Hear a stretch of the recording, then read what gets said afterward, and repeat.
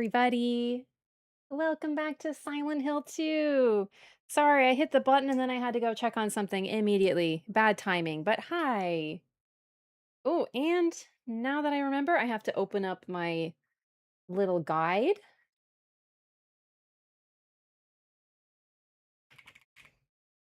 Where is it? Silent Hill 2. There we go. Spoiler-free ending guide. Exactly, you got it. An IRL QTE, precisely. So terrible timing there. But hi everybody. So I decided to continue some Silent Hill 2 today. Because frankly this game is really exciting and I'm hoping to get more.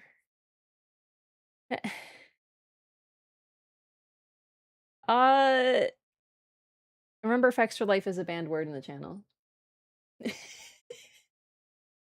But I allowed it. No. No. I simply no. Devastating. There are certain things that are just too painful to even consider, even hypothetically. Okay, oh my gosh, everybody. So I'm gonna hop right in just because I'm a little late today. Thank you so much for waiting. I had a busy freaking day today. But is there anything better than finishing off a busy day with some Silent Hill, with some Depression Simulator? With some Extreme Traumatic Guilt Simulator? I say no. Okay. I'm just double checking the endings. Where are we in the game?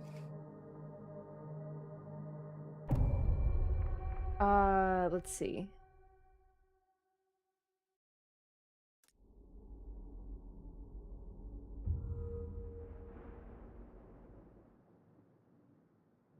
I have to examine Angela's knife a lot this run.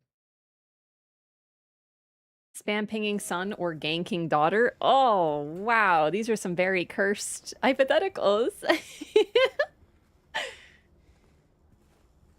What was so busy today? A lot of doctor stuff and then a lot of bank stuff. All kind of combined in the morning. Mainly. And then something else. I can't even remember. One of those. Why do I do triangle? Why do I start the game with triangle? You don't need a heal, James. One game have I been playing that triangle... My horse game. It's my horse game, chat. It's my horse game. I'm playing a horse game. Yeah.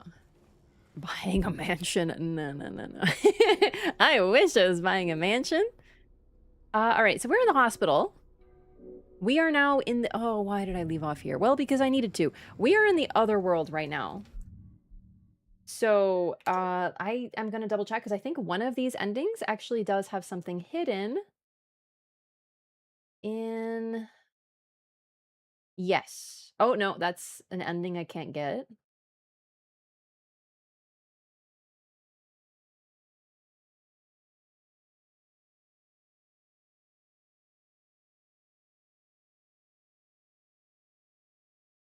Okay, no, we're good. There's nothing that I can do, so we just beat the other world. Works for me. Just happy to see James suffer and get no heals. You know what? He actually hasn't been suffering. That's the thing. Look at him. He's 100%. He's good. Not even like holding his tummy or anything. He's great. Horse game? Yeah, Ranch of Rivershine. I really like horse games and I wanted to play one, and this one was quite well reviewed. Solo indie dev. And I'm having a lot of fun with it, but I think I'm near done. How do I open the map? Okay, great. Where am I? Is this really where I am? I thought... Did I do the wrong save?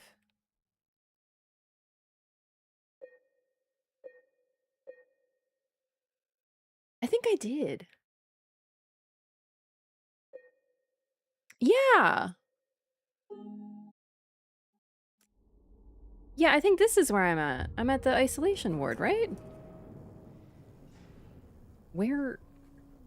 Where am I? Yes, this is it. Okay, yep. The Pyramid Head pushed me down the pit, and I'm crying. All that. Specify indie if it's solo? Yeah, but it's cool to say that it's a solo dev, because there's indie non-solo dev, and there's nothing wrong with that either. Like, even a small team, that's still very impressive. But it's just cool to say, like, this is an individual person made a whole game, and that's really super freaking cool. I know it's redundant, but I feel like some redundancy brings attention to really cool things, like a single person making a really neat horse game. What's not to love? Okay, and this is... Ah, the hydrotherapy room. Yeah, perfect. Indie means independent. As in like company, not like a company. I really don't know really what makes the difference. I don't really know like the rules, but yeah, indie just means independent, like not represented by a company or a label. It tends to apply more to, I think the name indie came from music initially, because it was like they're not under a label. And also, indie is like a genre, too, of music, which is funny because it really just means they're independent. You can make whatever music you want, but it tended to be... That sound was scary. It tended to be a certain type of music because it was music that wasn't mainstream, and as a result, they had trouble signing to labels. At least that's my impression. I really don't know shit all about music or indie or anything.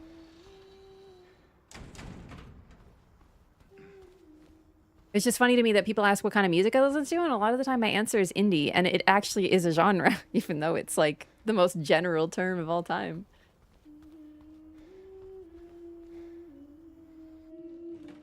Oh, I think we're leaping directly into a boss fight. Oh, Undertale, absolutely huge. Undertale, Amori, Stardew Valley. I think Undertale's more well-known, but I think Stardew is just... crazy. What a labor. I love that. Well, all of them are, you know. Big, fat blabbermouth. Laura,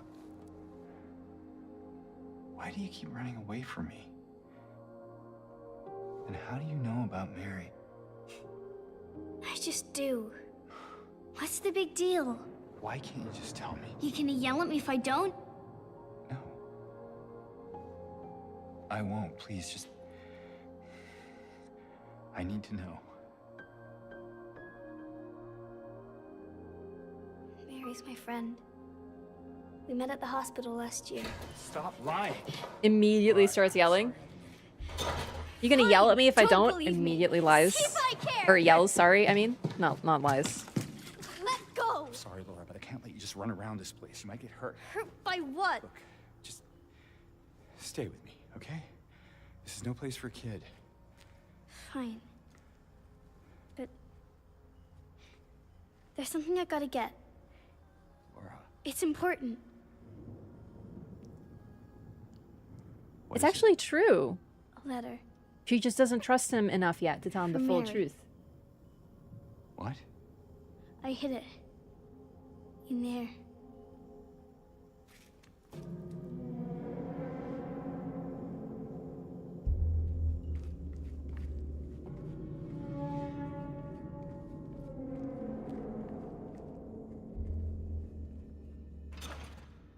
This child.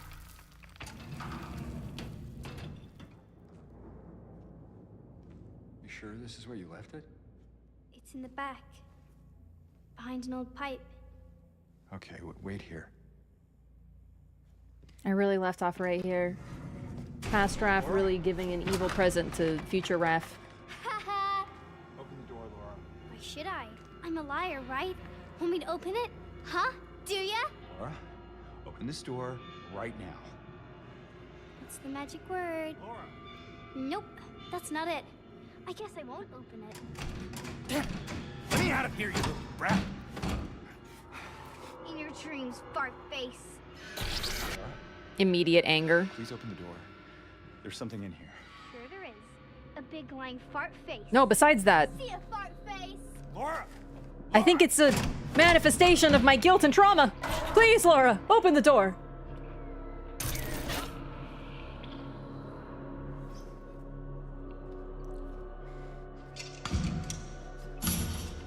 I think it's a psychological representation of my repressed sexual desire coming to kill me.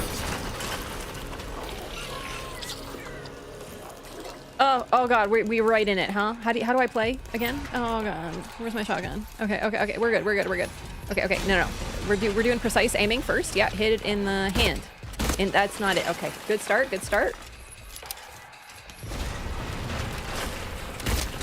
Okay, and then we switch to shotgun and we blast it. Blast it. Really? We should probably blast it when it actually hurts us, because right now we're just kind of... I only have not that many shots. I shouldn't have wasted so many. How do I have so few shots? Oh my god, I'm having an anxiety.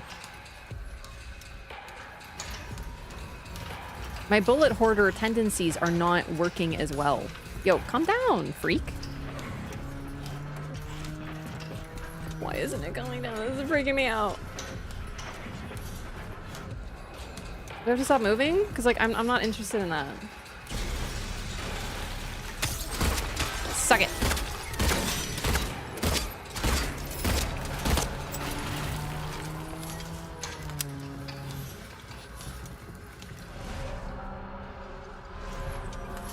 Oh, I don't like the sounds. Oh, it stabbed me now.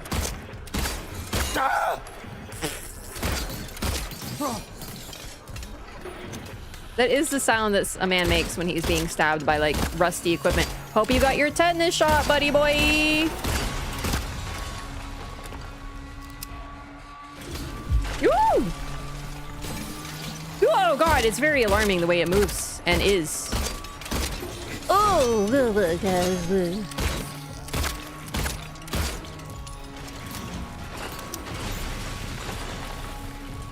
like I have way fewer bullets than I did last time. Ah!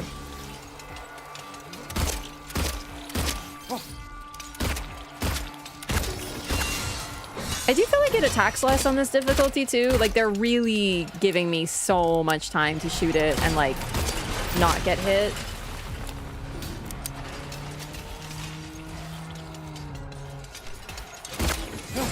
You know what, though? I do think it's interesting that Laura shows up and we start having, like, a real interaction with her longer term in a mental hospital, right? And we also have these moments of, like, we say it's dangerous and she's like, what's dangerous? What do you mean there's something in there? You know, like, she is seeing a completely different Silent Hill than we are. For her, the only danger is us. And it's pretty clear that she's just kind of casually running around this world. She's just like an unattended child. The worst thing that's happening to her is just she's like a... What do you call them? A latchkey kid.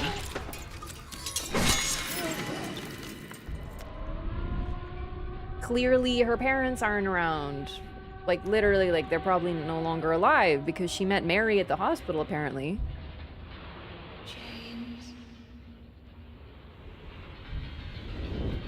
And no one seems to care where she is. Just a kid running around town unattended.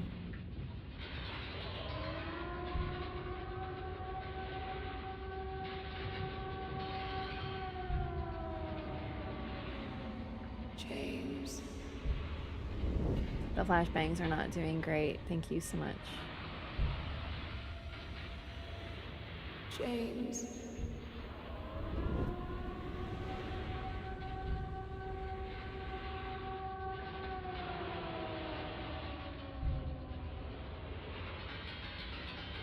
This takes a long time. And I think that's what's being represented here.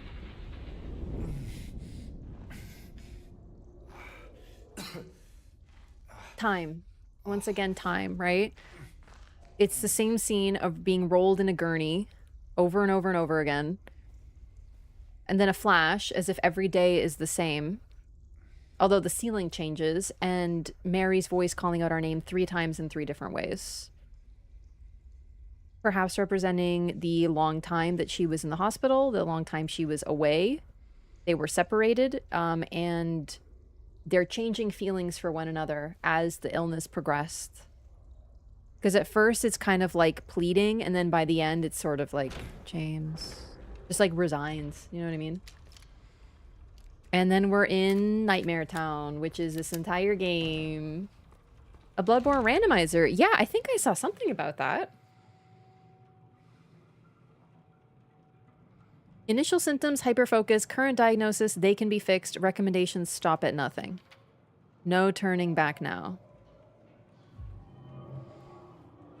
Starting to get real eerie in this mental hospital. You want to Netflix my lore run Elden Ring videos. Where does it begin? If you mean like... I'm not sure how to answer that question. If you're looking for a playlist, there's a playlist on my channel. So if you go to my channel and look up by playlist, there's a way to do it. And then you can just completely Netflix them. Absolutely.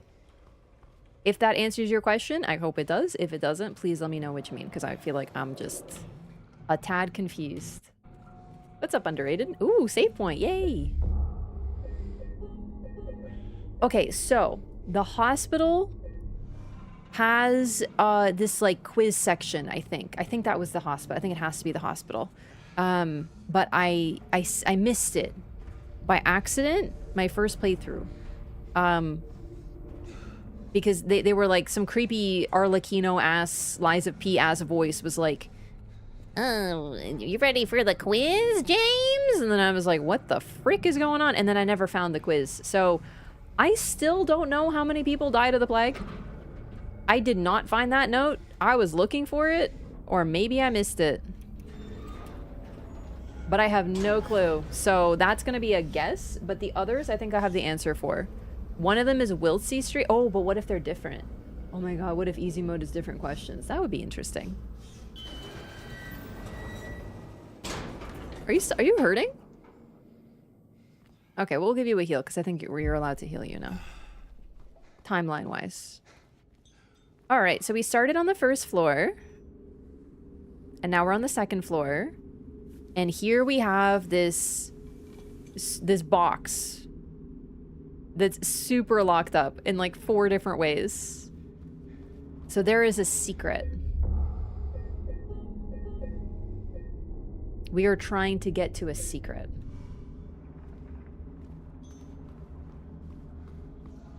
Maybe you can save scum the puzzle? I have no idea, since I don't even know how it works, period. Oh, that's nice. It's very good.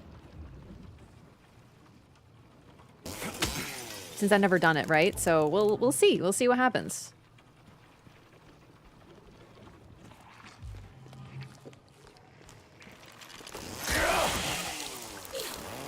Oh, I do not like how they move.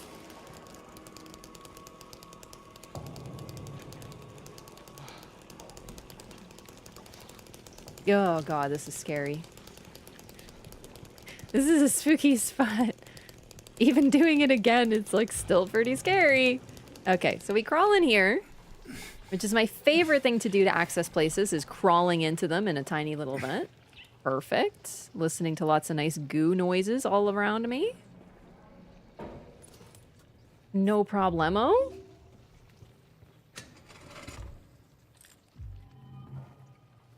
It's true. The emotional support chainsaw is a game changer. Absolutely correct. So where did I go first? I went to the women's locker room, which I remember these puzzles vaguely.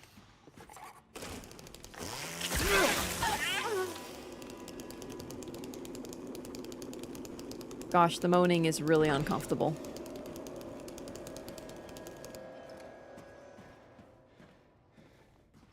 Is this the men's locker room? How do I get to the men's locker room? That's the neat part. I don't. Okay. But did I go to the nurse's lounge already? Oh yeah, I did. Okay. It didn't look very loungy. Well, I mean, you know, we are in the other world, so... Oh. Wonderful. We can go up the stairs. Yeah, the nurse slash doctor slash what am I looking for? The hospital. The hospital otherworld wasn't too bad for me. the first time through in terms of puzzles. Like, I didn't really get stuck, so that's good. Oh, how we danced, arms flailing, our bodies in perfect synchrony, and the music played, but in any dance there comes a time one must take the lead, and the music got louder and louder, pounding, piercing, and then silence. Oh boy. Yeah, this is the lobotomy. Chains inside the skull. Look at this. It's just an x-ray of chains all around and inside the body. Can confirm my workplace is full of rusty equipment and people cartwheel kicking other people to smithereens. Wow, I didn't realize this was so accurate to, like, reality.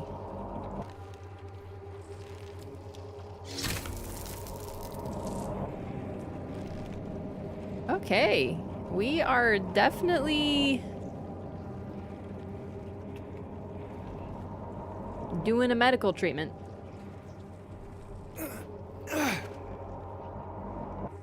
Nice catch, you saw the coming puzzles on the wall back in the real world? Yeah!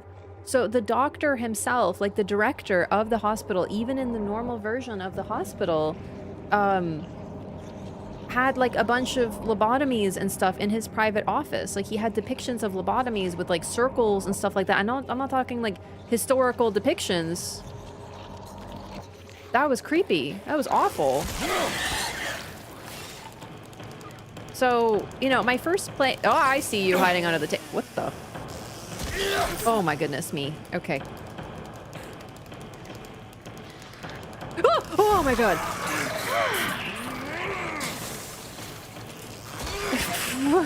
Okay. If only I could... Oh, I forgot about the goo explosion. Alright, have a drink, buddy. If only I could finish a thought without getting jumped by a creature. Okay. If only I could finish a thought without getting jumped by a creature? Alright, hell yeah, we good. Okay, so my first time playing this, I had this idea that the patients were indeed ill. They were, you know, they were seeing things. They were imagining parts of their experience. And I think that they were to a point, but I think the obsession of the director was not exaggerated, which makes me think that maybe something more was going on. Do you know what I mean?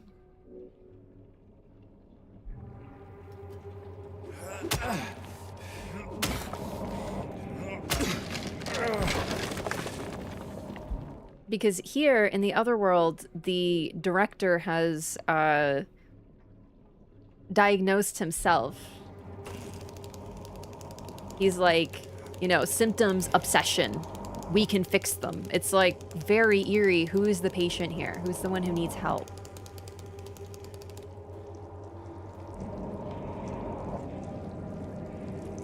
See, I do think that the patients were ill. I don't think they were literally being washed in filth, for example. I think that was something imagined, but I do think that there was something more going on with the director. And each of the patients, I thought it was just one patient. You know how it is, you play through again, you see things differently, you see new things, you come to different conclusions. He had... Oh gosh. Oh!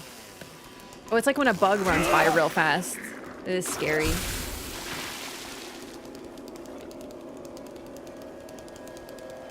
I am losing my train of thought, but to be fair, I'm really distracted by all the creatures and disturbing imagery. What was I saying? The director. Oh, I thought only one of the patients had this message. Of like, they're letting him in with me or something, like they're letting him stay here with me, or like why are they letting him in here with me, like as if they were locked in their room with something imaginary. That was my conclusion at first, that like one of them was just seeing things. But on replay, I think all three of the patients had a message somewhere in their notes that was saying like, why are they letting him do this to me? And I'm like, oh my god, what if... Oh god. What if they weren't imagining things? What if the he is the director?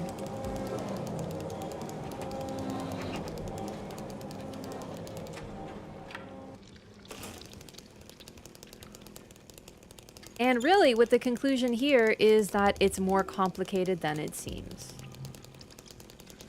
And that's the thing. Because at first I was like, oh, the patients are unwell. And maybe the director is a little... They're seeing the director as sinister. And now on replay, I'm like, no, the patients are unwell. But I think the director is too.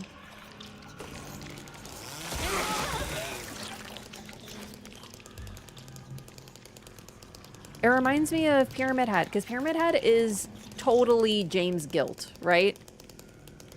Except Pyramid Head is also horrifically violent and vicious and cruel and rage-filled. I see you.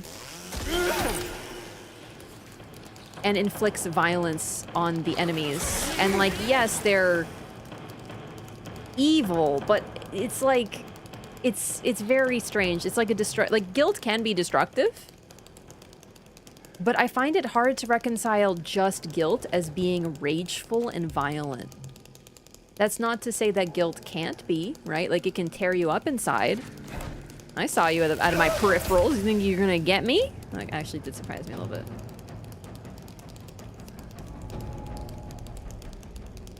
Gonna have so much ammo for Silent Hill 3. On my first playthrough, I conserved ammo out of concern, but also because I really did enjoy using the pipe. On my second playthrough, I have no concern about running out of ammo, except I did like 5 minutes ago, but just ignore that. I do have concern about how much fun it is to use the chainsaw. So that's the thing. This is a choice now.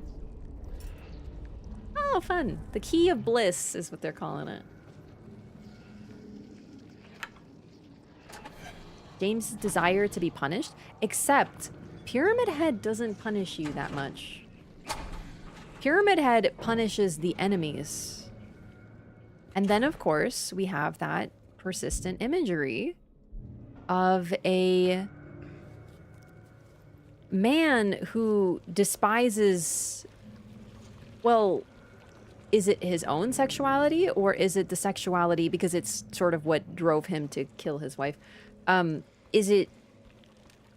Okay, how do I word this? James blames himself. I think that's pretty fair to say.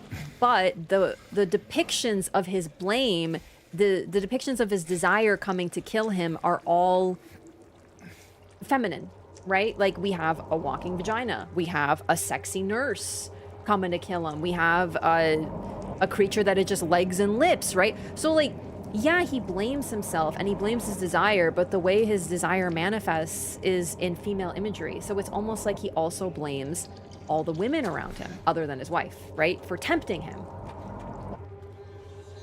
And considering how Pyramid Head acts, like, not just attacking James, but also, like, violently harming these enemies as well, it kind of goes on another level. You know what I mean? Basically, once again, it's complicated.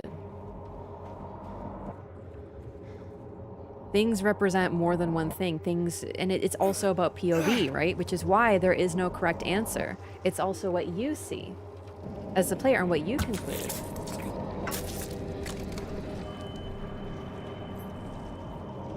Lapis Eye Key. Neato, that is one done. Also, cool coincidence. I just happened to go in the same direction on my first play. I just picked a direction and I happened to be the same one. Makes you wonder, is it because I knew, like, did I remember subconsciously? Or did I just make the same decision that I made on my first playthrough because, for the same reason, you know what I mean?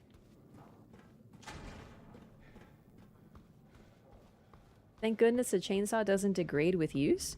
Why do you say that? Is that was that a mechanic in the original Silent Hill? Did weapons degrade? I would weep if my pipe broke.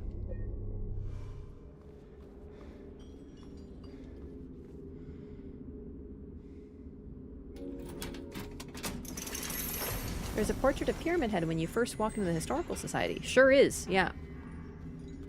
And Pyramid Head there represents the executioner. Which is another complication, because all he does...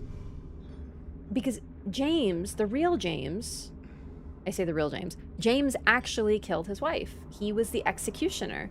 He decided her guilt.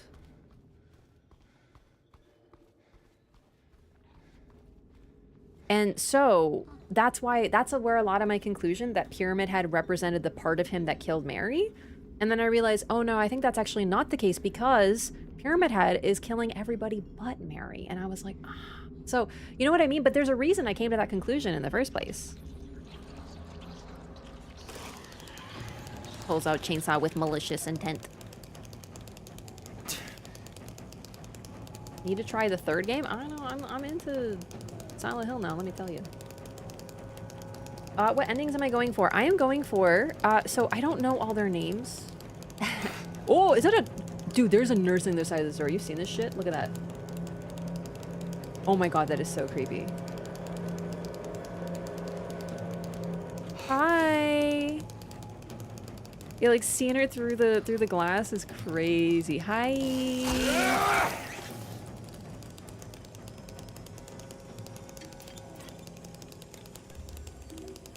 Okay.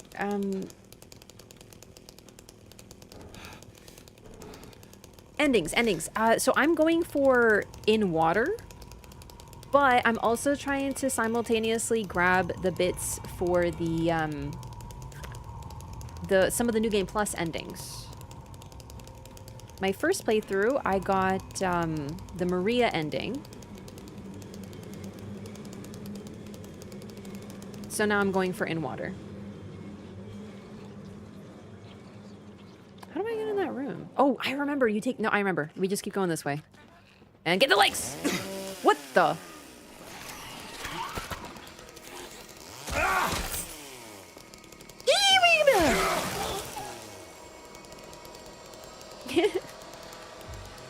I like the chainsaw chat. I also find it... Like, it's nice. I like using it. Like, it's very easy, and I like melee. I'm a melee gamer. You can take the girl out of the Souls-like. You can't take the Souls-like out of the girl, as they say, you know?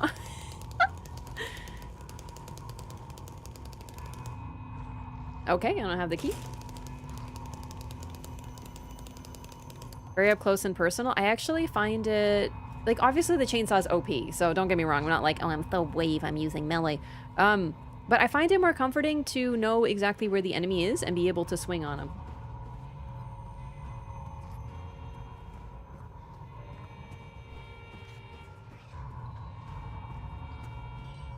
Okay, now I'm actually... Oh, you break the wall, of course.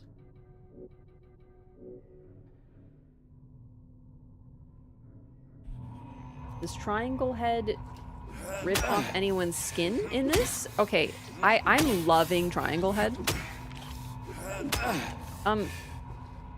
James. Thank you.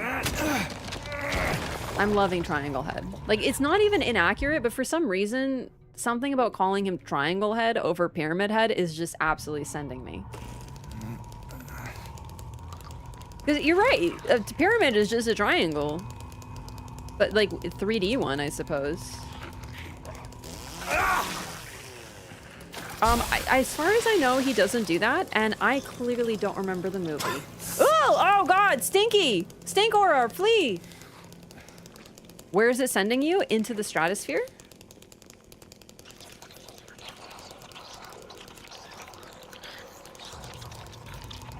Pyramid is kind of occulty. Triangle is like kindergarten shape. Wow. Wow.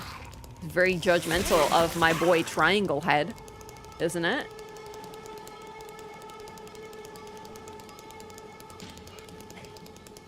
It does. Yeah, I gotta rewatch the movies. Especially the OG one. I'm not saying it's perfect. That's for sure, but then again, I don't like gore, so maybe I shouldn't. Who knows?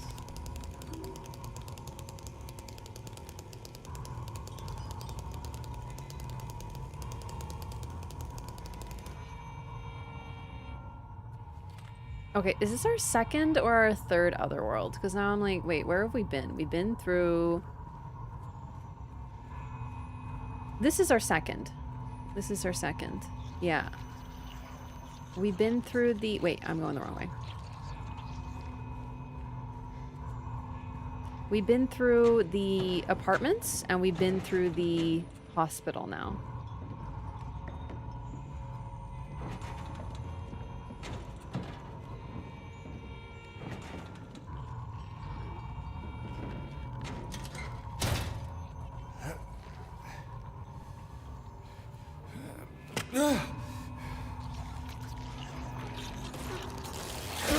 So on Instagram, I've been getting a lot of recommended reels that are Pyramid Head cosplay.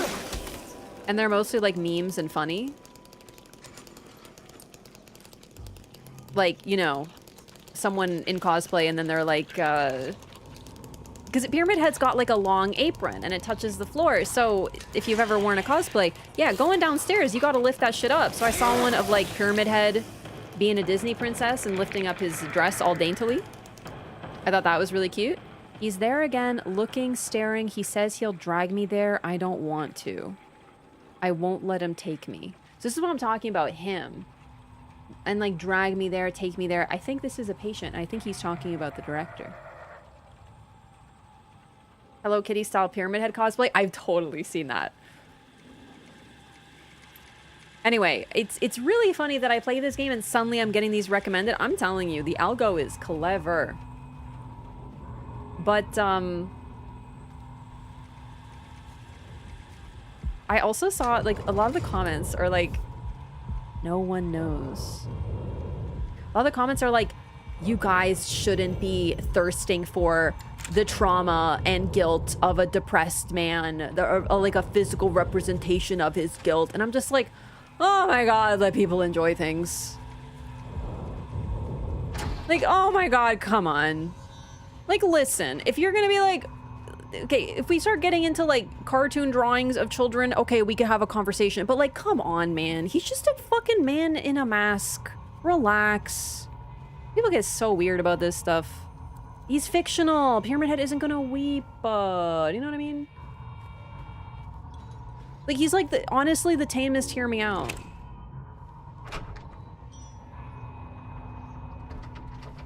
Director's office. This reminds me so much of Resident Evil. There'll be no pain anymore. No pain, no pain, no pain, no pain, no pain, no pain, no pain. People are not arm enjoyers. I know, like, he's literally just like a dude with a mask on. Okay, it's not even that weird. It's like the least weird possible one. And it's like, you can, let me tell you a deep secret. You can know the lore and still be like, he got nice arms. Shocker. I know, we're astonished today. How is it possible to do both?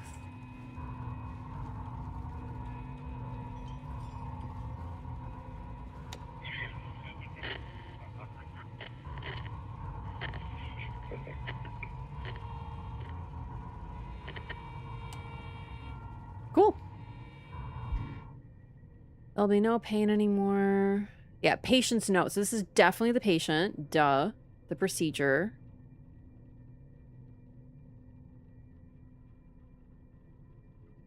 Evaluation card patient. And then this one. There'll be no pain anymore. Short yet haunting. True. Cool, cool, cool.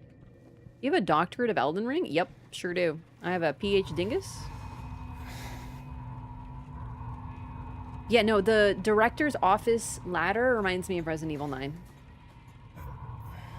/ Requiem.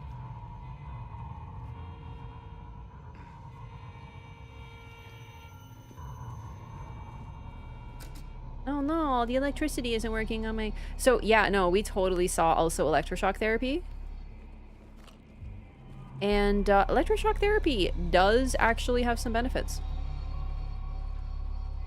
I found 0050 in the ECT room again. This time I checked. What is ECT, chat?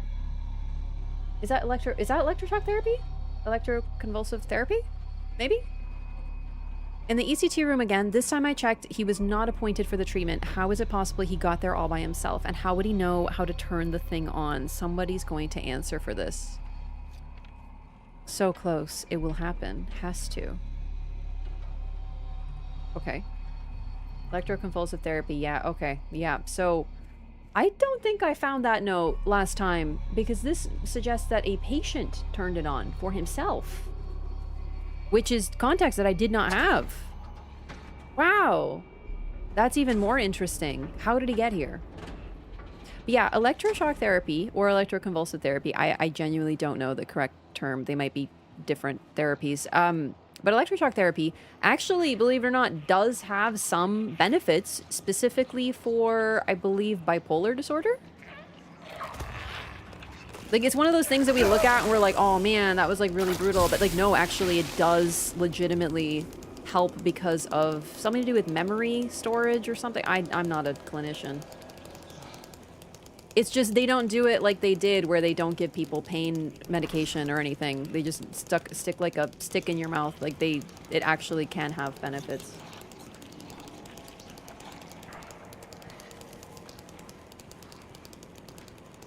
Oh, there's so much goo noises around here. Go, go, go, go, go, go, go.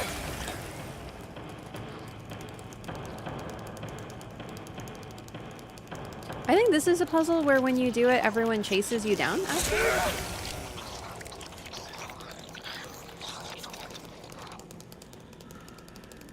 ECT is actually the standard of care for catatonia and extreme medication-resistant depression. Saw it in a bunch in my psychiatry rotation. It was magic, and yes, they're all sedated appropriately nowadays. That's so interesting.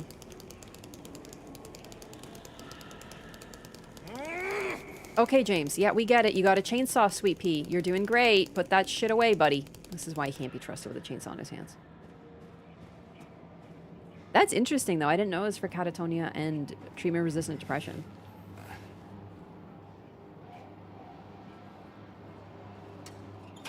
However, the way this is shown, this type of electroconvulsive therapy, where they're just like strapped up on a wall, like vertically and not laying down and like strapped in, is very, it's more akin to an execution. Right? Like, and that's what we're supposed to be seeing. This is not right. This is not OSHA certified. How about Geometry Man? Oh, that's a different type of superhero, I suppose.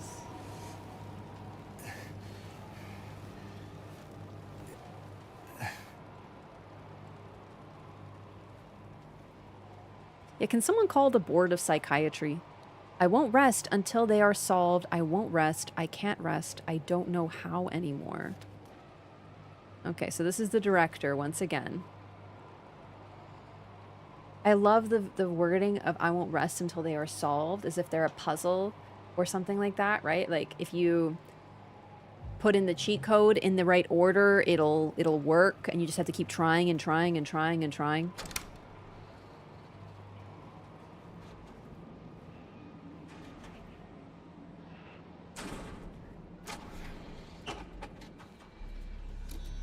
No, jeez. Even though I knew it was coming, it still scared me.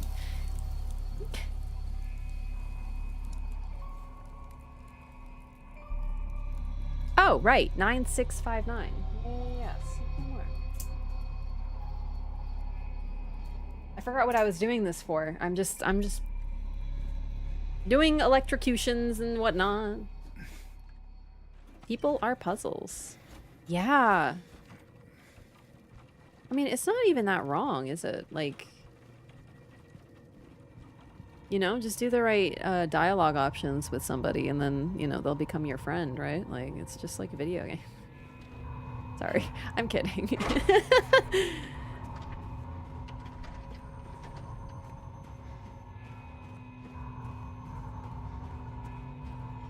It's not necessarily wrong, though, but I feel like maybe gamification has gone too far, if that's what people are thinking, like, you know? What can I say? I like red flags, I guess. Listen, this is my hot take, and I think this is like an Arctic level take. It's okay to like red flags in fiction because they're not fucking real. Do you know what I mean? You know what I mean? Like, I'm not sitting there being like, oh my goodness, like, I just really want, like, fucking Pyramid Head, like, just someone just like Pyramid Head to fucking throw me out a window. Like, come on, man. That's not what we're doing here. I think it's this one. Yeah, because this one was like the spiky chain. I actually didn't notice the chains actually look different. That's how you know which one's which, because that one was super spiky. Okay. Final Chainerino. Let's save. I should have saved after.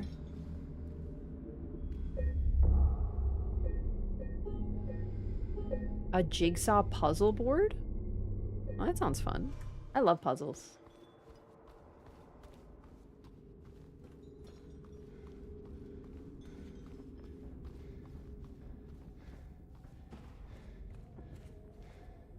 Mm?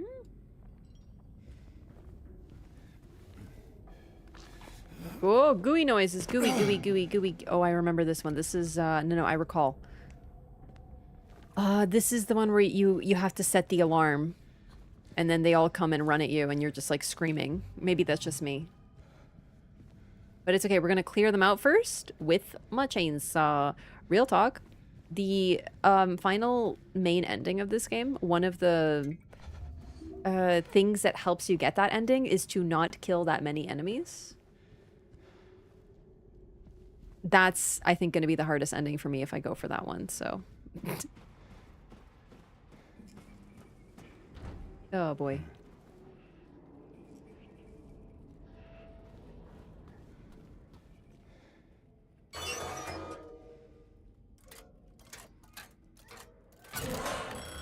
No, it's happening. No, I did it again. I did it wrong. I did it wrong. It's exactly what I said not to do. Oh, God. Oh, God. Oh, goodness. They're coming for me.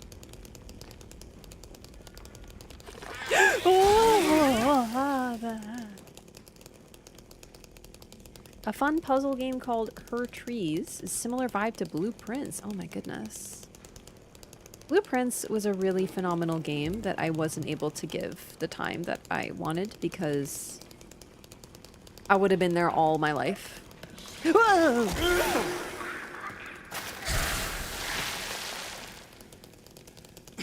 Oh God. Stink or This place has so many freaking enemies and I'm supposed to leave them alive to get another ending? Like, hell no. Screw that. Know what I mean?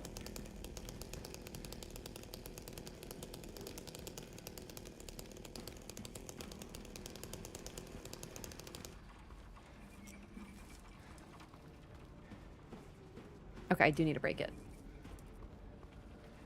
Yeah, it's just like one of the it's like weight. It's like a scale from what I understand. Keep in mind, I just have this thing that tells me what I do to get endings. I don't know what the endings are. I don't know like what the differences are, but now I know how you get them. And one of the things is indeed like killing a lot of enemies and also stomping on them when they're on the ground, which I did a lot to confirm the kill, but it's also very violent and aggressive, which is why it gets you, it puts points in a certain category, you know? 1 year they've been watching me, the number of pills in the sink and the clock, the hour the clock makes a sound, all make me count the times the light goes out. I think that was way subtler in the hard mode or medium difficulty. 1, 2, 3, 4, 5, 6. All right, wait, so what's the order again? 1 year. 6 pills. The hour the clock makes a sound. Was that 2? And the time the light goes out. I think it was 2. Let's double check. Yeah. And last time it was also 2 for the lights. Watch it go dark. Yeah, 2. Got it.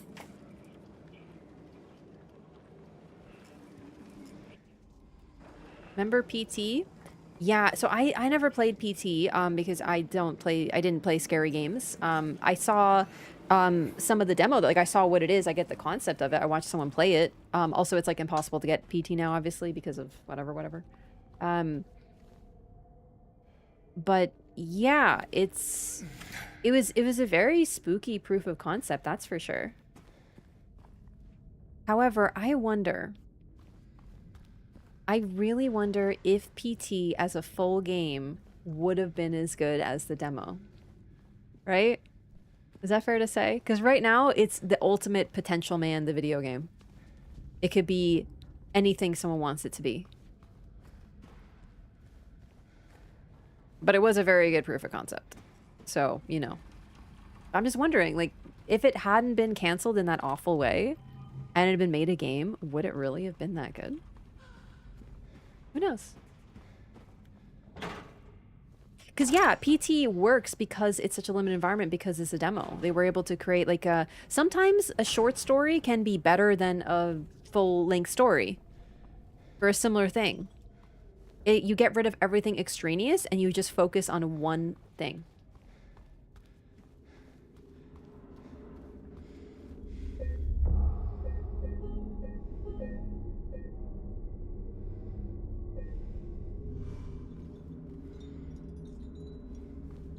Very faithful fan remakes.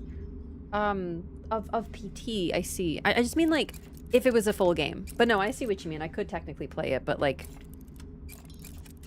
It seems scary, so...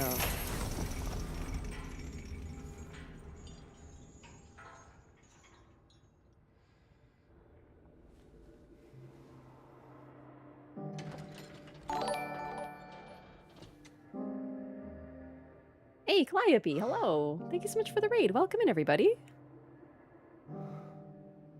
How's it hanging? I know. Okay, are you... Hang on. I'm in a cutscene. Are you done the game? Have you gotten your conclusion? Your first conclusion? Ending? I know how to talk to people. I'm a normal speaker, okay? Things are happening at this time.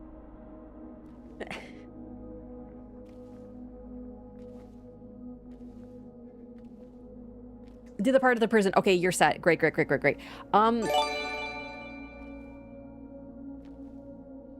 Is what I have to say. Because so... That's the host!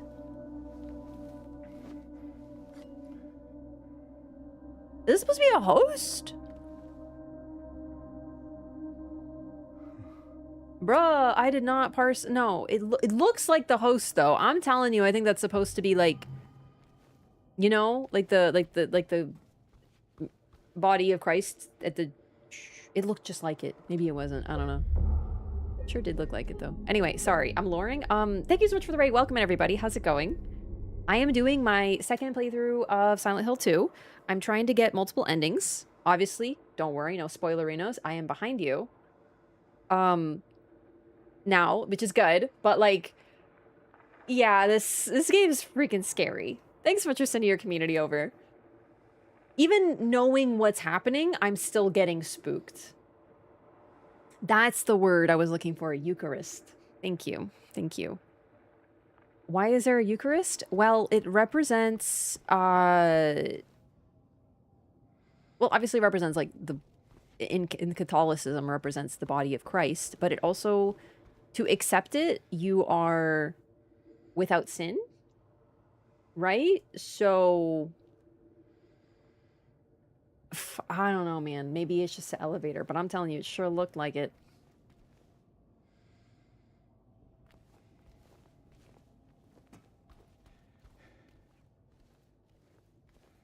James isn't without sin? Yeah, but I think this lady is. I still don't know what the heck's up with Door Lady. I'm gonna be real. Like in Communion Host? Yeah, I just couldn't think of the word. What was I saying? Oh, Khan, thank you so much for the gift sub to Calliope as well. Thanks so much for supporting the stream. Enjoy your emotes and Butterfly. Thanks so much. What do you think James wanted to find in the box? A letter from Mary? It is pretty interesting. That's a great point because I was actually wondering what is he looking for in there. And I think it's very notable that the very first time that we get this is we're looking for a secret. And it's right after we hear about a letter from Mary from Laura. However, I don't think so, because a letter from Mary is something external to us, and this is very blatantly James's mind. So I feel like this was supposed to be the videotape. Like really, like a deep dark secret locked away and hidden away, and even his own mind has to work to access it. But it's not even here because the secret is that deep and that dark. I'm not sure. I'm really interested in this section. I really don't know what to think about Door Lady. Hey, Craig Myers! Thanks so much for the super chat. That's very kind. I do love the description popping up about pear guy lying on his side saying, "How's it going?" Well, it's going better now. Thanks so much. Could be a depiction of Mother Mary on the wall in reference to James Mary. It's a very loaded name, that's for sure. But see, if this is Mary, then who are these? She is an angel, no one knows. Only I can see the lady of the door. They cannot walk along her bridge of thread. They fall from the weight of their crimes. Like bloated and ugly corpses, their sins, she devours them. Sin and sinner alike, she saves me. She is an angel.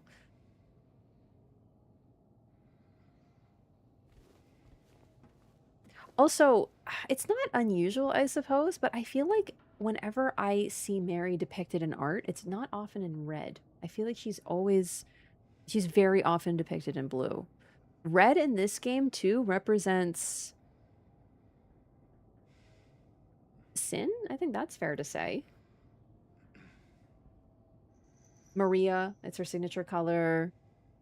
Pyramid Head is depicted in it, and that's sort of like the sin equals guilt sort of vibes. But here, the Lady of the Door seems to be the innocent party, and then we have these other ladies, one of whom is an angel. Yeah, I feel like Jesus is usually depicted in red. Hey, thanks so much again, Calliope. Have a good night. Get some rest. I'm not sure what to think about the Lady of the Door, or really any of this, but what is significant is when we open this, the door appears, and then there's this whole message of she is an angel no one knows, only I can see the Lady of the Door, and now we can see it. And they fall from the weight of their crimes, you know what I mean?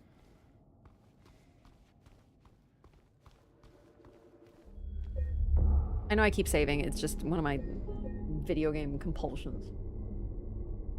That is the Lady of the Door. Yeah, I know, this is the Lady of the Door. I'm just not sure what's up with the Lady of the Door, I guess.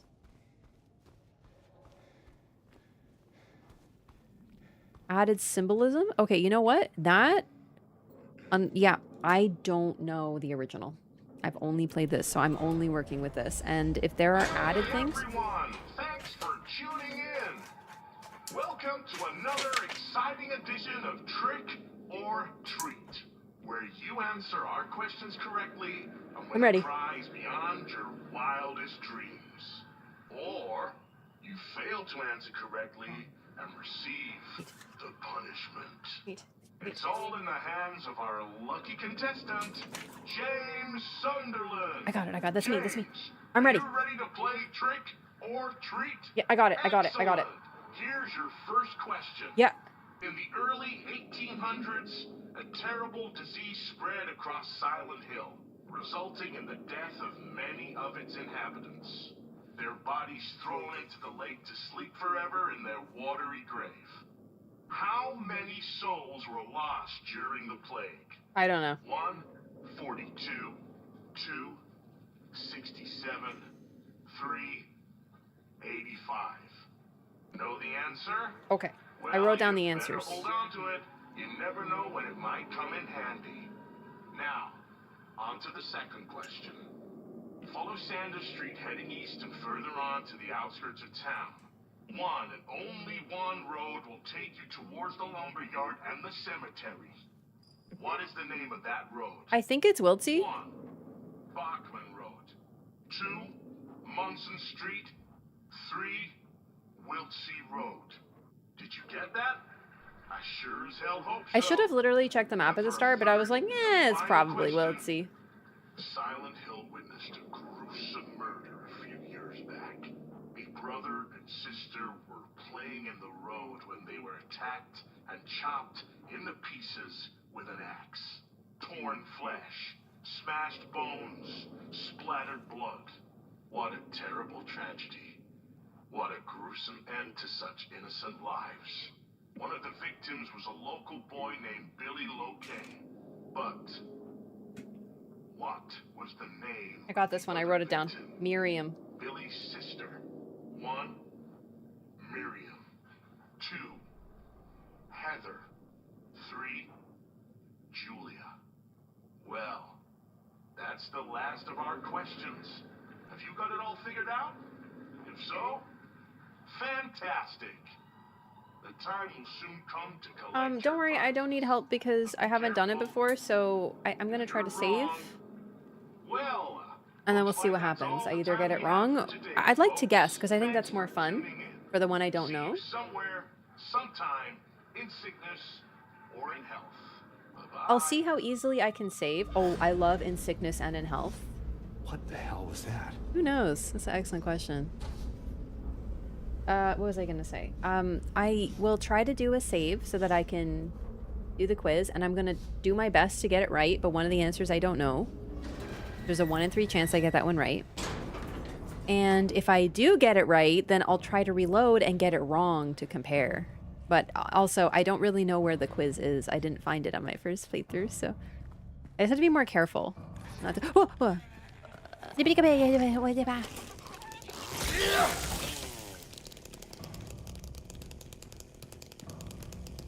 Oh, dang. Another biblical name. That's very interesting.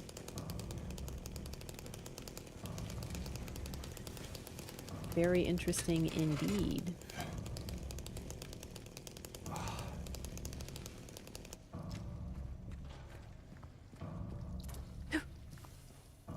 What was that sound?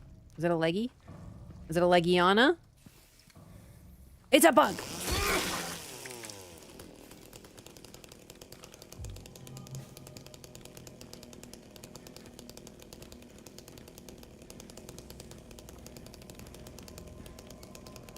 So visceral.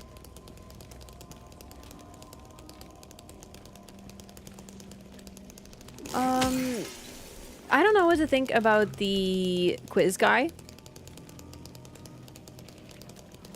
It's freaking weird, number one. But it's very, like, referential. Like, it's like, hey, in sickness and in health, nod, wink, wink, right? So...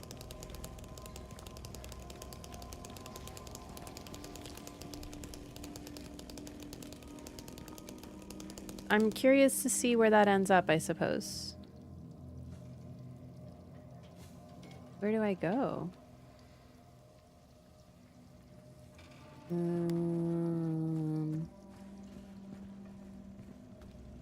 Oh, right, this thingy.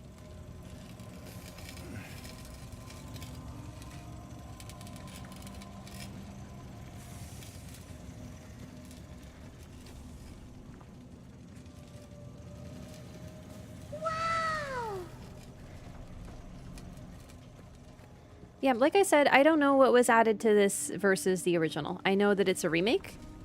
I don't know since I've only played this, but it does give... I turned off my light in a panic again. What is it with leggies that makes me do that? Like, I panic, I click R2 and the control stick. SRPS, thanks for the wow.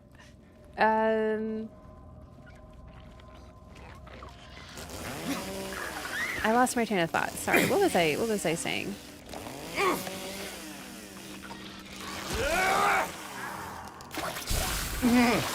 Okay, a weakness to the chainsaw is you often get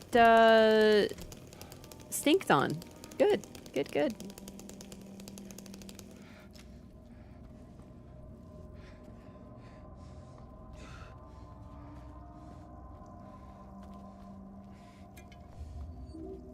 I think my blood sugar's a little low today, so I keep...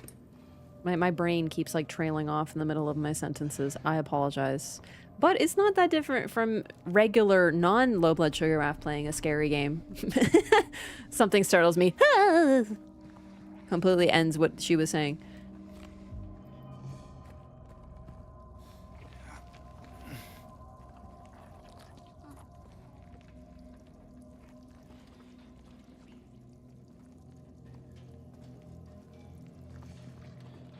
You know what? I don't know if this is...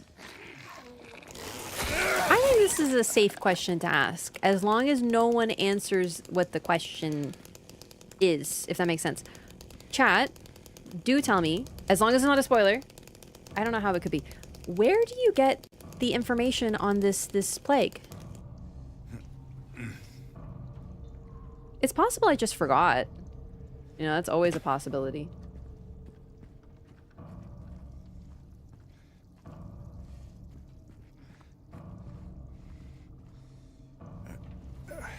I don't know. Maybe someone isn't nowhere.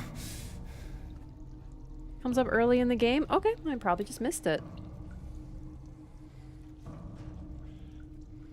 Where am I going? Forward. Looks like it's fairly linear. No problemo.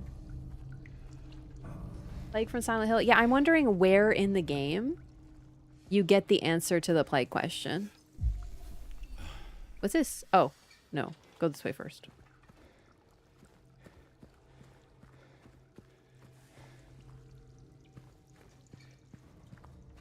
That the game took decades to uncover? The original? Really? Huh. Hmm.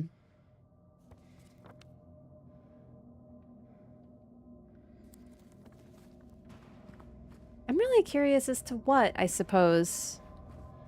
Because that reminds me very much of, you know, Souls games and Elden Ring, in that there's always different, holy heck. Mary.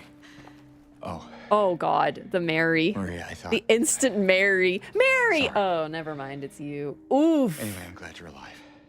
Oh, Anyway. it's not. Oh, no, anyway, What do I'm you glad mean, you're alive. anyway? I was almost killed back there. I have never been so scared in my whole life. Don't trick me. You tricked me last All time. you I'm not care listening about to is you. that dead wife of yours. Of course, that's his wife, You dog. couldn't care less about me, could you? No, Yeah, I duh. just- Then stay with me. Don't leave me alone again. You're supposed to take care of me. The problem is she says what I'm feeling, which is like, I don't want to be alone. Because this game is scary. And then, but no, away. Away, quick, we must look at Mary's portrait.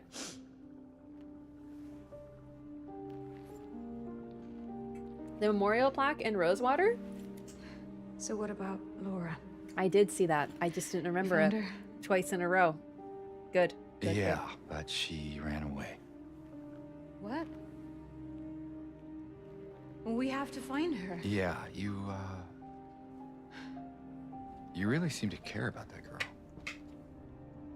Do you know her? I'd never met her before. I just feel sorry for her. She's all alone, and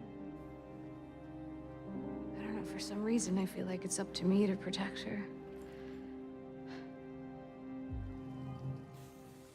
Come on, let's go look for her. So now with the additional context of who Mary is, and that is an aspect of James representing his desires, we see desires, once again, desires are not good or bad. They just are. It's how you respond to them, right? So this is a moment of precisely that. He desires, you know, boobs, but he desires to help a child who he thinks is in danger, right? That's all it is. Like, James looks at that little girl and thinks, I have to help her because this place is dangerous.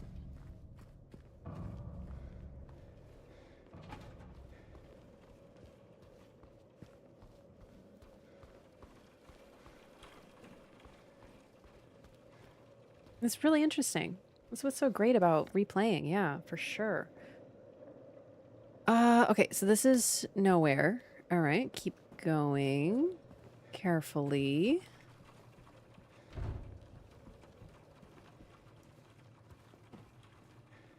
Original game, a video points out the structure chiastic or a chiasmus. All right, you have officially whooshed me, and that's great. I have no freaking clue what the heck that means. But basically what you're saying is that the lore is alive, right? And that's really neat. That's why I'm still talking about Elden Ring, you know? And I mean, Elden Ring isn't even that old, really. Not in lore years. In lore years, Elden Ring is a newborn bairn. In you know, game years, what's happening? What the hell is that? Oh, it's raining? Well, what do you know? A stroll in the rain. Don't look at her. Maria. What are you talking about? I'm trying to keep things light, James. Just humor me a bit. Yeah.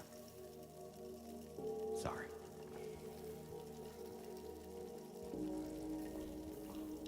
I don't want to miss the quiz.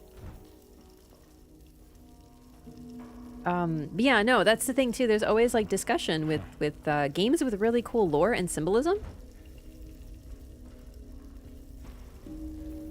There's always discussion. There's always something to uncover. There's always like exactly what you're describing. It's so neat, yeah.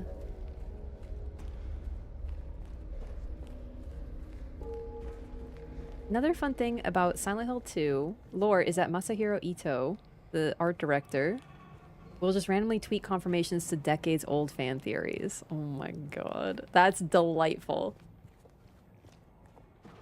Miyazaki could never. But I don't want him to. I don't want him to. Keep me guessing, Miyazaki. Don't confirm or deny anything, Miyazaki. I love questions. Questions are more fun. That's what people don't understand. Don't understand. I don't want to know. Okay, this is like... Is that what I think it is? Is what? What do you think it is?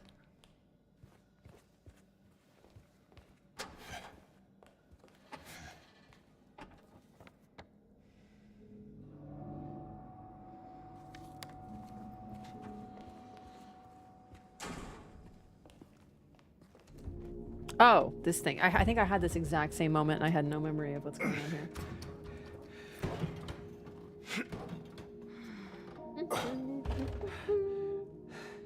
Having trouble there? Yeah. You think you could give me a hand? Me? You're supposed to be the big man around here. How's a little girl like me supposed to help? I'm just a girl. Fine. Shut up, Maria.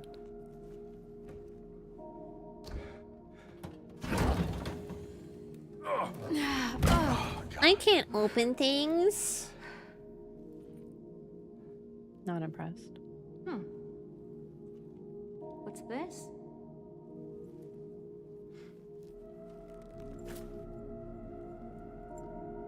Would that be mocking his Not very manhood? cute, is it?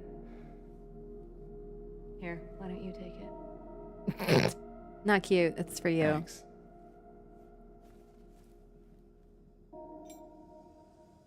Because, like, yes, but the other side of it is sort of like, no, I'm just Supposed to be protected. Come on. You're supposed to know where protect things me and not let me open heavy things because I'm a girl. You know? That's the vibe I got. And I do that voice intentionally because it's like sort of where she's like at, you know? That's, yeah, because true though, like it is definitely possible. She was like, oh, you can't even open this, but you're a big, strong man. I definitely got more like ooh-woo vibes.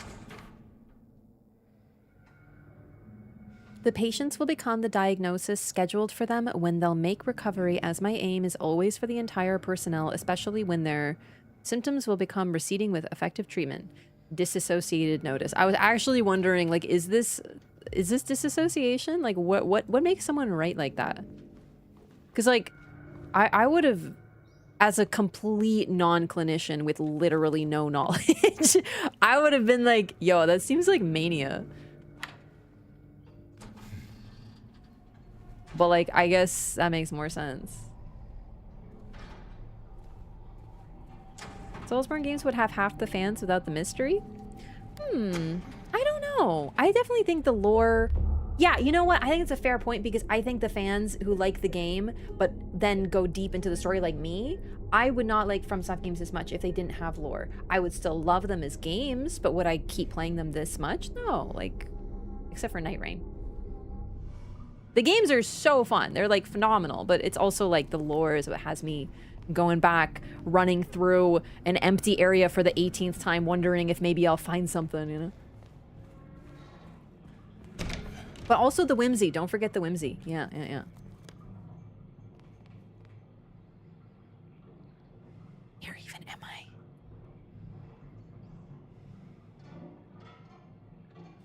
I think because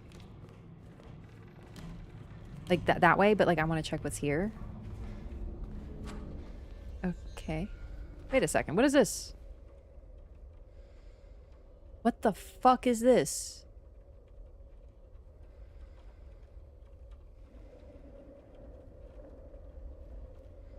Wait. Is this the quiz? Uh-oh.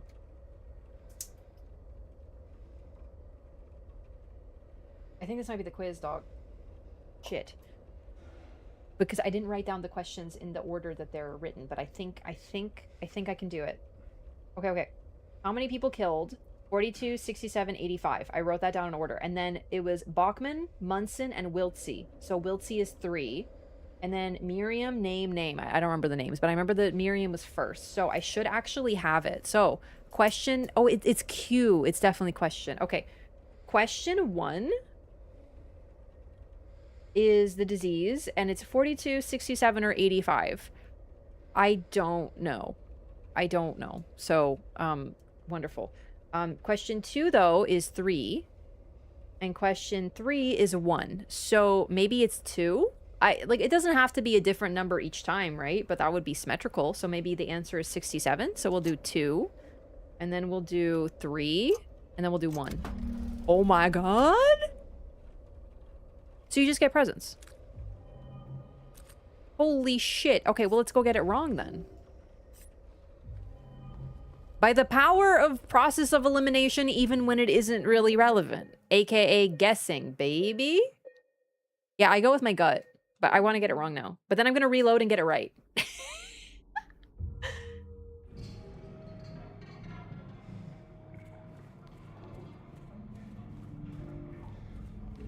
I can't believe I just never went in here. I thought this was like a room I've already been to, but it wasn't. All right, so now we get it wrong. So we'll do 1, 1, 1.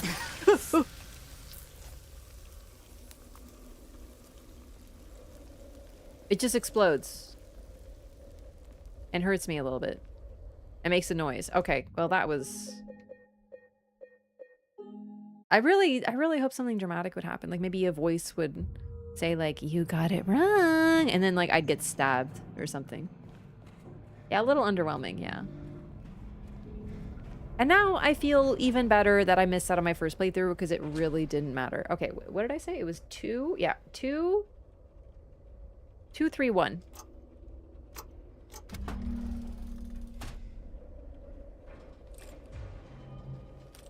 Nice.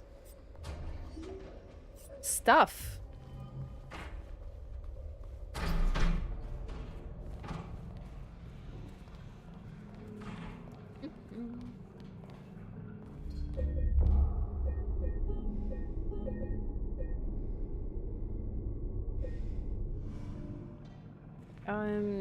No, I actually would really like to play the original. Like, don't think I'm not gonna play it because of like, oh, it's old.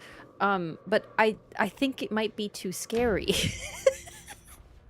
Really though, the like older games with their like it's gonna be hard, man. I'm scared of it.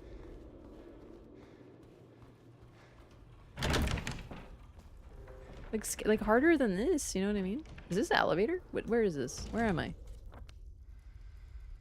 This is just a room? Oh, the elevator's over there. Oh my, okay.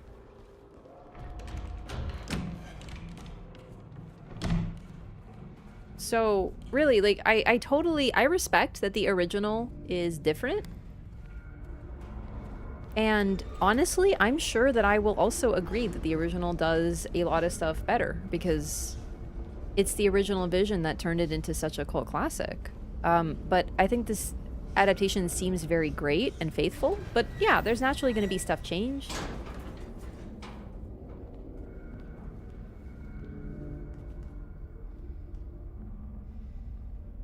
Two.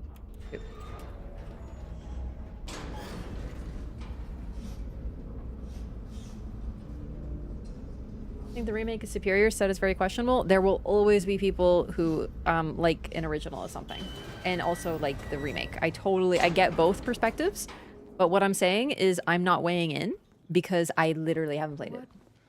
What is that? Don't worry about it.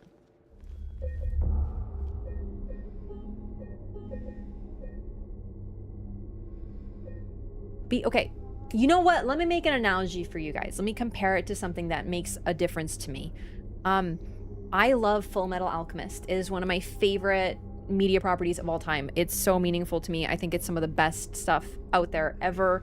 And when I say this, I always get people who ask Brotherhood or original. And my answer is both, because both have something to provide. The original starts off very much like the manga, but then they ran out of stuff, so they started to make their own story, and they took it into some really interesting places. And then Brotherhood almost follows the manga exactly, but there's a benefit, like certain characters are much better in Brotherhood and not so good in original, and vice versa. Original has more time with certain characters, so certain things hit harder, while other characters are not very well done, like Winry. Winry is terrible in original anime. Brotherhood makes her as she's supposed to be. Anyway, my point is, it's not quite original to remake. Honestly, it's almost backwards, but nonetheless, both do something really cool, and it's better to see both. So when someone asks me which one should I watch, I'm like, you watch both of them. So that's where I'm at. I'm sure that if I played original and remake, I'd be like, both are good. James, What's wrong? let's just get out of here, okay?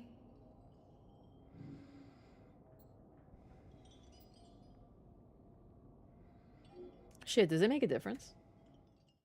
I just realized. I should check this in case it actually does have like some weight. I don't know what when I can, maybe I'm supposed to do both, but like last time I thought there was a choice. Like I thought I was supposed to use both.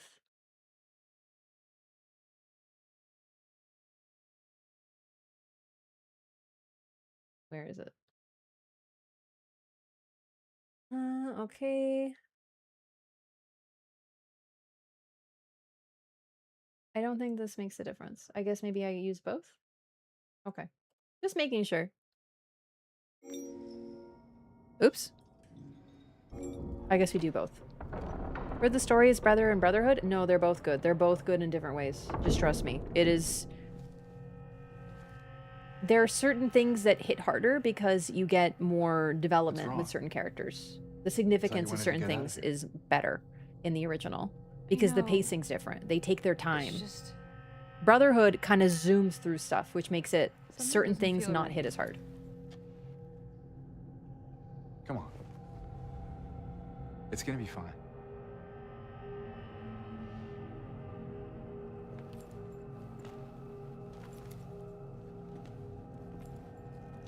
It's so interesting to see her being so vulnerable because when we first met her, she was very like, ooh, yeah, I'm like hot and like awesome and like, but now she's actually scared. She's acting almost like childish. Eerie.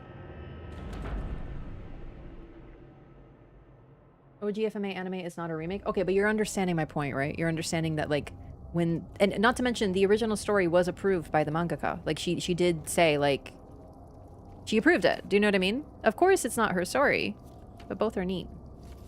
Anyway, it is done. Sick no more. Concerning considering what happens in this place.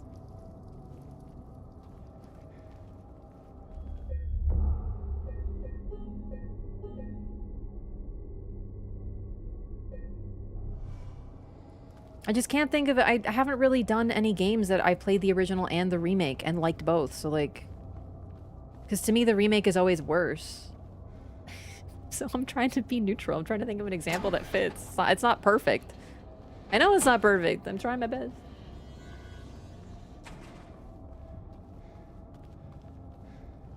They ran out of anime content or manga content. It's not uncommon for them to start doing filler and changing shit, but it is unusual at the same time.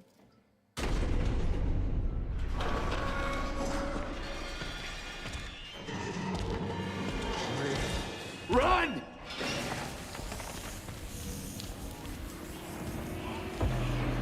Oh no, don't kill me, Pyramid Head. Whoa! Oh my god, that was actually kind of scary. The way the camera shifted there. Filler is not always bad. I'm gonna be honest. Filler, we have lost filler in like these days because everything needs to be plot forward, plot forward, plot forward. Bro, I miss filler. I miss when we had just like character moments. I love when we go off on tangents and adventures. Come on, hurry! As long as it isn't fan service, dude, I love it. Oh crap, it's Triangle Fellow. Sorry. I'm talking over this. I'm thinking about anime and shit. Oh, she dead.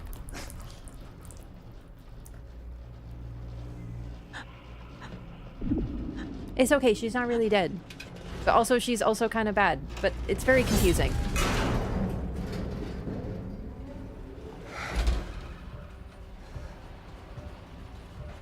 I miss filler, chat. I miss filler.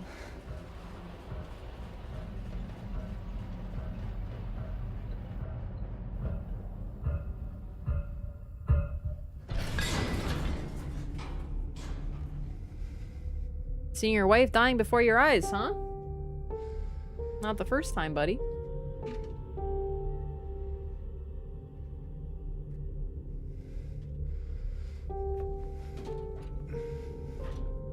Very possible to have character moments without filler. True, but at the same time, what we're talking about in terms of filler, we're talking about the extraneous moments. We're talking about times when characters can just not constantly have to be pushing the plot forward. Because in storylines these days, everything needs to be tight, tight, tight, tight. Even a few extra words have to be trimmed half the time. Extras are very rarely even animated, right? Manga always needs to be cut, cut, cut, cut. Everything plot forward, plot forward, plot forward. I don't really know much about manga, but I can tell you about TV for sure. Like, you don't get seasons for a TV show used to be like 20 episodes. And now it's like 6. Right? And it's good and bad because like someone was saying, yeah, we've changed how we consume content. Also, I'm talking over this because we've already done this, and like I think we sort of discussed the significance of Maria being killed. How Pyramid Head is in a way helping us because, well, it depends, I guess, but Maria is not good for us. Giving in to our desire and having it close to us is not good for us. So in a way, Pyramid Head is helping, but it's also very twisted and violent. And right before this, we saw Maria be all scared and stuff, so, you know. He's operating as the executioner. Anyway, no. Like, I totally understand what you're saying. That you can have that, and you totally can, but I miss filler because we used to have these extra moments of characters just storytelling that wasn't moving the plot forward. And nowadays, you always need to be moving the plot forward. Every line of dialogue needs to be perfectly tight. Some of my favorite episodes of old TV shows are filler episodes. There's no plot. Nothing pushes anything forward. It's just like funny or goofy, you know?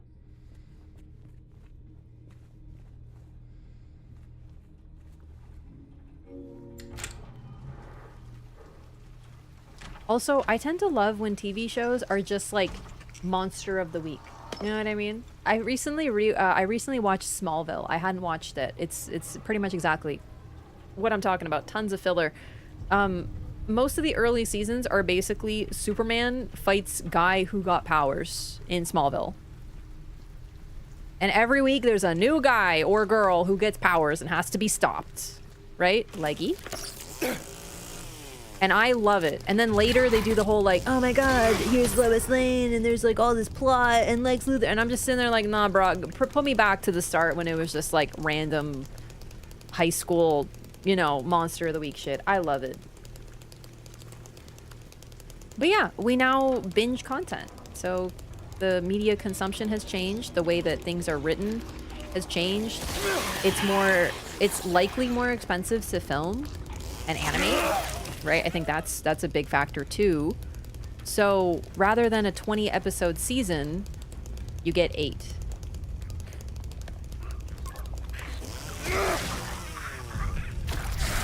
Some of my favorite episodes of TV would be considered filler nowadays and wouldn't exist, so.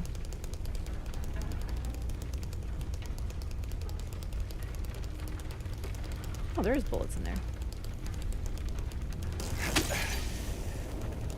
Smallville the show where someone was arrested for being a serial killer? What? I don't know. Maybe. Hopefully not.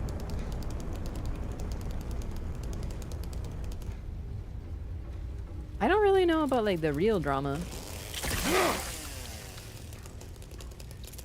They're using AI now, so it'll get cheaper? Okay, if they're using AI, A, it's not gonna be, they're not fucking creating anything. And B, it's not going to be any good. And C, it's also not going to be cheaper because they never I don't know AI, but I do know that when you say, oh my god, it's gonna be so much cheaper, it very rarely is. And I really hope the companies using it wise up to that shit. Real quick. I want to watch creativity, not just regurgitation.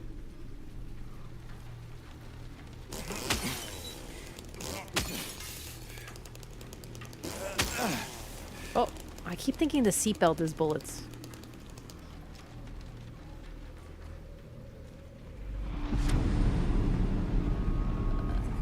I know, I'm on the hopium. There's still creativity in 2026. It can be a little few and far between. You want to know where real creativity is, though? In independent passion projects. And you want to know something else? It was also there back in the day. Listen, we were talking about like indie and stuff, like, you know, independent, self-published, whatever. Books. You needed to be traditionally published to get your book out there. Because who the heck is just going to print a bunch of copies of their book and sell them themselves? Nowadays, you can self-publish. A lot easier. There is still creativity out there. There's also a lot of stuff. All over the place. You leg! Where'd she go?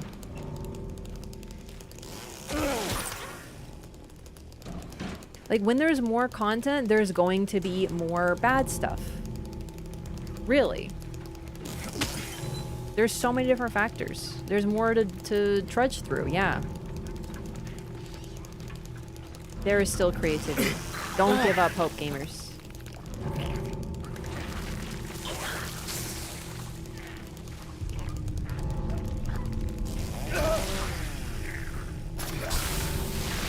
Mainstream content is indistinguishable from AI to you. I think the reason for that is because what do you think AI is fed on? I don't want to get too deep into this because it's like, I'm so sick of hearing about AI, bro. Trust me. It's not just you guys, it's me too. Oh my god. But it's, remember that all it does is regurgitate what it's fed. If you feed it a lot of stuff, it will mimic that. I remember when I do lore sometimes, I do like I really put out that, like, I call it my lore voice, where I'm like, and here we see the significance of this. And I do it as a bit sometimes. And for years, people would say like, haha, lore voice, haha, lore voice. And then at one point recently, someone said, oh, AI voice. And I'm like, you freaking dip? How dare you, first of all? And second of all, why do you think you're thinking of that as an AI voice? What do you think that voice is fed on? Video essayists, soft-spoken people talking about content. But it was just like one of those moments where you're like, oh shit, like people are thinking that because of what they've consumed, but it's because the AI has consumed the thing that they're talking about. Ah, excuse me?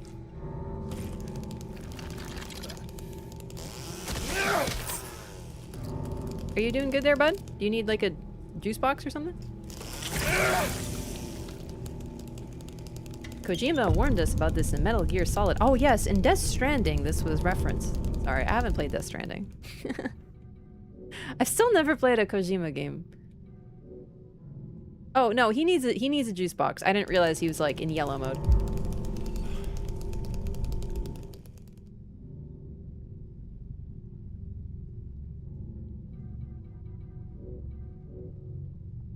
That's true of a lot of things? No. No, it is not. Do not defend AI to me. You are in the wrong place. I don't know if that's what you're doing because I'm skimming, but do not ever in my chat say, Oh no, other things are also lacking creativity and are just regurgitation, just like AI. Don't. I promise you. I will right-click you so fast.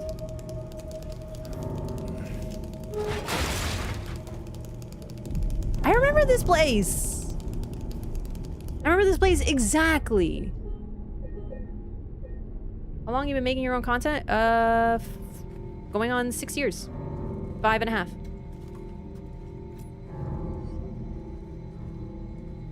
It's crazy to say that because it feels like a blink of an eye, but also it feels so long, but also so short at the same time. You know what I mean? Like, I know people who are like, oh yeah, 10 years, 15 years. And I'm like, oh my God, like, I'm like a small infant, but like still really cool. Yo, Master FPS, thanks for the 10 gifted. I appreciate that so much. When saying you'd been streaming for 5 years was a meme. I know! And now it's real! Thanks so much for the 10 gifted. And Utana, thanks for the gifted sub as well.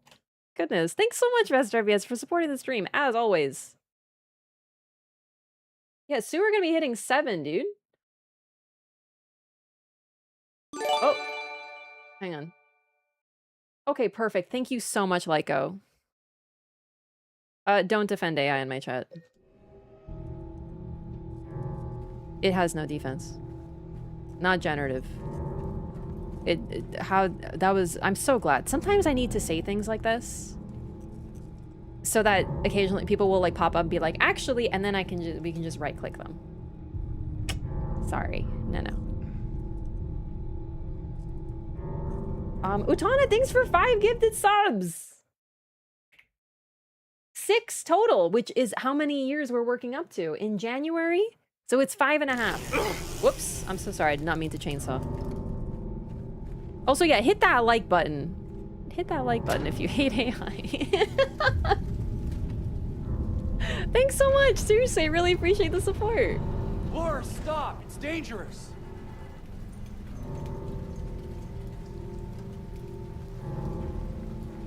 Exactly. Listen, you could write the most, like, tired, boring, formulaic story and it would still be creative because you have a spark that AI does not have. Because when you take something as a human, you process it through your mind and we all have our own way of viewing the world. And that's very beautiful. It's kind of crazy to think about, but we all do, right?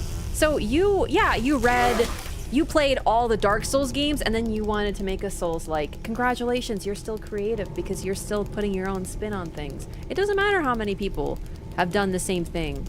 Make your take on it. More creativity is always a good thing. And the urge to create, that spark that makes you want to do something. Like, maybe you want to draw something. Maybe you want to draw a flower. Do you know how many people in time and society and life have drawn flowers? Who cares? Draw your flower. That's yours. I want to see your flower, baby. Do it. Create. Because many people have done it, but this one is yours.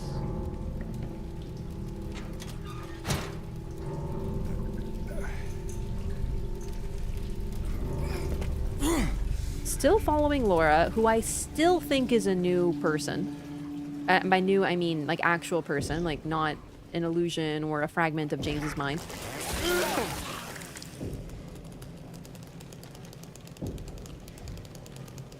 I just think it's really interesting that she also operates as this force that helps guide you on the right path.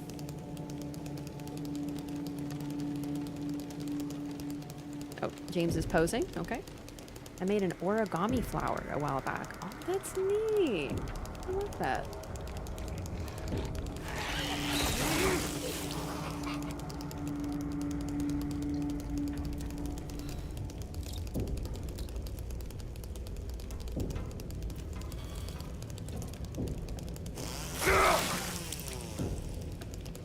Yeah, I know I was talking about like other topics. I don't really know what else to say too much about the Maria situation. I feel like everything we talked about is sort of covered. with her being killed and like the symbolism of it, but also the fact that she changes so much. Like at first she's very confident and sexy, and here she's like, oh, I don't want to go in there, I'm scared, and she's like very freaked, and then she gets killed.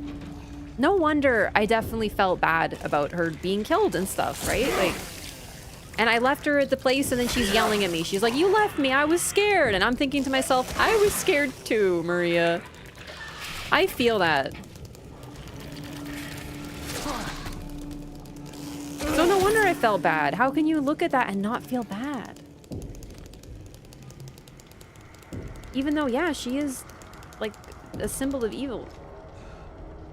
Have you fought any bosses with a chainsaw? Not yet. So far there's only been one boss. Okay, technically Pyramid Head, actually. The chainsaw I don't think will be very good on bosses though, because it takes so long to hit, but I might try it. We'll see.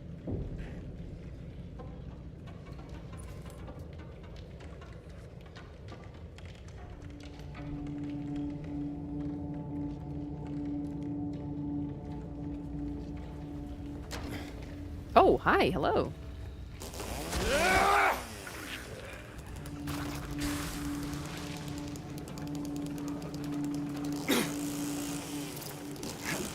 There's a bug. Beautiful.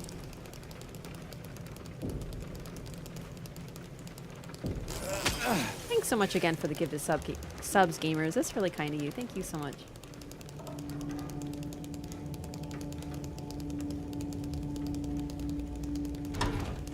I think I found everything in here. Are you limping? Oh, have a juice box. I'm gonna heal him, but I'm just gonna like wait to heal him. Hey, thanks for the wow, Anonymous. One of these days that's gonna scare me. I mean, it did scare me once.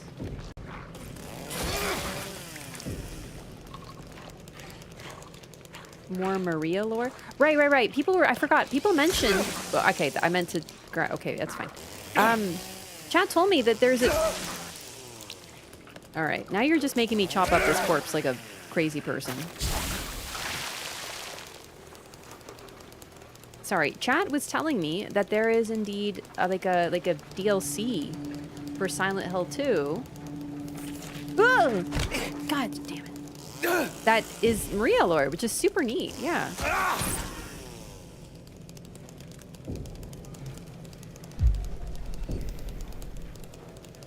Okay, I shouldn't have healed him so fast, admittedly.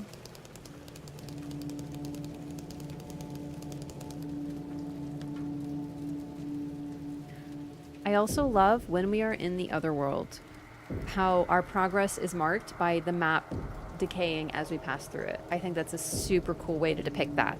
Like we ourselves are a decay, are a filth that damages the place that we pass through. It's so interesting.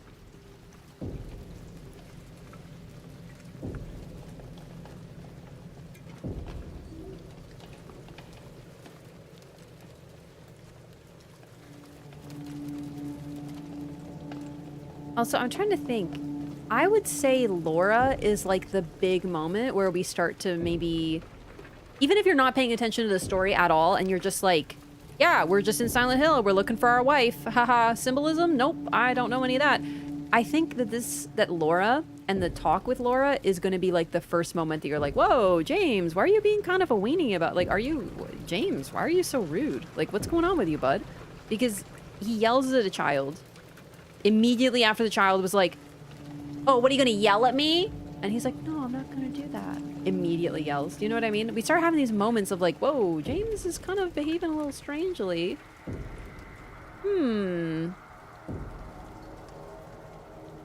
So I think it's also significant that these are the moments where, you know, before it was like we have to get out of the other world, we have to escape out of this like weird nightmare zone back to the real world where there are just monsters and stuff, and now we're outside and it's still this messed up world.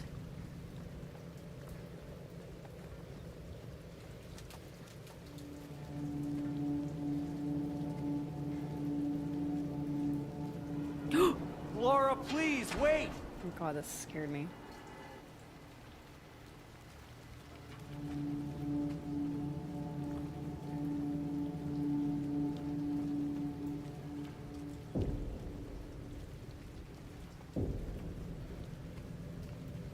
Laura's name is taken from the book No Language But a Cry, according to the Silent Hill 2 creator. I'm not familiar, but that's interesting.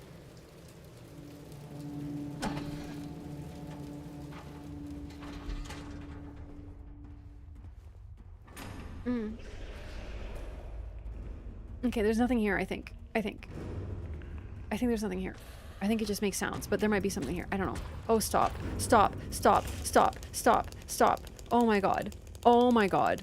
I saw something. No, I saw something. There was something there. I was being really brave because these sections scared me so much. Last time, but I wanted to walk. There is something visible there. Like, definitely it's visible. I thought I got so scared that I started hallucinating, but no, it turns out there is totally something there. Okay. Laura? Oh. Okay. Phew. Where did she go? I don't know. Probably up ahead, Jay Marino. Okay, gamers, give me just 1 minute. Gotta go check on something. So I'll be right back, okay?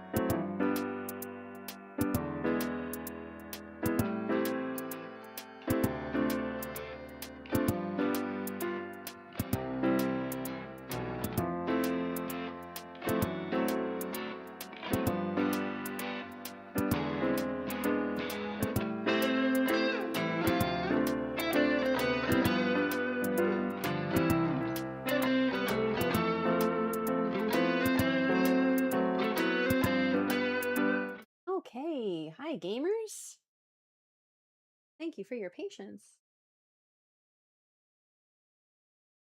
The Sinking City Lovecraftian detective horror game. That sounds vaguely familiar. I feel like someone suggested that to me at some point.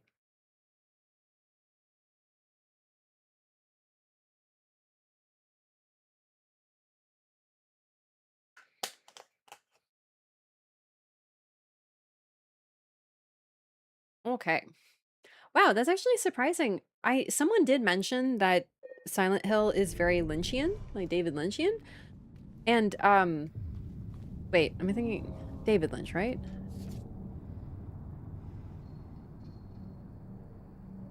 Now I'm like gaslighting myself. He who is not bold enough to be stared at from across the abyss is not bold enough to stare into it himself. The truth can only be learned by marching forward. Follow the map. There's a letter and a wrench. John Lynch? Is it John Lynch? Maybe I don't actually know what the guy who created Lynchian horror, I guess, is named. I just know him as a Lynch and Lynchian.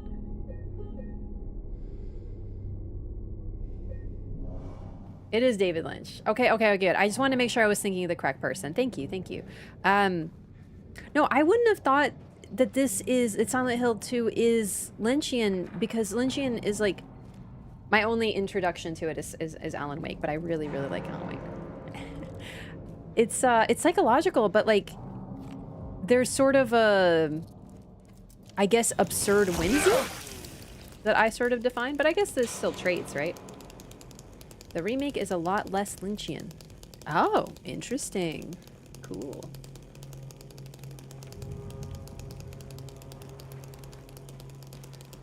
A lot of notes from Twin Peaks. Okay, alright.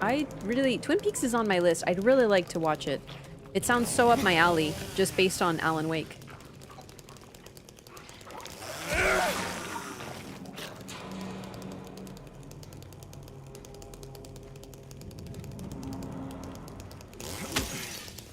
I think I'm just missing some of the stuff with Silent Hill because I don't have...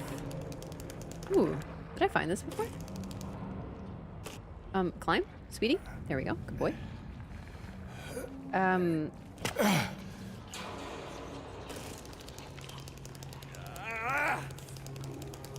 James, stop it. I lost my train of thought again, sorry. I did not sleep that much.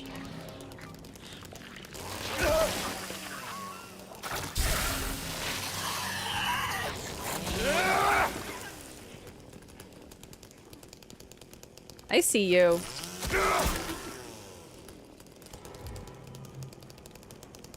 James and his chainsaw. I gotta put that away when there's enemies around. Tiredness debuff? I know, it's worse than usual. Like, I just sentence no, you know?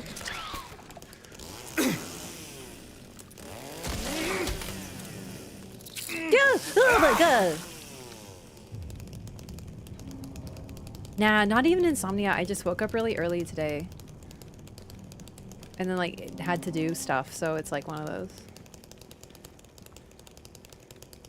Bright Falls is just Twin Peaks. They just changed the store names. What is Bright Falls? Because it sure does sound like it.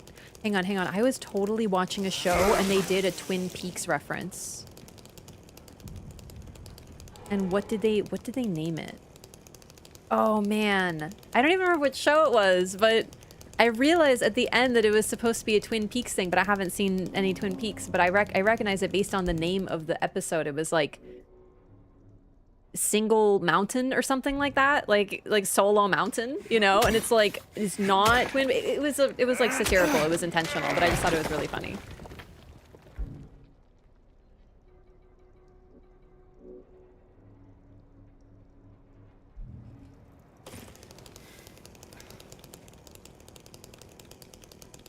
It's a prequel to Alan Wake? Wait, what is a prequel to Alan Wake? Sorry? Bright Falls. Oh, the town! Yes, it is. Yeah. No, it's seriously just meant to be Twin Peaks. Absolutely. Absolutely. Yes. No, Twin Peaks is on my list, dog. 100%.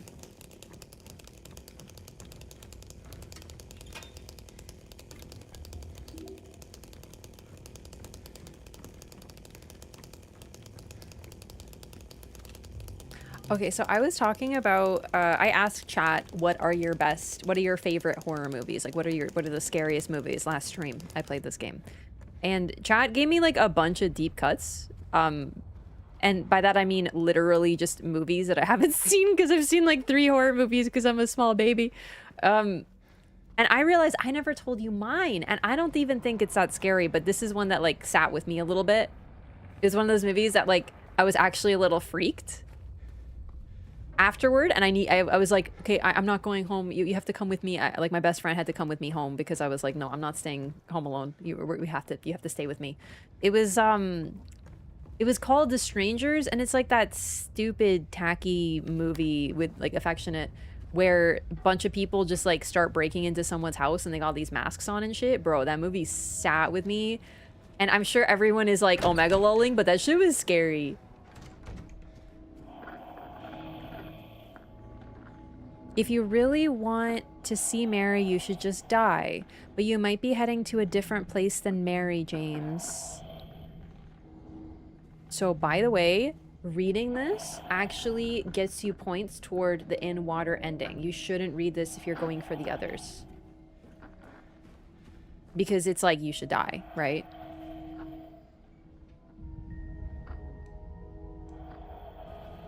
Which is part of what you're doing. Remember that note we found that's like, hey, remember, like, be reckless or something, right? So that is what we're doing here. That's why we're not healing and stuff. The note is saying James is going to hell.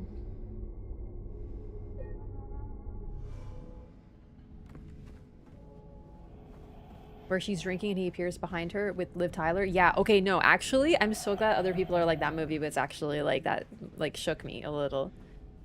Because, like discussed, it's basically just random people targeted for no reason. That's a big aspect of the horror. Like, it's not like, you know, mind-bending psychological horror or anything, but it was freaky.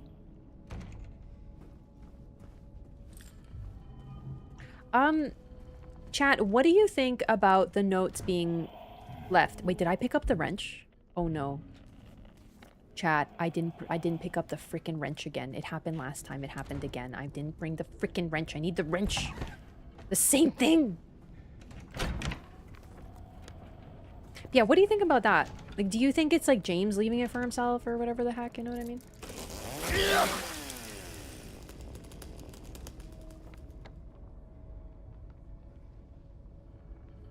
How the heck did I get there? Sanders Street, maybe?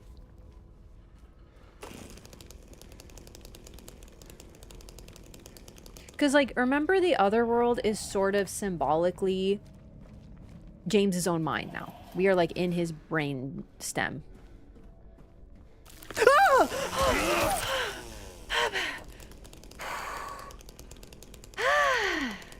And I panicked and turned my light off again. Why is that my reflex? That makes everything worse. Oh my god, that was adrenaline straight. Speaking of brain stems, adrenaline shot straight through mine there. Oh my god, I'm awake now. But yeah, is it James writing to himself? Because, okay, my impression of the box with all the chains on it is that what the frick? Oh, there you are. Is a secret. And a deep, dark secret that we don't want anyone to know, not even ourselves. And when we open it all up, we get nothing. There's nothing there, right?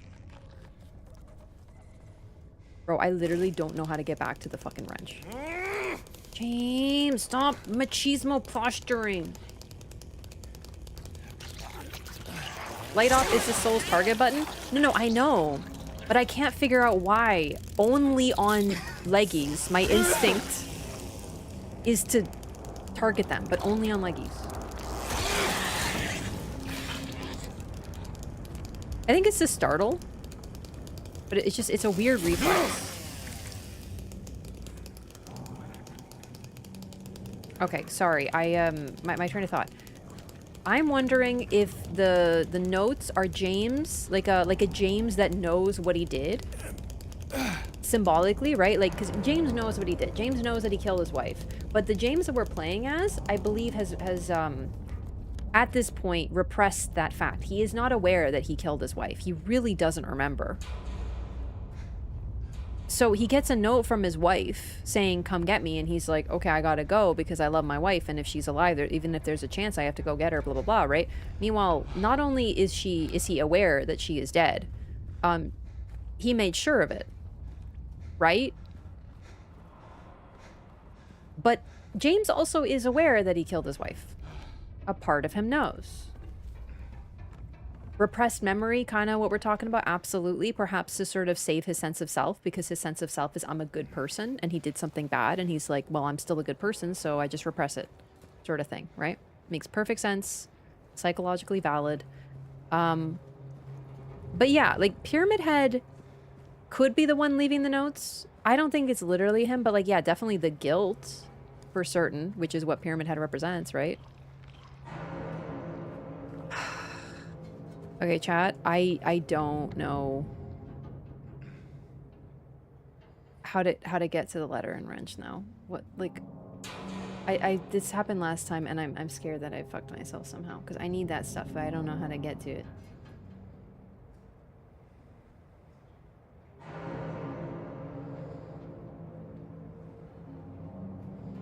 The map is illegible.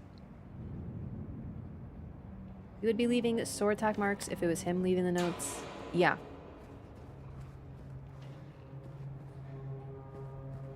I think it's the James that wants him to suffer and die. Like a you deserve to be dead, James sort of aspect.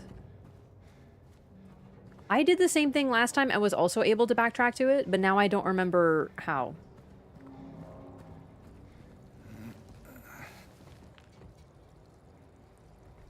Notice that if you examine the letter often enough during the last sequence, it turns into a blank paper and the envelope disappears entirely. Yep. Isn't that crazy? I noticed that on my first playthrough and my mind freaking exploded.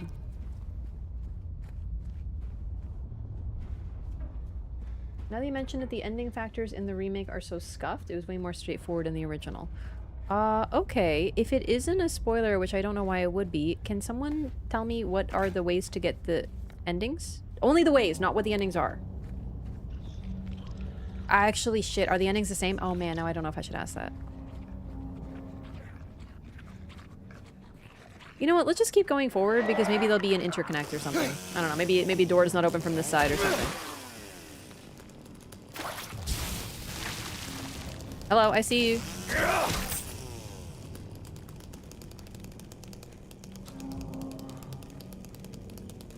I feel like I can ask that safely now, but what do I know? Maybe I can't. Okay, the bug is gone. 2 new endings added to the remake, sort of. I'm not talking about the New Game Plus endings, just to be clear. Only the main 3, and I'm assuming they're the same 3. I could be totally off here.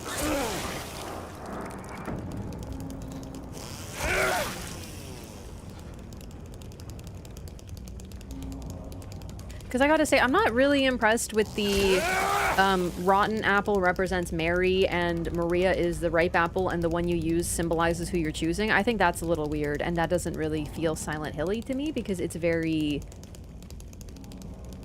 It's just weird. I'm not the biggest fan of that particular thing.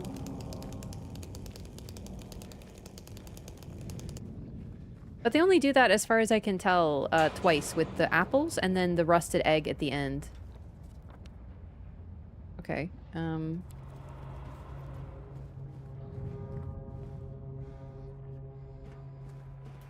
The choice existed in the OG, but it didn't matter. Okay.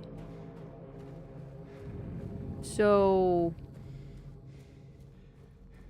it didn't have weight. That is admittedly pretty odd, though.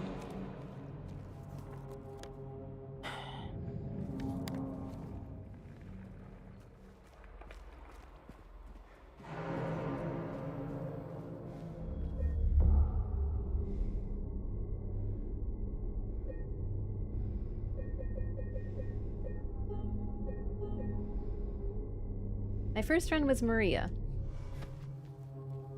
First run ending.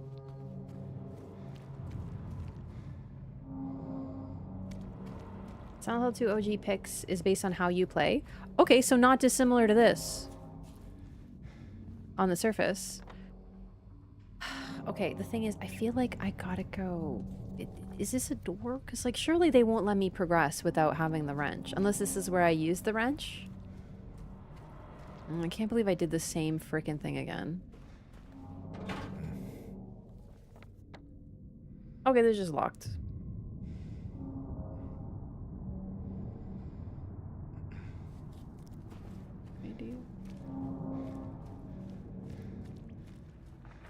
James is looking too healthy. Yeah, but I'm making all the right choices, so hopefully, like... Actually, it's a great call. Now you mention it.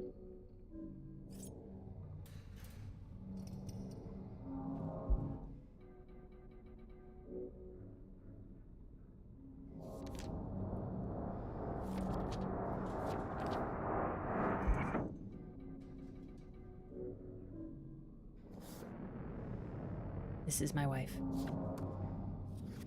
This is my wife. Not the other one.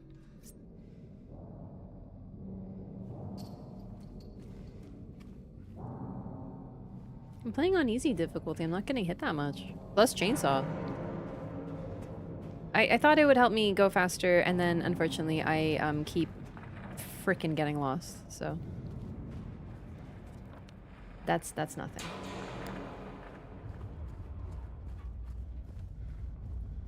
Wait, this is good, right? That's gotta be... That's where I came from, though.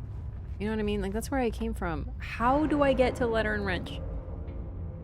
I don't even know where I'm supposed to go. Oh my god, I'm having a freak out. Why does this keep happening to me?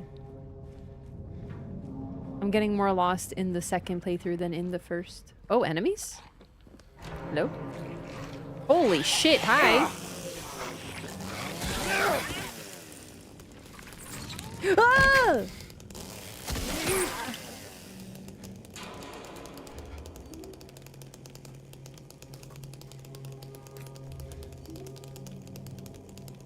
I was actually so blown away that there are choices in this game because I was under the impression that it's just like a linear experience without any choices.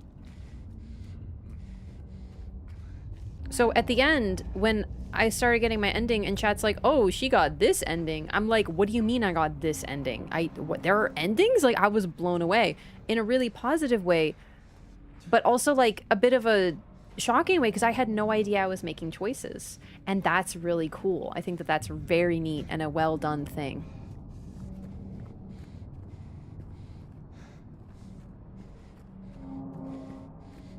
Road work ahead. I sure hope it does. I'm going in a big circle. I'm horribly, horribly lost. I'm about to have to open up a guide video. I hope Fightin' Cowboy has played Silent Hill 2 Remake. Because I might simply be lost forever.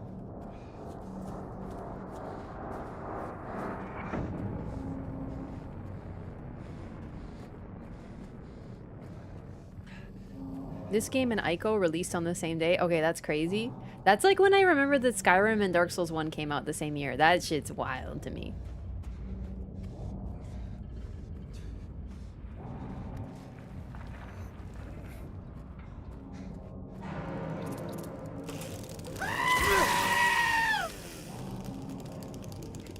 That's how I feel internally, but externally, I'm doing okay.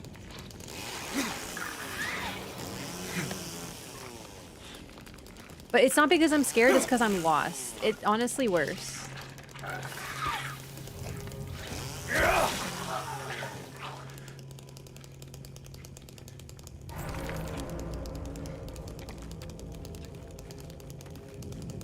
There's more of you in here? Goodness me. Take a hint. Am I right, gamers? Am I going the right way? I mean, I think this is promising, right? And then we just go, like, uppies more? And then we go... Ooh, where do you see somebody?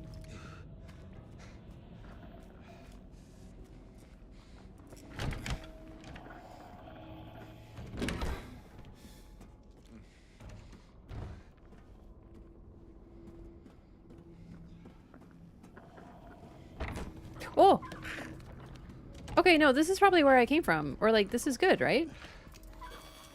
I don't care. Kick me. Kick me in the back of the head. See if I care. Okay, the way they walk is horrifying.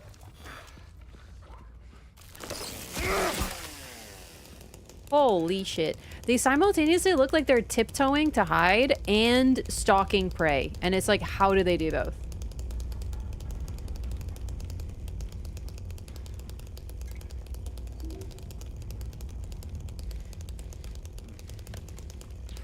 Can I help you?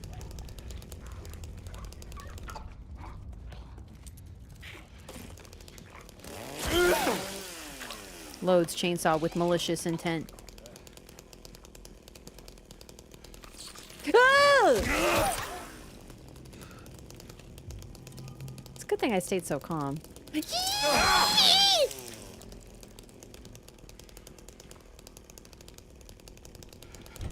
be fair, I think that was an underreaction. All things considered. Oh! Oh, what? Why?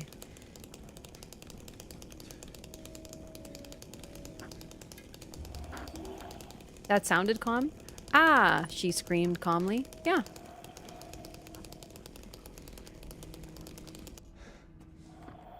Wait, no way I'm back in Bar Neely. What?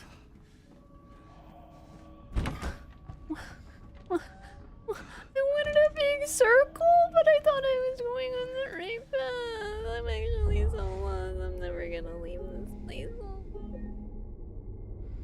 Not great.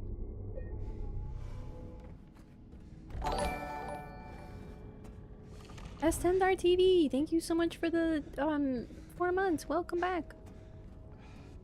Thank you for the resub. Thank you for supporting the stream, especially my trying time of being lost in frickin' Silent Hill for the 80th time in my life in only 2 playthroughs. Thanks so much, seriously. Okay, so I feel like this is it because, but like I haven't been here and yet I went to the wrench, right? Like, wait, hi? Like I have found the letter, right? And I read it and then I forgot to pick up. Wait, did I answer the... Wait, actually, chat, I think I am thinking of it wrongly. I think I haven't found the thing yet because doesn't it ring? Right? Like, isn't there like a... Yeah, I think I haven't found it yet. I thought I found it and passed it and that's why I was freaking out so much. Okay, hi. But no, I think that was last playthrough. I think I'm actually doing okay.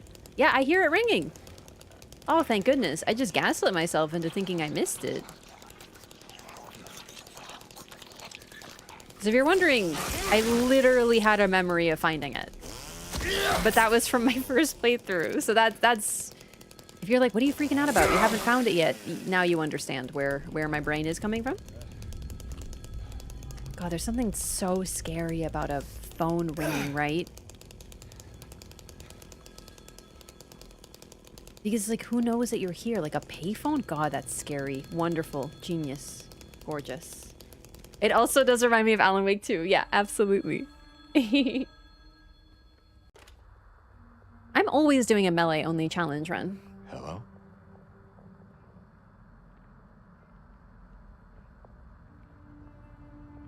Anyone there?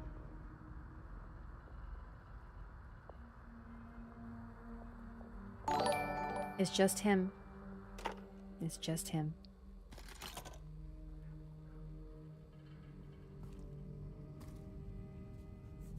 Hey, Quay! Thanks for 17 months. Welcome back. Appreciate the support. Good to see you. Popped in to say hello and goodbye. Hey, take it easy. Thank you. Or perhaps you are a fool. The truth usually betrays people. You should know. The key is in the park, at the feet of the praying woman. The wrench will open the gate. The key will let loose the abyss. Is that Mary's handwriting?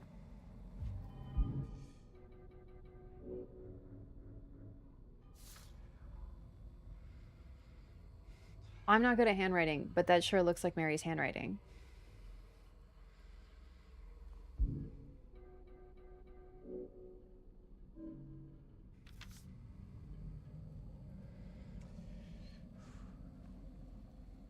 Don't forget the wrench. A butterfly just flew and landed on your PC screen? Okay, you are a Disney princess. That is delightful.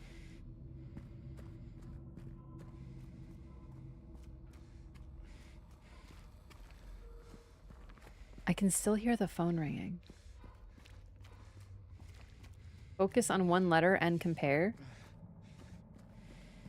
I really don't know if I'm good enough at handwriting. Okay, let's look at a T. The T. I'm gonna look at T because it's like a. Yeah. Okay, T. I got the T in my mind.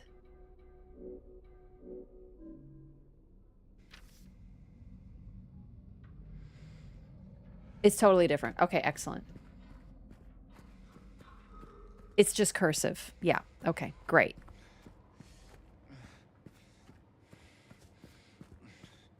And again, Mary didn't write that letter, remember. It's an illusion. Yeah, I was looking at the lowercase t. The lowercase t was not it. Yeah, it was like completely different. Okay.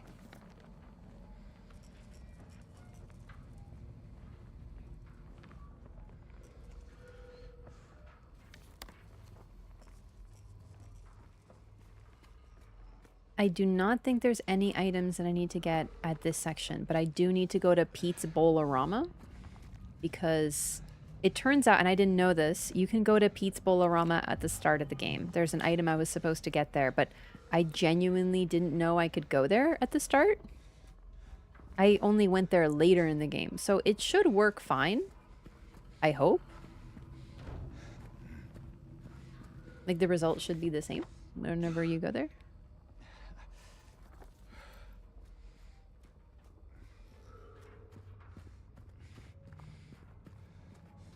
Alright, we'll give you a heal, bud.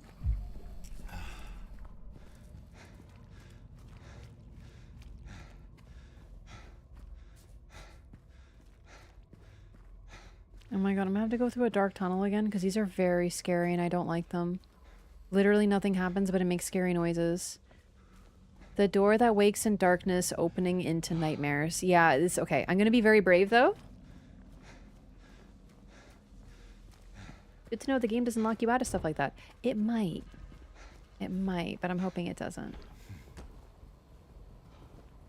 Oh boy, oh boy. It's okay. I'm gonna be, because I want to see if there's something there. I'm guaranteeing there's something in there. Ooh, it's so spooky. I just lost one of the best endings? What do you mean I lost one of the best endings? Wait, did I? Hang on. What do you mean missed? Or lost? What happened? Did I miss something? Let me see. Let me double check.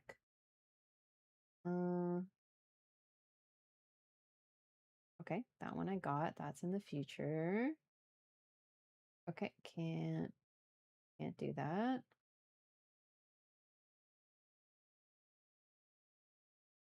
Okay, that's not fine. Okay, as far as I can tell, I'm not missing any of the things that for any of my endings.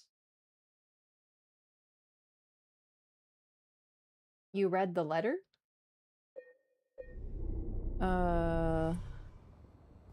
If you're talking about one of the main 3 endings, I've already selected which one I'm going for, which is why I've been reading the letter, yeah.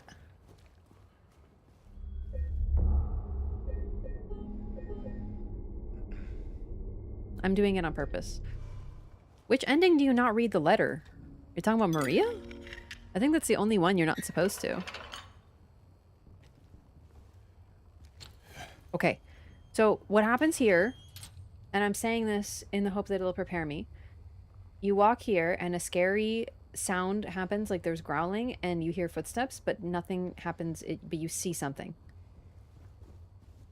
I think.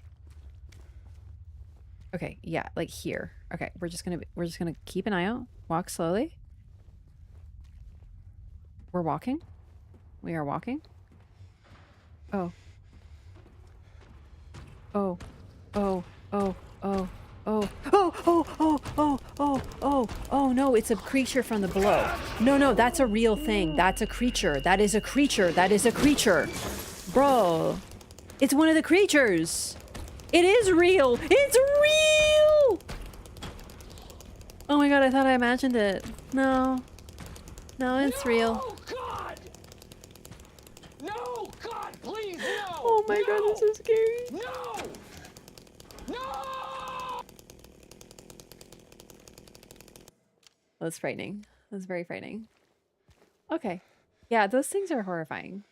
Thank you for the please God no. That's kind of how I felt. I was very brave. I was good about it.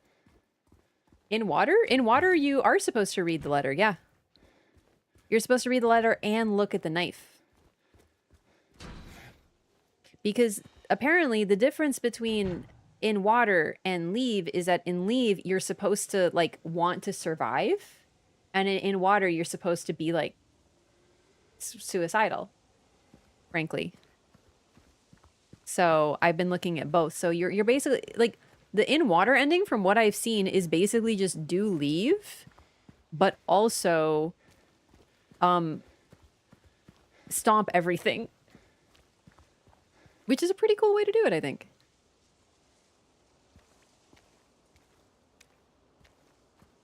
One of those wall climbers, the boss fight in the hotel with the suggestive lips. Yeah. The hanging things. I genuinely thought I just imagined it. No, it turns out there was creatures in there. Okay. I'm so glad that I was so brave. Yeah, I think we're set for, like, viewing things.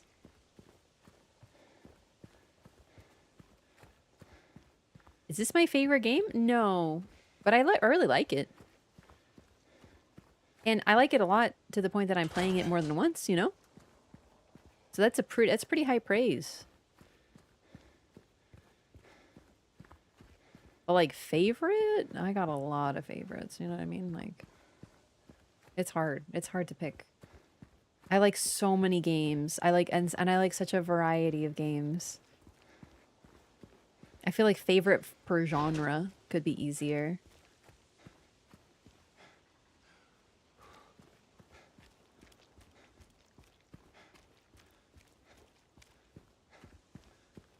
Very special, though. Who's that? Laura? Oh, frick, it's you. Angela. Hey. Are you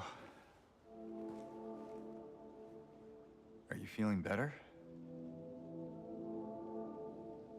This place is different from what I remember. I guess things never really stay the same, do they?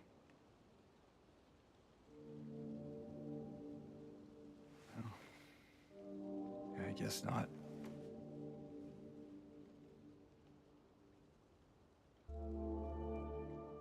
I don't think she's here anymore, James. Who? My mama?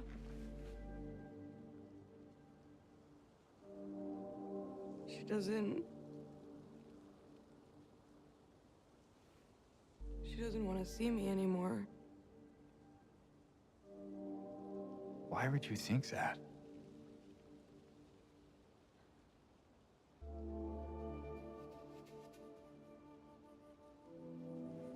Anyway, I'm happy to see you.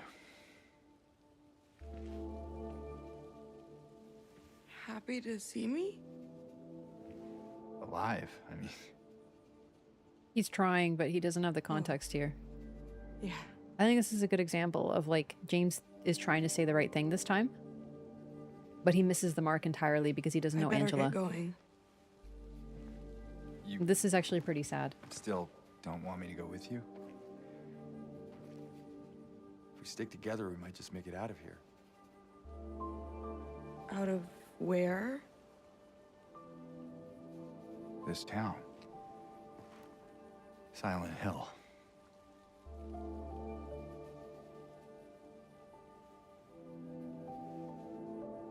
No, it's fine. She doesn't want to leave. Okay. Oh, You didn't happen to see the little girl around here, did you?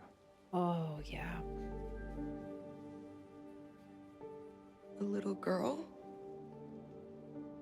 Yeah, Completely recontextualized now. Angela? Are you alright? Angela? No. Please. You shouldn't be here. Angela, it's okay. Don't. You really shouldn't try to touch people who are freaking out for reasons that you don't know. I get the idea here, James. Like, I do. But, like, it's just that's, like, really not a good idea. When someone is freaking out for a reason that you do not understand or know why, you shouldn't try to touch them.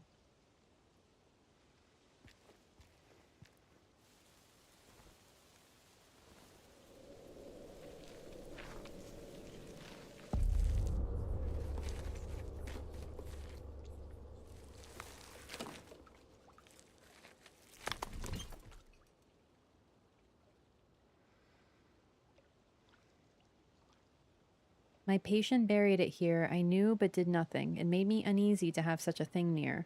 I wasn't looking for the truth. I was looking for tranquility. I also saw that thing. I fled, but the old society was sealed. No one dares to approach that place. Now I offer you the key. If you still do not wish to stop, James, I pray to the Lord to have mercy on your eternal soul. This note really confuses me. My patient buried it here. I knew but did nothing. Made me uneasy to have such a thing near. The key to the society? This completely boggles me.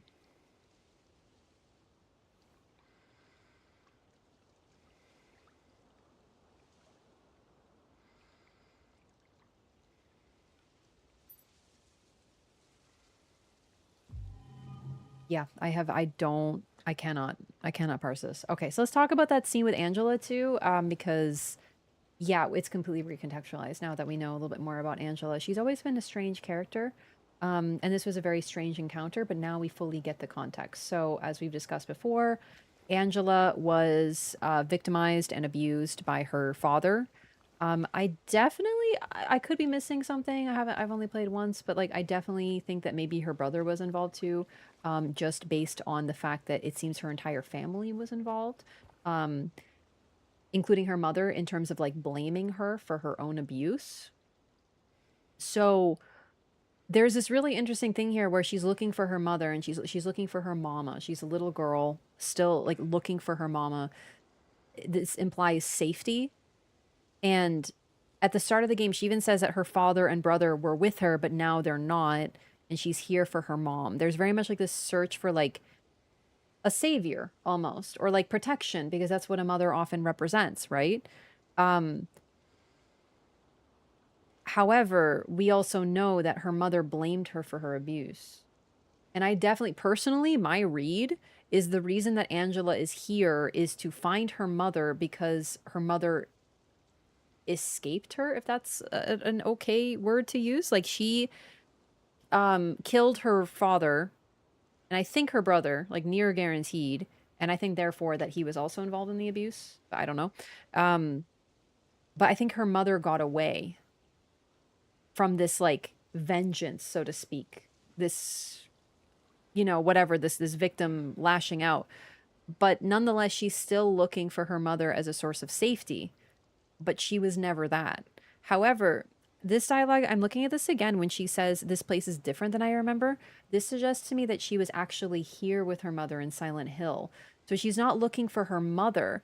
I think she's looking for the memories of having been here with her mom at a time where perhaps the abuse hadn't started, or perhaps they went on a, I know I'm totally just spitballing here, so I know that this is like really vague, but what if, for example, they went on like a mother-daughter trip to Silent Hill, a place where for the first time in her life maybe she wasn't victimized, right? There was no one abusing her.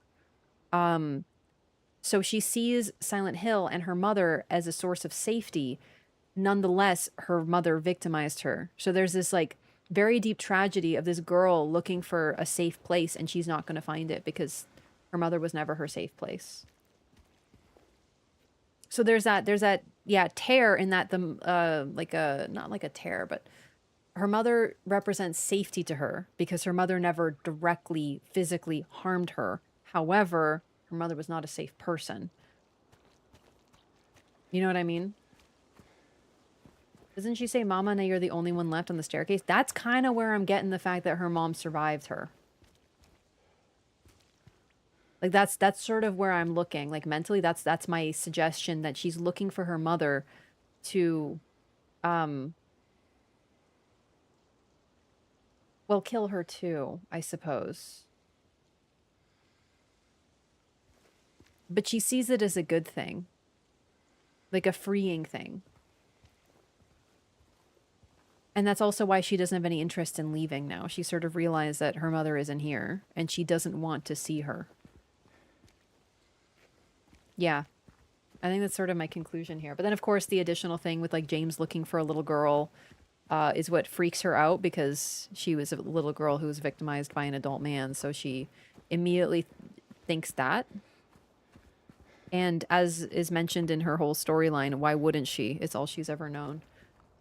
And it's also what she was told by her parents who were abusing her. Yikes, Angela's story is very tragic. It's like top to bottom, just heartbreaking. Killed her mom too? Yes? I don't know. That's what I'm saying. Because based on her saying you're the only one left, it makes me think that she didn't kill her. However, it could also be like only one left as in... I don't know.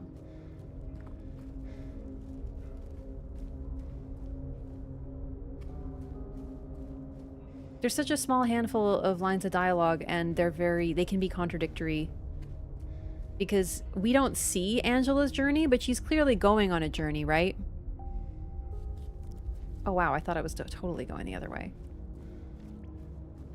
So the first time we meet her, she's like, hey, there's something wrong with that town, and she's kind of trying to stop us from entering it. Sort of trying to help us, and then the next time, very different.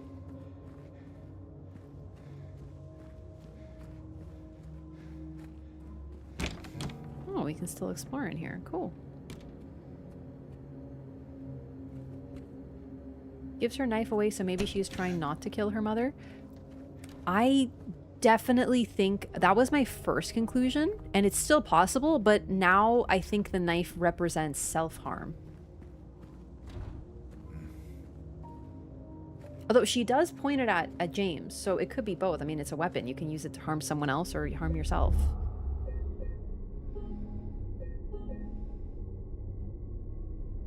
Like James killed Mary?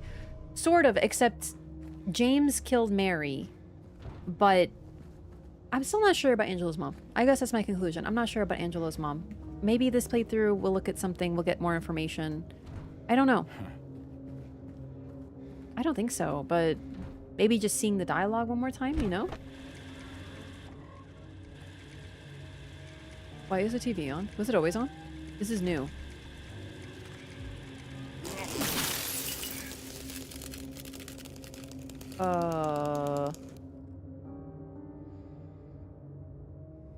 That looks like an fucking alchemy circle or some shit. So, I didn't come here on my first playthrough at night. I didn't even know you could come here. And on my first playthrough, I went into this room, and James said, we gotta get out of here, like something's wrong with this place. And now we can come in here and there's like a freaking alchemy shit. Spooky. Creepy. I am leaving.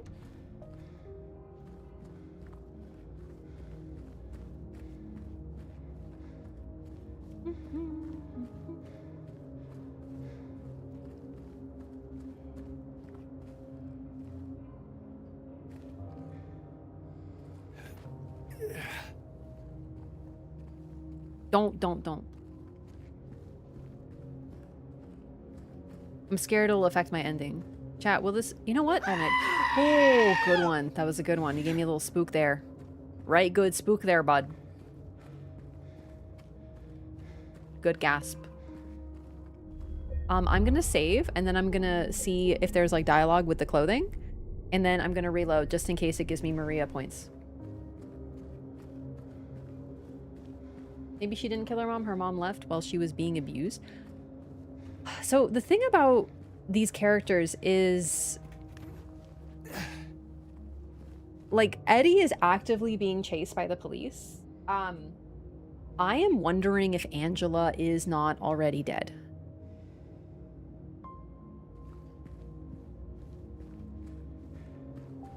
Because I also think Laura is already dead. She's not trapped here. She's not being punished, but I do think that she might already be dead. So I'm wondering, what if, for example, Angela killed her brother and her father out of desperation because she was being abused, and then eventually she snapped, right? Like in this scenario, that's what happened.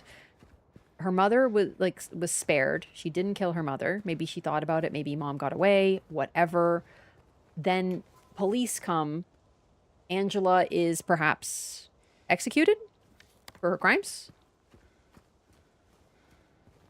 We get a lot of the like execution symbolism with the prison, so I'm wondering, and death row and all this, like we literally choose someone to execute. I'm really wondering if that isn't a part of it as well. There is a distinct chance, like maybe that's why Angela doesn't have any interest in leaving, maybe because she's aware she can't. Right? I'm not even saying I think that. I'm just saying there's definitely a possibility of that, I suppose, you know, something to read. To read into. Okay, so there are puzzles out here because I remember I found a garage crank, but nowhere to crank. So I'm going to try to solve those that I didn't find before. Feel like Laura's a manifestation? She's not real? Yeah, it's definitely arguable that she's not real, but personally, I think she is.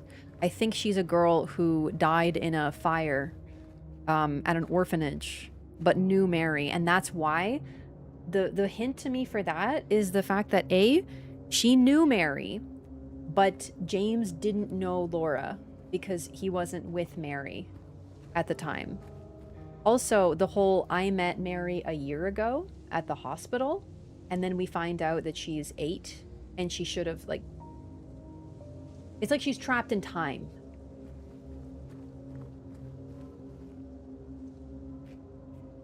Right? She talks about things that happened because she's like a ghost who died tragically and is sort of reliving her past.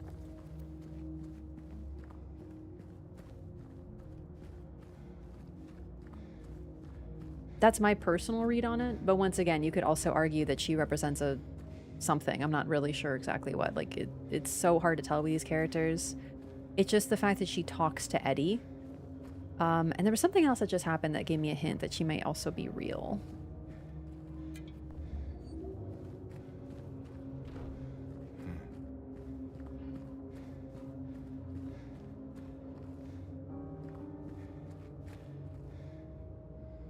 Here's one possible perspective that could be interesting, that Mary didn't die 3 years ago, but that's when she got the disease and James considered her dead or believed he did. Oh, I see. So it's like symbolically that's when she's dead because he stopped, like he lost interest in her.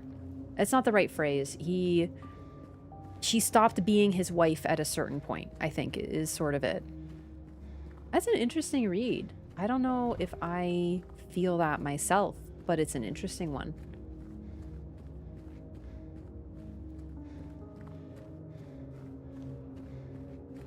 Still, Laura operates in a very, like, she has a very unique role because she speaks to other characters, unlike Maria, who never does. Right? Maria is definitely not real, like, no doubt.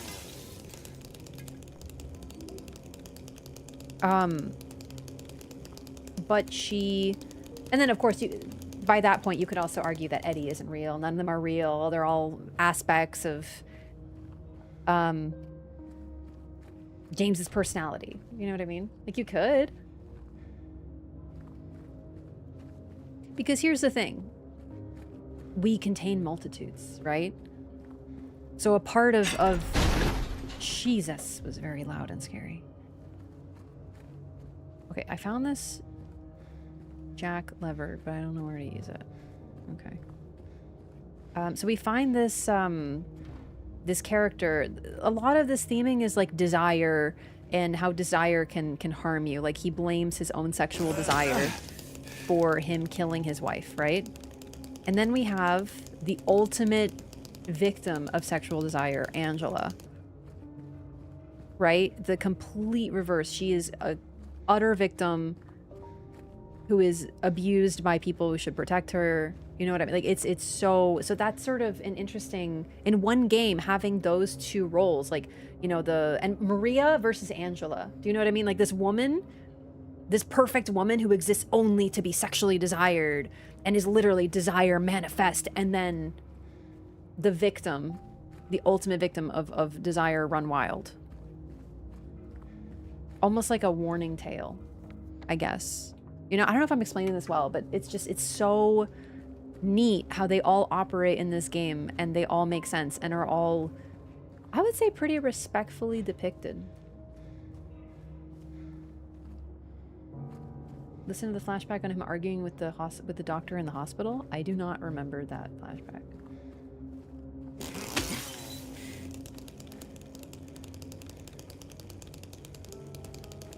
Is this Pete's Bolorama? Oh, hell yeah. I found it. Okay, I'm looking for a safe, and it has an item I need for an ending. And then the code is on a body somewhere, but unfortunately well, yeah, I might have to cheat on this one because, oh. Hey, what's up with the rack on lane 3? There's some cloth clogging the hood and I can't pull it out. What is that crap? The balls are getting stuck by the end of the lane, so I guess it goes all the way through the underlane. I tried to push it with a pin, but I can't. I can't push the pin in there. I tried both sides. It's blocked. I can't.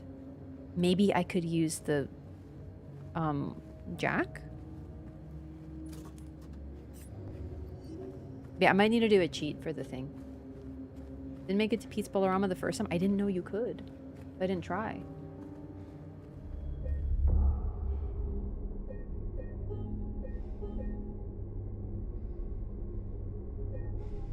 Actually, a cutscene in the OG in the bowling alley featuring Eddie. They cut it in the remake. Oh, well, I didn't know you could even find the bowling alley at the start of the game, so I wouldn't have found it anyway, I suppose.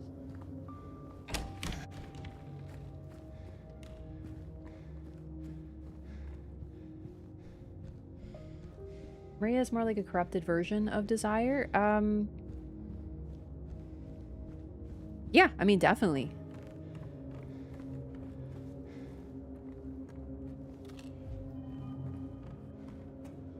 Because as discussed, she represents good desire and bad desire. First, she's like, oh, you know, forget your wife, pick me. But then she's like, oh, there was a little girl, like, I have to help her.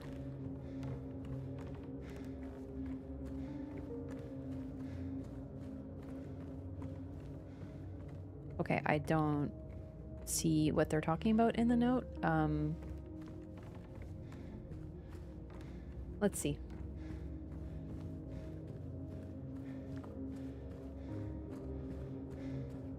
These characters are aspects of James' trauma. They're all manifestations. Angela murder, Eddie rage. Like I said, it is definitely an interpretation. That all of these characters are just parts of James. I don't think so. I don't think James is our main character, but he's not the main character of Silent Hill. Other people are involved. There's so many stories happening at the same time. Other people being punished, so to speak, right? And I think that I find that more interesting, and therefore I relate to that ending more. You know what I mean?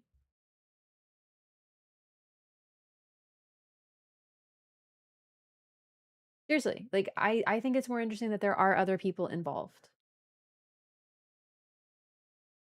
But if you are the opposite, then yeah.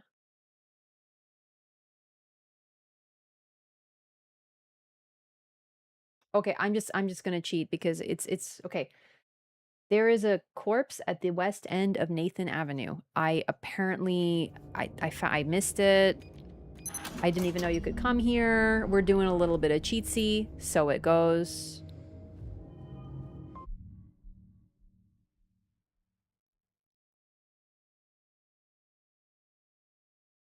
Is there a letter here too?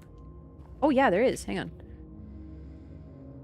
I did not acquire it, nor will I be able to do so. However, I can direct you to where it is. You will find it in a place of care, an island of respite in a sea of suffering. I warned you before, this is a commitment. I hope you can see this now. Okay, so... I accidentally did this backwards. I was supposed to find this first, but I actually found the other parts already. A place of care, that's the Brookhaven Hospital, and the island of respite is, wait, did I already find this? One second.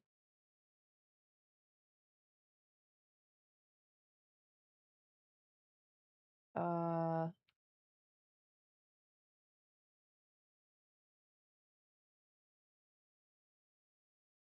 Oh, I think it's talking about... Hang on.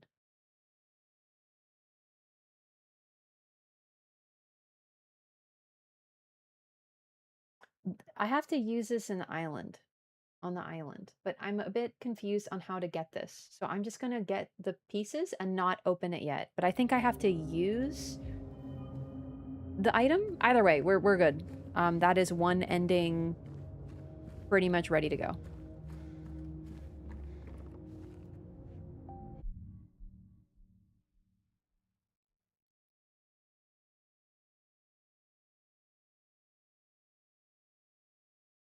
Wraff cheated, bad husband, jail for you. No, it's not that kind of cheating, I swear.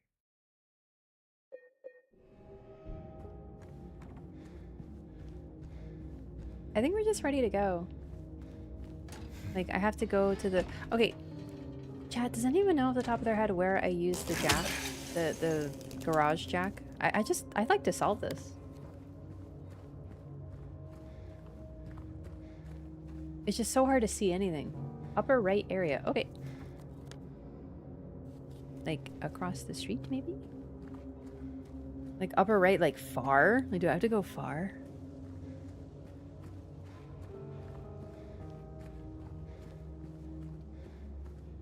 I'm trusting you. Near the corner.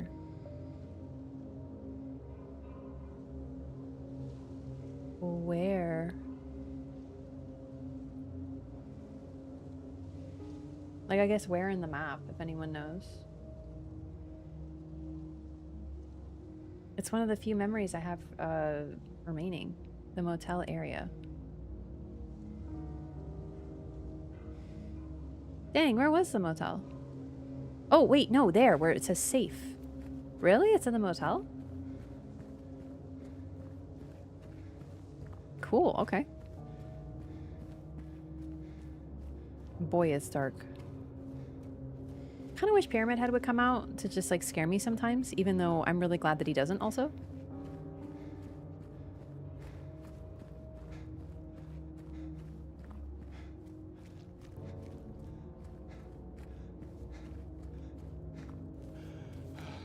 Oh man, I'm not even close.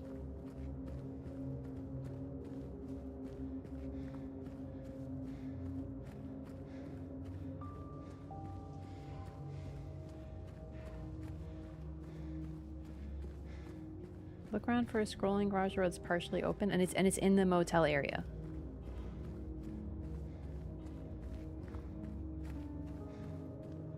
I'm just curious, you know? It's like the one spot that the one puzzle I didn't solve, I suppose.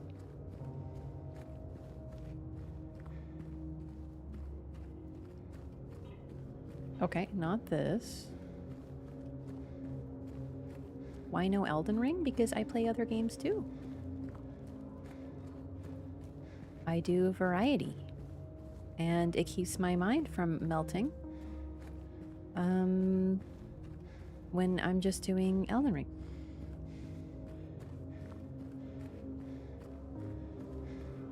I don't even know where their garages are around here. Other than that, I suppose.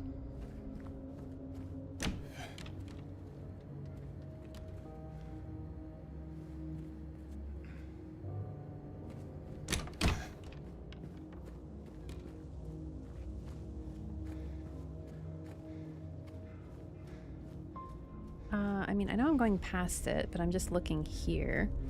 And that is just a bunch of breaking. Okay. Building in the town with a keypad? Oh gosh, I totally forgot about that. No, I sure did not. I actually didn't find that this playthrough. I did find it in my first playthrough. I thought I'd go back at a later part and do it, and I never did. Oh wait, what's this? Oh, heck yeah.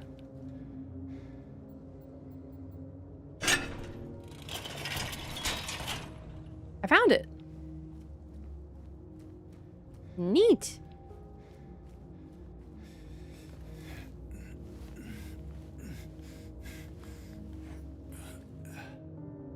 I don't know where to find the thing, the code for that. Although, to be honest, I thought I was pretty thorough, but I still missed a lot. It's one of those, you know what I mean? Mass layoffs at Brookhaven Hospital threaten the institution's future. The layoffs we reported on last month are continuing. Over 10 people have been let go, which has reduced the hospital staff by more than half. If the situation does not improve, staff shortages will put patients at risk. Brookhaven is a hospital with a long history. It was established in 1810 when a deadly epidemic swept through the Silent Hill area. Ever since, it has incessantly brought help to the residents of the town. However, more and more have made their voices heard of how the presence of a psychiatric hospital in the middle of the town has a negative impact on the local community. Residents fear that an incident from 2 years ago might repeat itself. I think that's the reference to the murder of the children. Man, honestly, that was worth it just for lore. I didn't realize there was lore here. How interesting. Incessantly is a weird word choice there. I was thinking the same thing.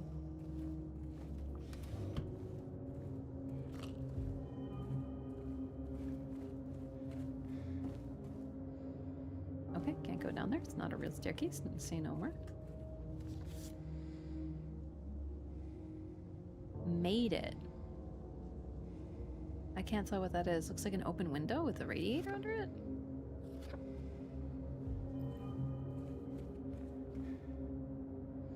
Elden Ring brain is a known medical condition. Yeah. No, it's not really Elden Ring. It's just the lore run. Like, it's very tiring.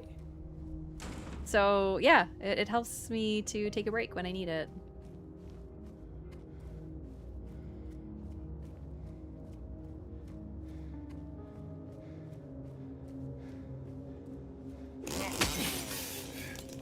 The chainsaw noise scared me, even though I'm the one who made it.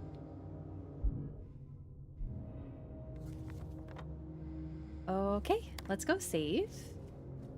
Because the save should be like right here at the motel. And then we'll proceed. We're going to the prison next.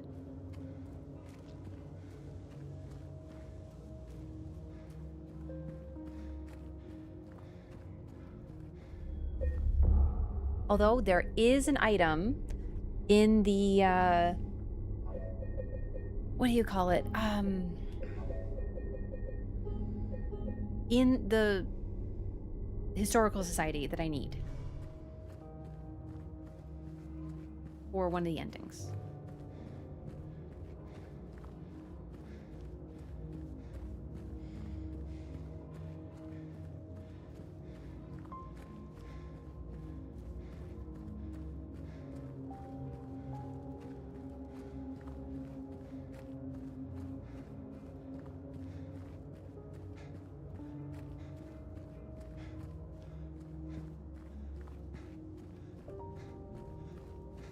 Maria really is an interesting character.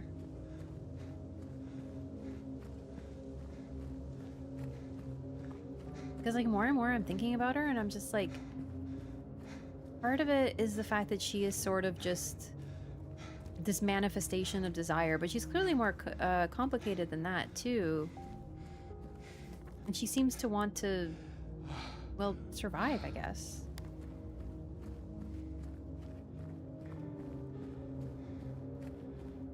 However, for her to survive... Ooh, Lakeside Amusement. Come on. Funny... I think it's supposed to be shiny, but it instead says shinny night party.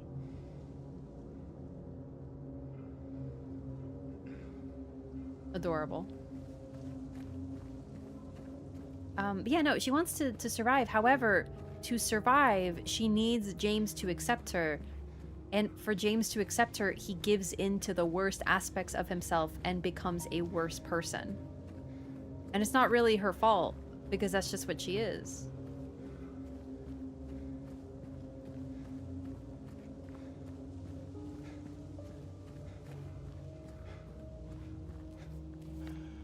Almost there. Need like a motorcycle or something.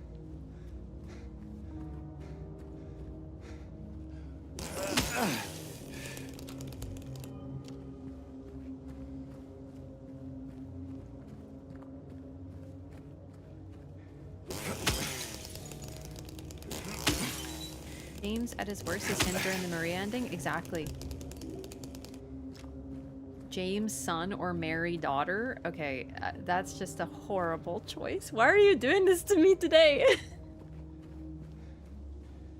Oh my god! Why are you making me suffer with these awful choices? Alright, here we go. Oops. Historical Society key. It's the kind of woman James wanted, a walking red flag. Except the thing is, she's literally... I wouldn't even say she's a walking red flag. Because she's just like... She's basically an imaginary, perfect fantasy girl come to life. Right? Like, she doesn't care about... She only cares about you. Is completely interested in you the moment she sees you. Very flirtatious. Even in a dangerous situation, she's still like, hey, baby. Haha, I'm gonna flirt with you the whole time because I'm your dream woman. Do you know what I mean? The new clock. Oh. Maria doesn't actually harm anyone. Yeah, exactly. So she herself, she is what she made. What is that? What is that movie with that like really hot cartoon lady where she's like, I'm not bad, I'm just drawn that way? It reminds me of that. Or like, I know this is so different, but it kind of reminds me of the same idea. There are a lot of paintings that are like naked ladies, old-timey like classical paintings, right? And I remember this like person talking about all those paintings and being like, okay, so painters wanted to draw naked ladies because naked ladies are hot. So they drew naked ladies to be like, look at this beautiful naked lady that I drew with my awesome painting skills. But then what they would do sometimes is they would put a mirror in the hand of the naked lady and the naked lady's checking herself out and be like, yo, this painting is about women's vanity, bro, because women be checking themselves out. Meanwhile, the painter is a dude who wanted to look at a naked lady.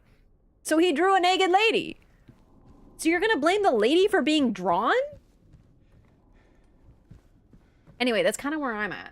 Like, I don't blame Maria for being the way that she is, because that's just what she is. That's who she's not like a full entity. She's not a, you know, if someone was writing a character like her in a story, I'd be like, oh my god. Well, they do, actually. They do a lot.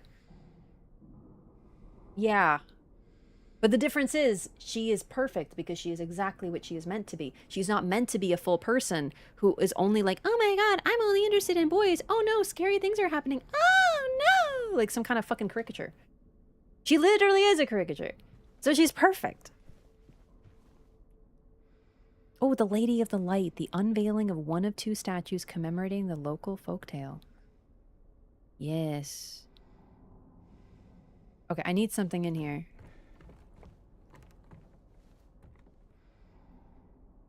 Creepy. Jessica Rabbit. Yeah, sure. I haven't seen the... Oh!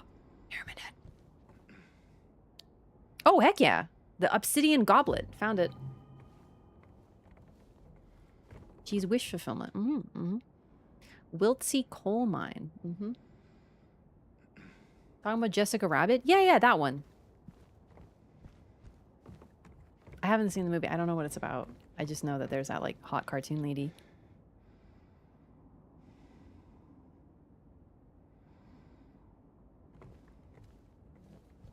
Discord movie lined up? True. Oh! Among the local legends is that of the Lady of the Light. The story tells of a woman who was accused and found guilty of witchcraft. As punishment, she was taken to a small island out on the lake, a minuscule stretch of rocky soil devoid of any food or shelter. There, she was to suffer a slow, excruciating death as her body succumbed to cold and hunger. However, unbeknownst to the rest of the townsfolk, there was a young man among them who, having gazed into the woman's eyes as bright and beautiful as a midsummer's moon, had vowed undying love for her. When she was convicted, wrongly as he believed, he swore that he would not let her suffer such cruel fate. While waiting for an opportunity to abscond with his beloved, every night he would sneak out and row across the lake, bringing her food and something to keep her warm. And every night the woman would stand there on the shore holding a lit candle to help him find his way. But then one night, when the sky was exceptionally clear, devoid of even a wisp of cloud, the young man set out on his nightly escapade. As always, he would look out into the distance, looking for the light in the darkness that would lead him to his beloved. On that night, however, the moon shone so bright and so vibrant, stronger than any candle could. Seeing the light's reflection in the water, the young man was led astray. He rowed and rowed and rowed, following the reflected light, hoping against hope he could reach it. He did not care for his aching arms or the shortness of his breath, utterly mesmerized by the illusory light. When his boat tipped over, the man was so exhausted from rowing, so weakened were his arms, that he was not able to swim to shore. Thus he succumbed to a watery grave. Although left alone, the woman on the island never lost hope. She kept coming out at night and kept lighting the candle. The legend says that those looking for true love can still see the lady's light out on the lake, shining to bring her beloved home. While the story is clearly meant as a metaphor and a cautionary tale, it is, to a certain extent, rooted in reality, as the area has indeed seen its share of religious persecution, such as that of blank. Okay, this is really neat. I didn't find this on my first playthrough, but not only did I not find it, it's a different story. Was it Maria who told me this story? Now I'm blanking on who told me. But I think Maria told me the story of this individual, the Lady of the Lake, or the Light, or whatever. And the tale was that there was a storm, and like the waves crashed, and he drowned because like the storm was so severe. This is the complete different. This is so different. This is, the sky was clear, but there was a fake light that he fell for because it was brighter than the candle. Oh shit, Maria was lying to us. That's so interesting that she's capable of lying. Like I said, people were saying, oh, there's like lore on Maria that you don't have because of the, it's not in the, whoa, this is in the picture?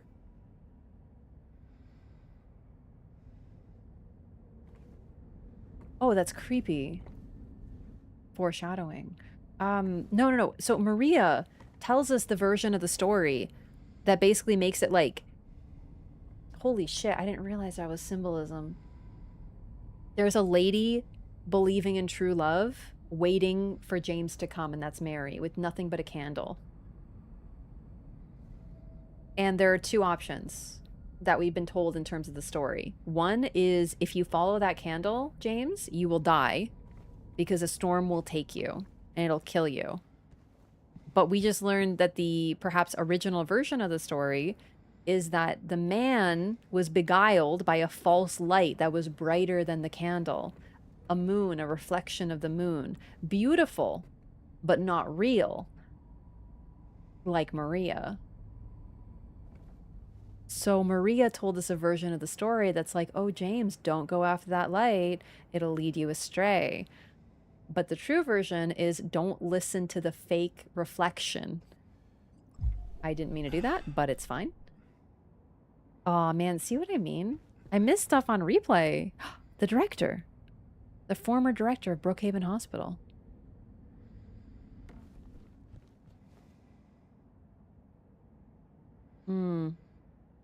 Response to a plague. It's him. Misty day, remains of the judgment.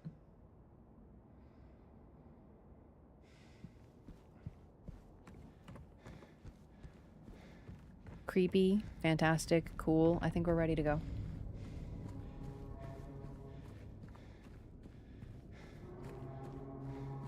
Who Framed Roger Rabbit? Yeah, I really gotta watch that movie.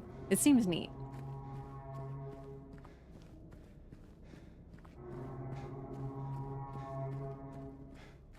It's like a submarine sound, isn't it?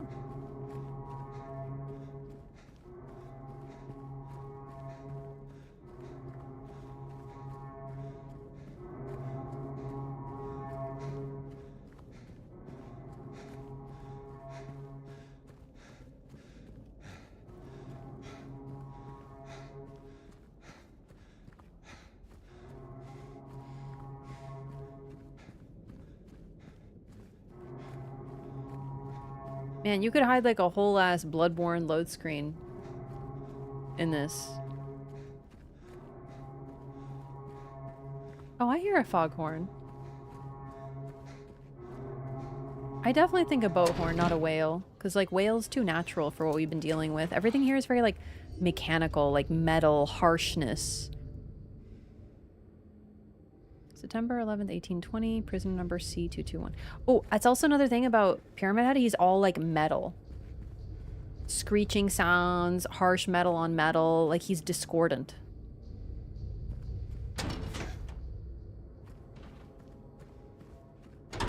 Industrial. Yes. Like the other world, but generally James. Oh my frick. And by James, I mean Pyramid Head. Very industrial. Absolutely.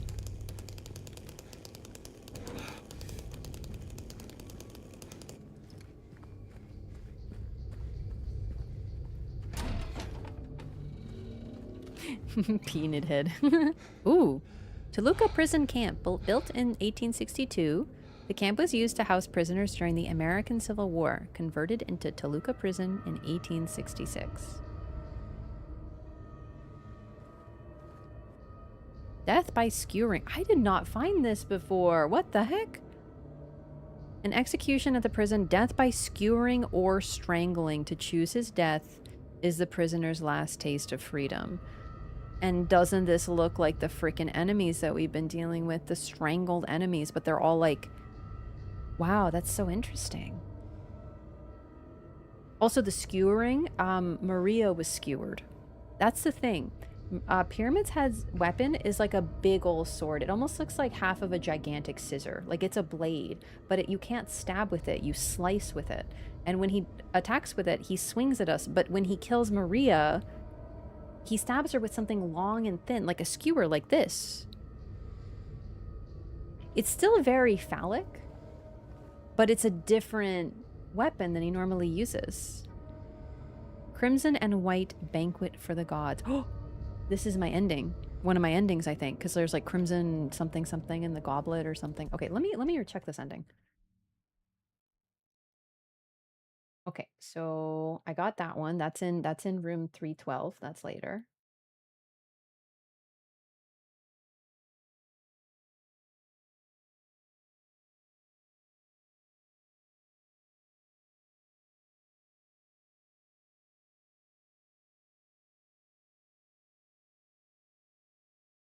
Okay, now I'm seeing that you can get this ending, but what you do is you beat the game normally and you get this ending. And now I'm like, oh shit, so how am I gonna have to play 2 save files?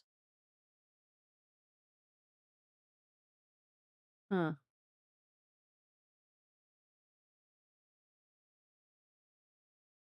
Sword reminds me of the propeller blades. Yeah, yeah, it so does. Yeah, like a propeller blade, absolutely. Okay, I'm a bit confused how I'm gonna get some of these endings. Right now, I've just been focused on acquiring the materials, but yeah, this ending called Rebirth, I need to get all the items, and like one of them is in the hotel. So, oh my god, I don't know how I'm gonna do this. It's gonna be scary to play it twice. That one, no. That one seems easy. That one seems easy. Okay. Okay. This one, there's the rebirth ending is gonna be tough. I did miss this ending. I don't know if I missed this. I think I missed this room in its entirety because I didn't look at any of these. So this also kind of gives us context. Like, Oh god, the door's closing. Scared me. Did James come to the Historical Society? Right? Like maybe that's a part of it. Maybe that's where some of the visuals for this nightmare zone are coming from, is a memory. Which makes sense because nightmares in real life draw upon your memories, of course. It's same as the painting that we saw. This is very spooky. Let's go. You can do it, James.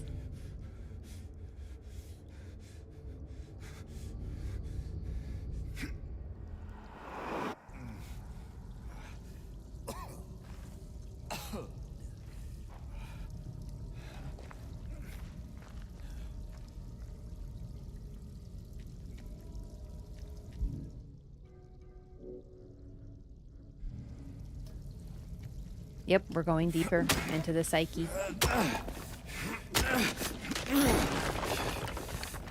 Reality's really falling apart, right? Like, there was a pretext that this is real before, that things made sense. We enter a door and we're suddenly in a strange nightmare zone, but we can leave it. It's like walking into a waking nightmare, but knowing that you can wake up. You can leave. Now they've stopped pretending that you can. Everything is the nightmare. Did I get it? Okay. Know the name of all the endings? Sort of. Like, I'm not really looking too thoroughly, but I'm just looking at what endings I can do. Like, I couldn't tell you what they are or what they lead to. I've just been like, this ending, you need these items. Okay.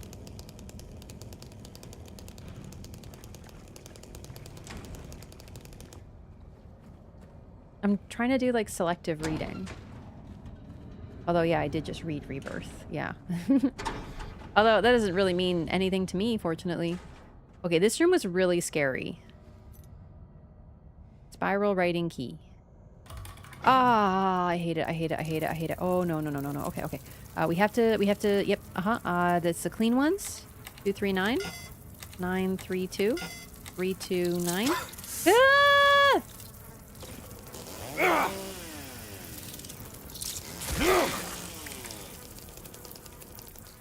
329. 392. Fuck, what have I not tried? 293? Shit, no. Stop gesturing! Come on, brother. Oh my god, thank goodness. Oh, I spent like freaking 10 minutes in that room last time. Ah, free. James! We get you're a big man with a big chainsaw. My goodness me. Bro will not quit it. What is he even doing? At least jump and yell. If you don't know the code, simply gesture at it with a chainsaw. Excellent advice from James. Yes, yeah. Oh, Eddie. Ederino is in the locale. Just another dead guy. Isn't it rather suspicious that dead guys keep showing up around Eddie? Very strange. What's the symbolism of that, gamers?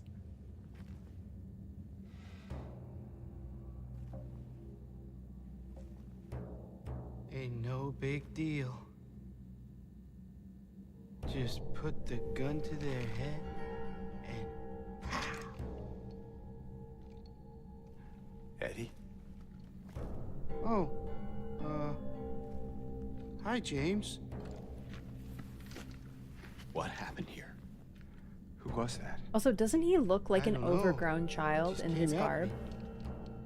Like literally just the Okay. t-shirt, the backwards hat. Like he looks like a He kid attacked you. in an adult's Sure. body.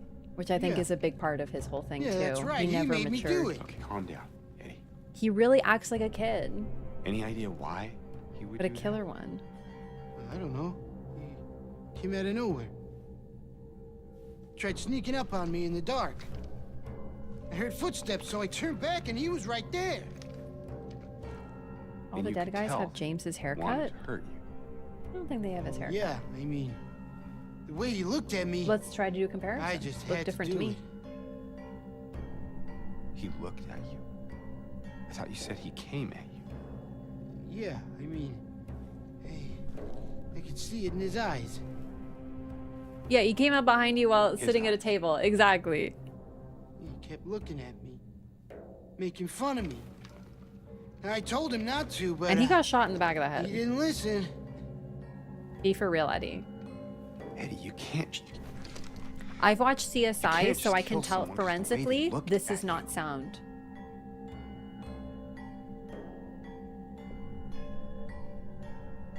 Eddie, you can't just kill people.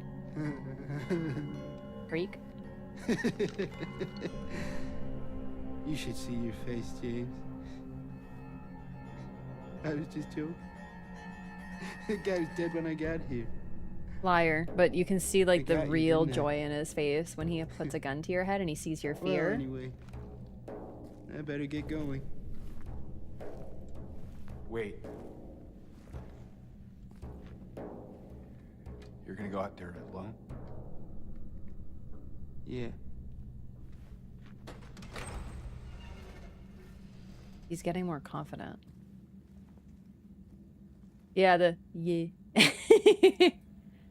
Like with his violence too. This place is not horrible for him. No, completely different. The hair, nah, this is wavier hair. I mean, it just kind of like boy haircut, so I see the link. But James's hair sits very straight on the back of his head. This hair has a little bit more like swoopy and side to side. Definitely, not like wavy, but like veering toward wavy. Also completely different color. This hair looks black with silver. I don't know if it's the lighting, but it's very much different. The coat is also completely different too. This looks more like a leathery, like a leatherette. Not quite. Maybe a bomber jacket, but also not quite. That's something you could wear in the rain. Kind of leather. Ours, I mean, you shouldn't wear that in the rain because it'll just absorb all that, you know? Unless it's coated. I don't know. James's coat does not look rain friendly to me. It looks like it's the type that the moment water splashes upon it, it starts showing water, like an army jacket or something. I guess army inspired. Anyway, they're completely different.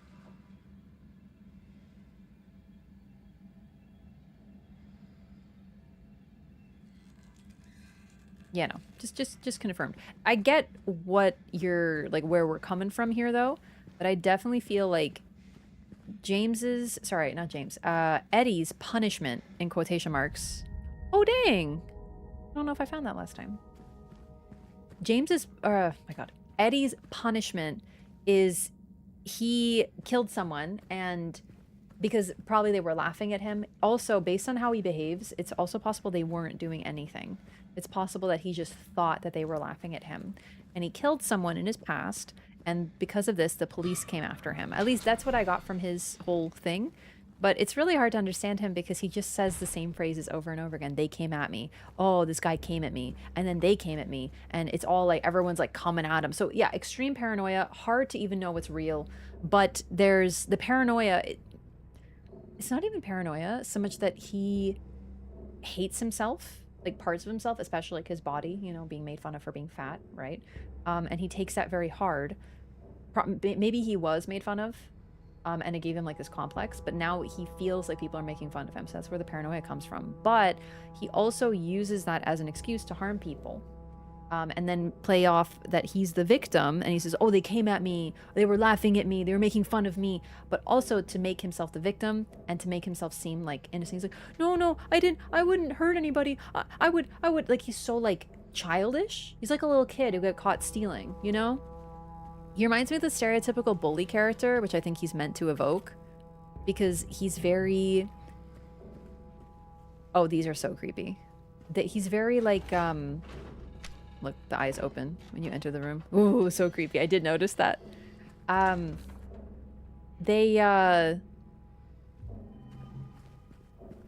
They bully kids that they see as weaker, but when someone bigger shows up, suddenly they're all tears. Like he's that type of stereotypical bully.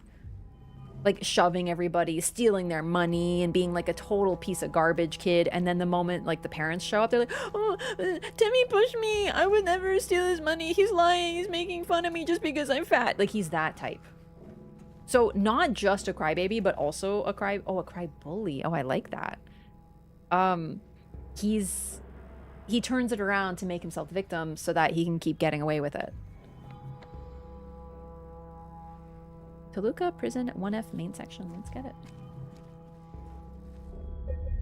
It's really hard to tell how much of it is paranoia with him.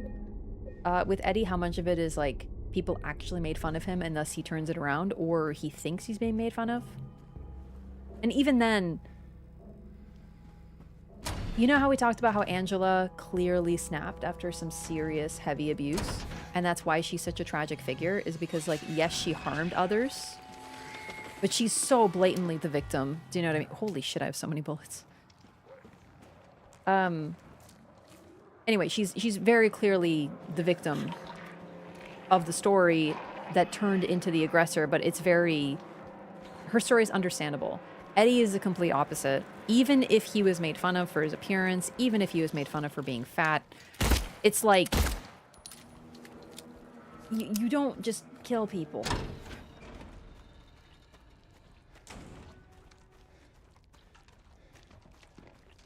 You know what I mean? Like, that's crazy.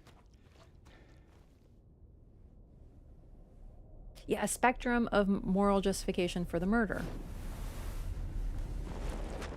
Like in this puzzle, we pick the innocent one, right? That's like part of the puzzle theme.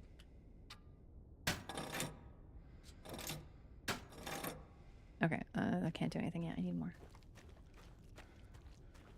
Also, yes, I totally forgot. Eddie started, like many killers, by harming animals first. Yes, I totally forgot. That's why I went hard and murdered him with a pipe. Because he hurt a dog. He killed a dog first. There's no justification for them, ever. Yeah. Exactly. So Eddie is basically like the just absolutely unjustifiable piece of garbo.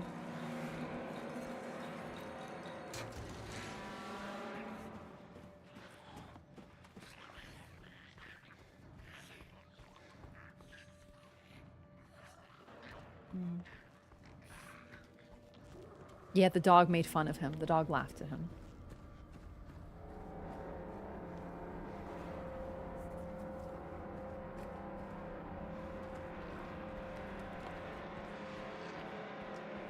Yeah, Eddie is just the worst.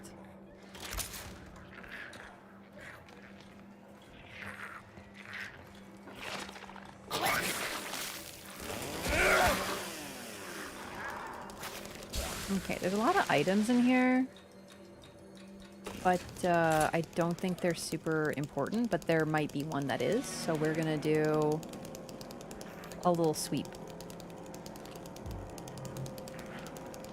Like, there might be a key or something in one of these.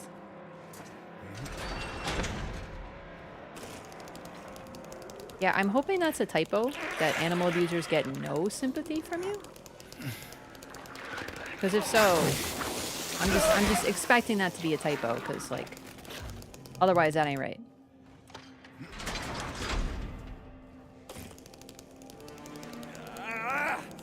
There he goes.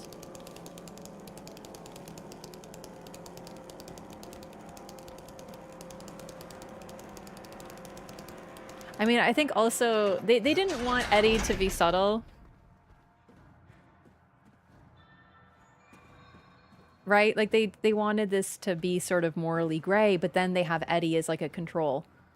Like, oh, okay, maybe he was made fun of, maybe he was bullied, or and then suddenly he's like, and that dog, and then you're like, oh, okay. No. Okay, so we just hate him. We just murder him. Cool. No problem.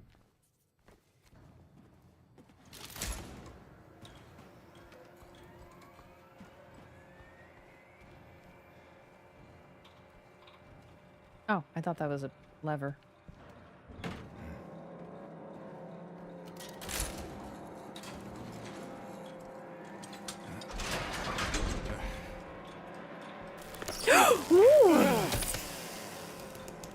Okay, I never take my finger off the R2 button, baby.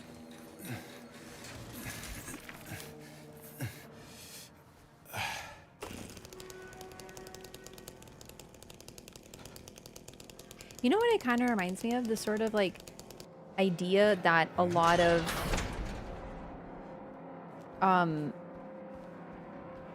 people who harm others are initially victims, which isn't untrue, right? There is something to be said that like someone who is bullied becomes a bully in order to prevent that from happening to them again, right? Because they were bullied because they were at the bottom of like a social pecking order. So as long as they're not at the bottom, as long as they are a bully and not bullied, they can prevent that, right? So there is some validity to it. But we have this idea that some people who like harm others initially are harmed by others. But sometimes that isn't true. Sometimes the person who harms others is in fact a bully and was always a bully from start to finish, you know? Oops. There we go. And I feel like we start off with this thing with Eddie where it's like, okay, maybe he was bullied. Maybe he was a victim at first, like Angela. And then at the end, we're supposed to realize, no, dude, he's lying and fishing for sympathy. Okay, I picked up my pipe by accident. Holy shit, fuck. I forgot how to play because I've just been using the chainsaw, which I thought I equipped there.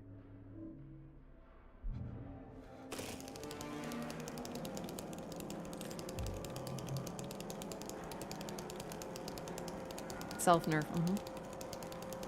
Is this kind of like Resident Evil?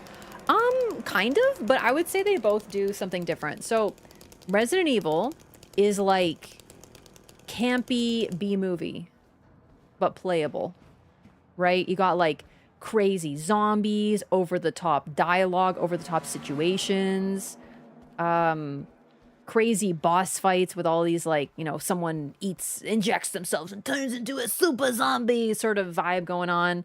Also really disease focused, right? I mean, the Japanese name is Biohazard for a reason. Versus Silent Hill is like deep, disturbing, psychological horror with some crazy designs, but it's more like they relate to the characters that are viewing them. So not as over the top, a lot heavier emotionally. But in practice, it's get scared, do puzzles.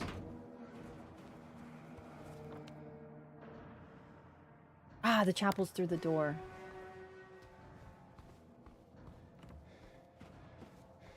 I don't see any reason to believe he was making shit up. Well, maybe, not maybe. Mainly because what he was saying with like, oh, he came at me. He's a liar. He's a known liar. This is the moment where we realize he's a liar, right?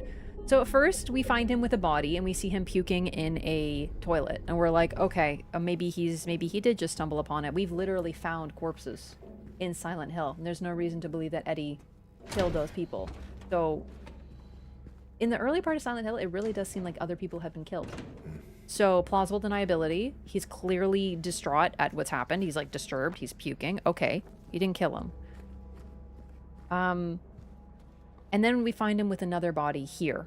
This is the second time we see him with a body. And at first, like we see a body sitting in a, like on a seat, hunched over, shot in the back of the head. As far as I can tell, I think it's back of the head. I didn't look that closely. Then again, no, it would have been the front. Either way, whatever. He's sitting on a chair, shot. And when we ask Eddie what happened, he basically goes, you know, I was in the dark and he came at me. Holy fuck, that scared me. Oh my god. Someone cannot come at you aggressively when they are sitting, right? And yeah, we see his story change and stop making sense. This is the main characteristic of him being a liar.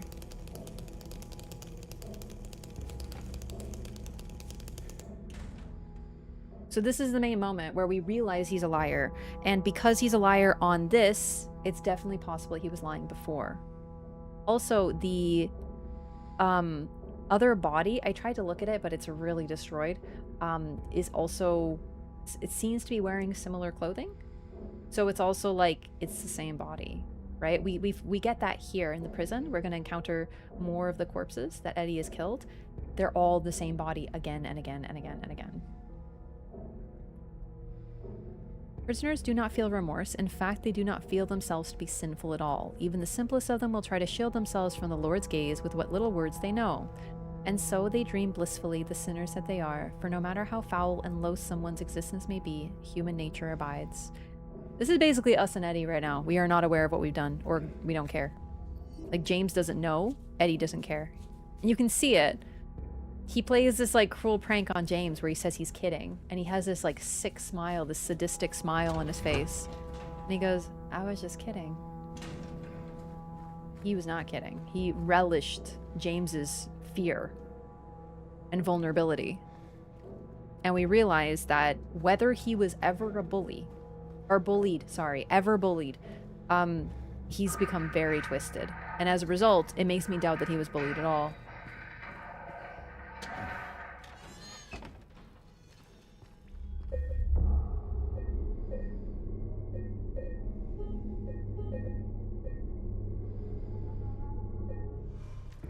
And even then, listen, people can be cruel, all right? Like, listen, I totally get it.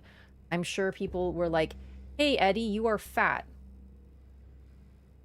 Is it possible at some point in his life that happened? Especially since I think also his clothing choice is also symbolic of him being stuck in childhood. So I think maybe he was bullied as a child. But, like, the sort of stuff that is... I hate to say typical schoolyard bullying, but it's true. Like, just like, hey, Eddie, you're fat. Like, I don't know that he was, like, torn down. I don't know that they, like, you know, ruined his life every day. Was it just a couple bratty kids being like, haha, fat Eddie, haha. And he turned into a dog-killing murderer. Do you know what I mean? We don't know. We don't know how bad it was. And even if it was really bad, don't kill a dog. Dog didn't do shit to you.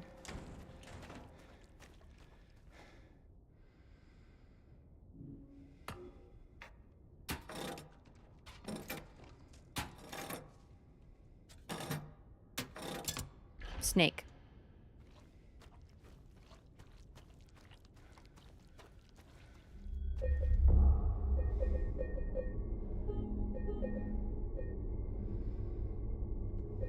I guess it's just different levels, because, like, childhood bullying can totally mess you up, especially since we talked about Angela being a victim because she's, like, her safe place is not safe, right? She has no safe place. Oh, I thought this was the snake. It's not. You know, her family is the one who victimized her. Similarly, kids with school, right? Like going to school and being bullied, which is where I'm guessing it happened, considering it's like school stuff and like kid stuff. It can really mess you up because rather than learning, school becomes a place of terror for you, and it messes up your like, not even your fight or flight, but it turns a place that's supposed to be for learning and betterment into fight or flight every single day. And you're not learning very well, so I'm not even trying to dismiss the damage of bullying because it's really fucked. But it's just, if you get to the point where you become a bully the same way, like you do unto others what they did to you, then at what point can you just claim, well, it's because I'm a victim, right?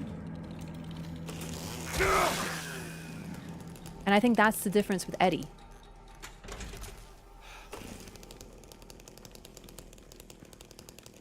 Is he inflicts this exact same harm on others that was inflicted upon him. Okay, there's so many of these gosh darn leg centipedes in here.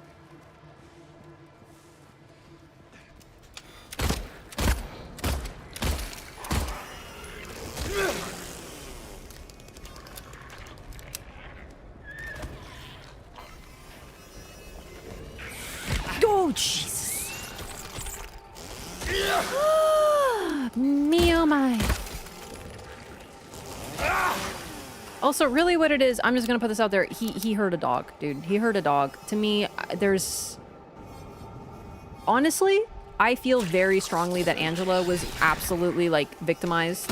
But if Angela was like, well, I heard a dog about it, then I'd probably be like, okay, yeah, you're a super victim. But a dog? It's just that type of awful thing. It's just that level of evil that is just, to me, you could say fucking anything. And it's like, bruh, you heard a dog. There's no coming back. Exactly, there's no coming back from that.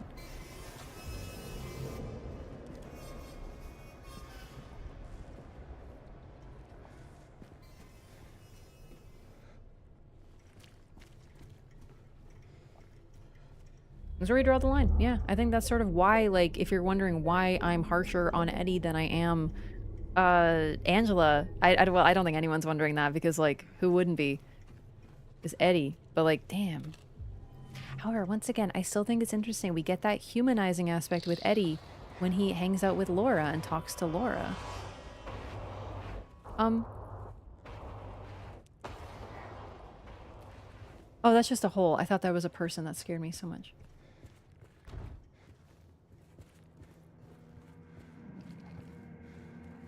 Yeah, okay, so I think we can fairly say that Eddie was bullied, but nonetheless, he lies about things which makes it hard to tell.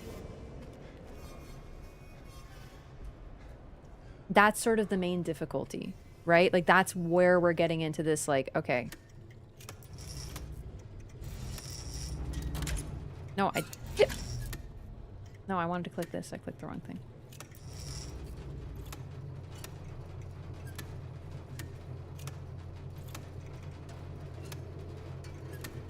Oh my god.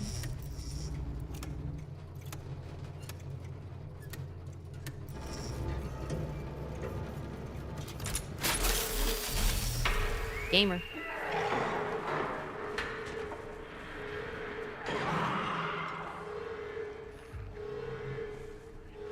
Even Laura bullies Eddie? True, I will say though, Laura clearly just lashes out at everybody.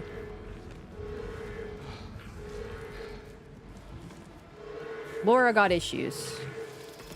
And like, I know it's hurtful, like I'm not trying to justify it, but to me, her saying fat ass and fart face, from a child is just the type of thing you go, as an adult, you go, okay. You know what I mean? Like, kids can say some mean shit.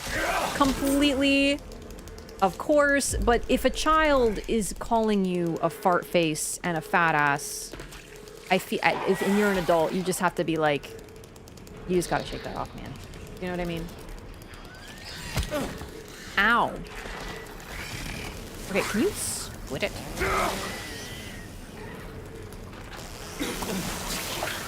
And to be completely fair to Laura, she's a, you know, mean kiddo, but she doesn't do it to his face. Now, in the context of Eddie, I think that that's actually better. She's mad at him for telling James her name, so she, behind his back, calls him a fat ass.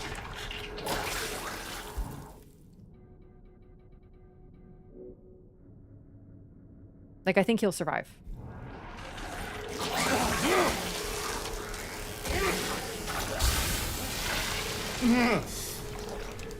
Drink, drink, drink, drink, drink, drink. Okay, good job.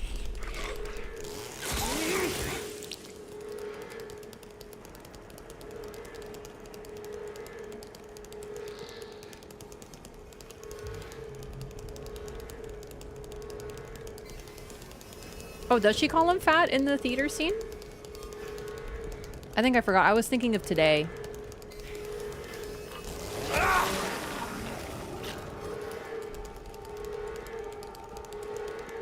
Thing is, she's not wrong about him being a gutless fatso, though. Nor is she wrong about James being a fart face. That's why it's hard.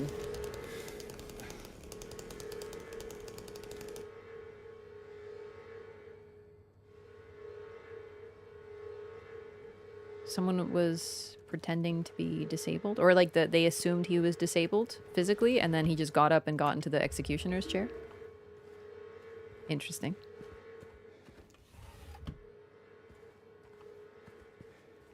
Yeah, I mean, the significance of that, of Laura being mean to Eddie, is that he takes it hard, right?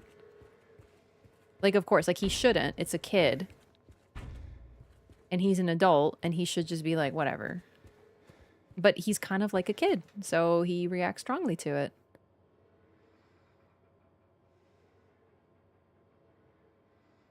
Ooh, I didn't read this last time. In the center of Silent Hill lies the town's major tourist attraction, Toluca Lake, but there's a darker side to this scenic, beautiful reservoir. What may seem a bread and butter local ghost story you've heard time and time again, in this case rings surprisingly true. One fateful fog-bound November day, Fogbound day in 1918, a tourist cruiser called Little Baroness had set sail, never to dock again. And we saw this, a picture of it. Newspaper articles reporting the event contain no details of the ship's disappearance. Despite an extensive police search, neither a single fragment of the ship nor the remains of the passengers or the crew have ever been recovered. Oh, that's creepy. But in 1939, an even more bizarre incident had taken place. Many pages are missing, torn out. Many corpses rest at the bottom of this lake. Their bony hands stretch out towards the boats that pass overhead. Perhaps they reach for their comrades.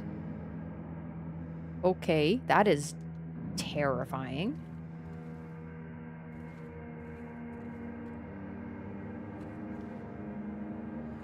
Yeah, I mean, okay, so to reiterate the theater conversation, because I like totally forgot the details. Yeah, so Laura calls him a gutless fatso.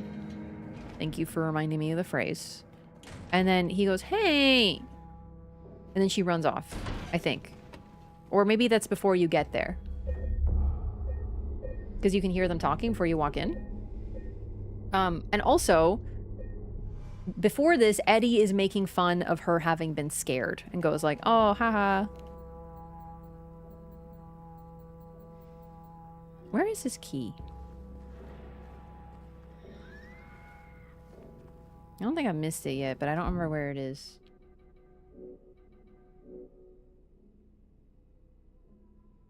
Visitors checkpoint. Visitors checkpoint. Where is the visitors checkpoint?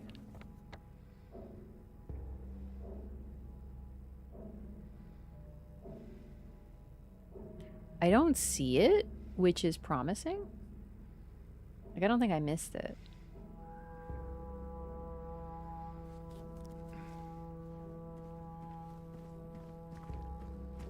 Yeah, so he makes fun of Laura, like, haha, you got so scared, and then she insults him, and he goes like, ah, whatever. Like, he's not bothered by Laura, but also, Laura is not bothered by Eddie. So, he is not a threat to her. She is not scared of him. It's almost like they're playmates, really. Versus Eddie gets real, like, yeah, his face when he looks at James. Because James like, I see you got your appetite back, and then he just stares at him with, like, daggers. That was, like, very different.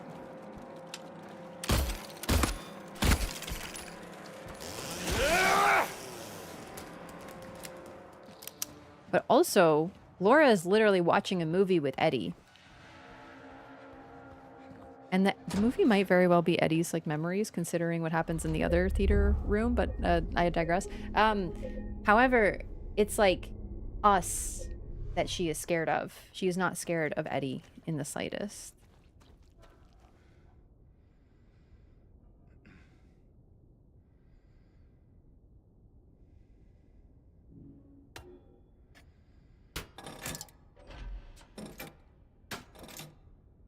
Okay.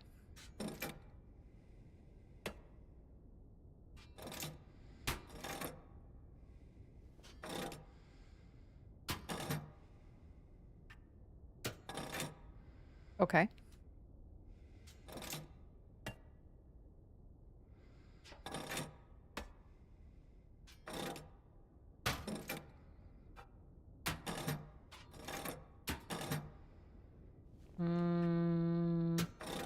There we go. Ox.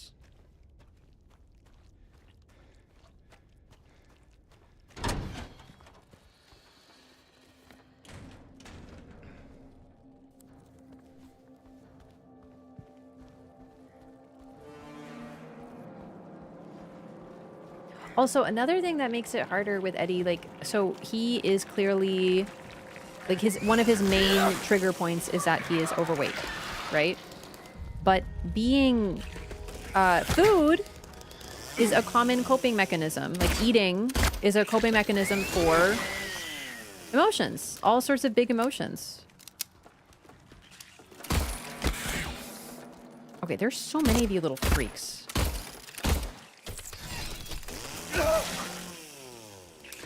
So he's self-conscious about his body and people making fun of him for it, and he copes by eating, which makes it worse.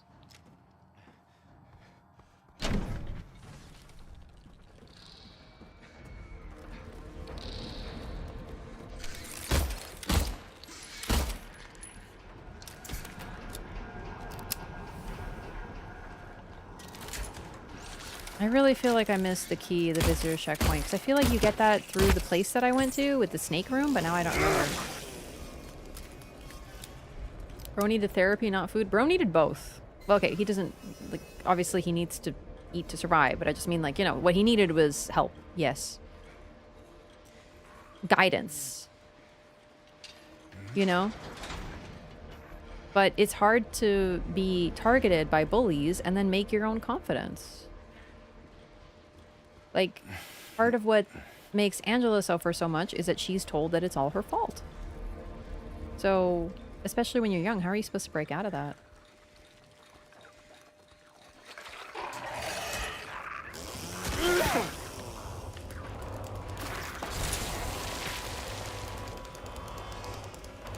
Yeah, the stories are so real. The characters are very human.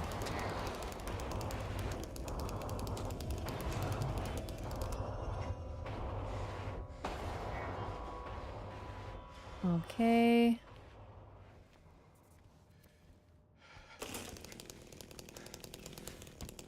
Chad, have I missed the rifle key?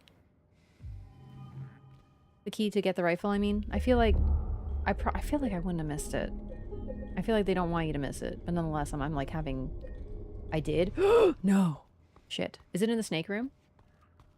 Yes and no. Oh no. See, now I'm like, I didn't? I am confusion.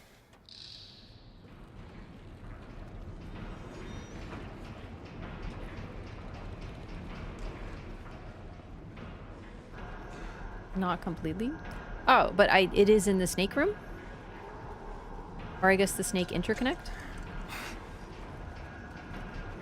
Because I have a memory of it. It's on the way out of the first room. As in the snake room? Okay, this is not the time, Jamie. Jamie Poo.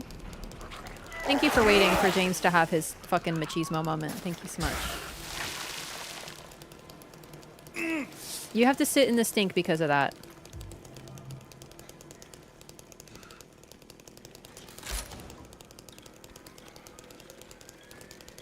Okay, so when you say first room, you just mean the first room I did, which was Snake. Perfect. That helps. Thank you. Was he doing the Texas Chainsaw thing? Yeah, he does that. He really likes chainsaws. Almost as much as he loves pillows.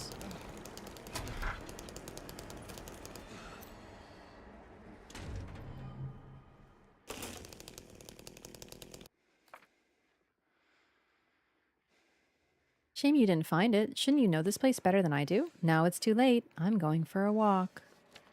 Clever boy, here's your reward. I'm gonna pay a visit to my friend. We could both use a bath. I don't remember finding that before. Either way, someone is sneaking into this cell somehow and mocking the person who is in that cell and leaving little notes for him and whatnot. It's creepy. See the pillows in Discord? Like the actual pillows that they sold? Yeah. You can frick right off back to heck, okay? With that behavior. Thank you so much. Sorry for my language.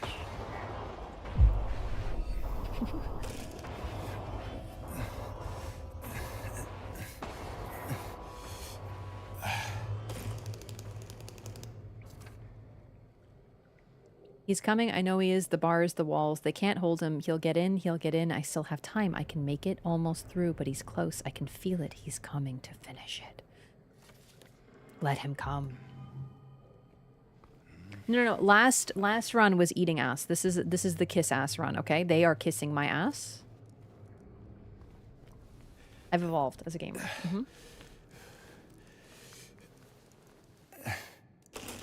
Oh my god, the chainsaw noise scared the... James, stop it. How's everyone gonna take you seriously with this sort of behavior? Okay, I think one of these had a leggy in it. Okay. I remembered it from last time, but it still scared me because it's really scary. Just it's face full of torso. Trauma leads to good memory, as it turns out. I found it. Yeah, that one. Oh, goodness me. Scary. They won't save you. Okay.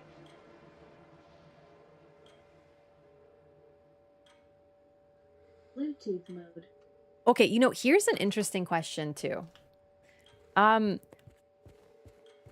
Because I mentioned with Angela, if she had been raised in a different environment, if she had, you know, if she hadn't been abused by her parents and her whole family, would she have turned out different? And I think the inarguable answer is yes. She wouldn't have killed her family if she had been in a completely different situation.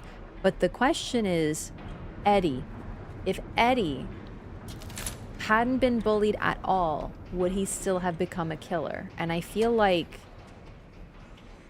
yeah, is the warning signs. I told you, didn't listen. He's here. Okay, gotta admit, that would be so scary though. How did you get in here?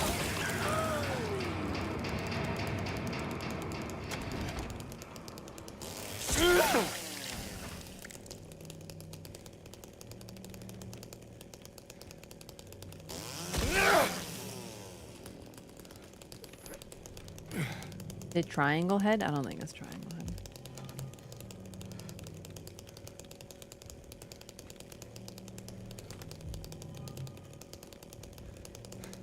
Yeah, exactly. I think that's the question with Eddie. Now, there's no question. There's like, I'm not saying that he was doomed forever to have been a killer. You know, like there is ways to help even people with a lack of empathy that makes them more likely to harm others. Like there's still ways. You just have to know how to help them. God, this place is so creepy.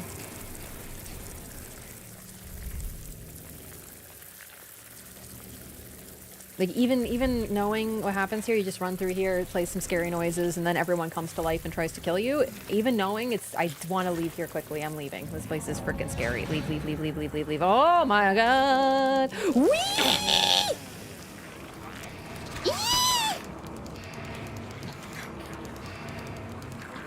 It's the sounds here and the notes here. They're really alarming. Like the...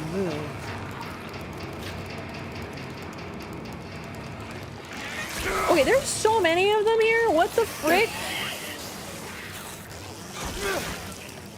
What did I do to the chainsaw? Oh, right. I just ran. I'm pretty sure.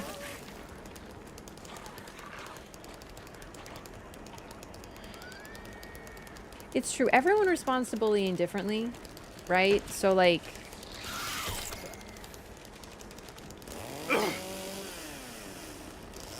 It can really be harmful.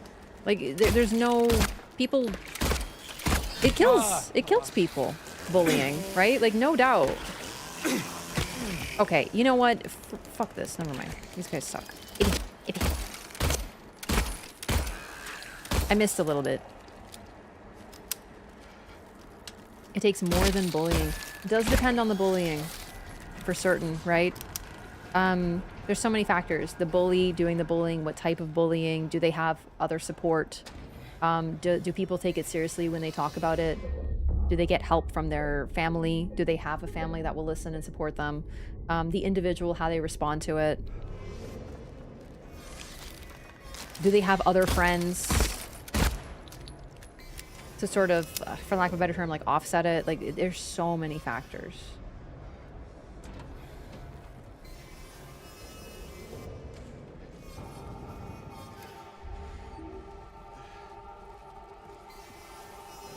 Yeah, now that I'm not just like scared the whole time, I'm still scared, don't get me wrong, but I'm able to at least like talk about stuff as we're playing. We can really get into it. It's pretty interesting.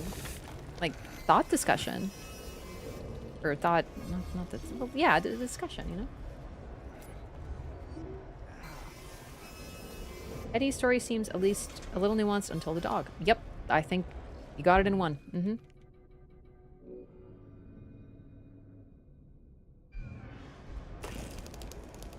Then again, I think we could also talk about how James's story is very similar in that he is a victim of circumstance. Like, his wife gets sick. It's not anyone's fault. It's not her fault. It's not his fault.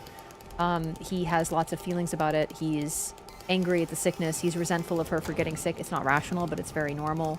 There's like this moment of like, why could you just have not gotten sick? You know? It's not fair, you know?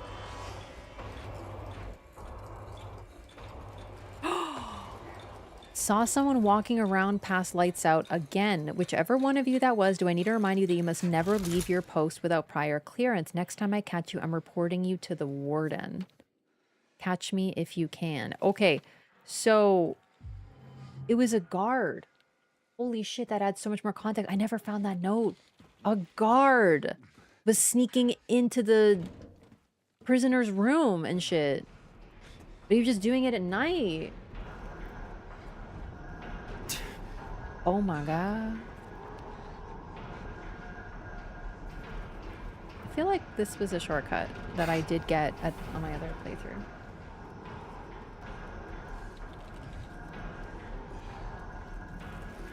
Maybe it's later though. Ugh.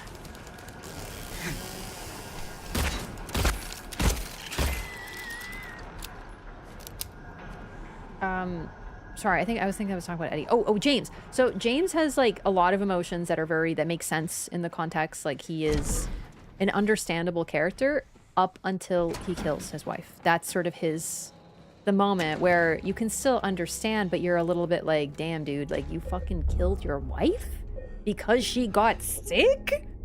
What the fuck? That's sort of the same idea. We have this moment of like, we can understand him and we relate to him because like we're suffering through this journey with him, and we play as him, so we have a natural empathy for him. We want to keep him from harm.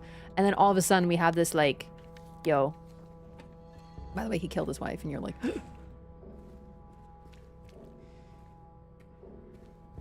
yeah, smothered his sick wife while she was trying to fight back. Ooh.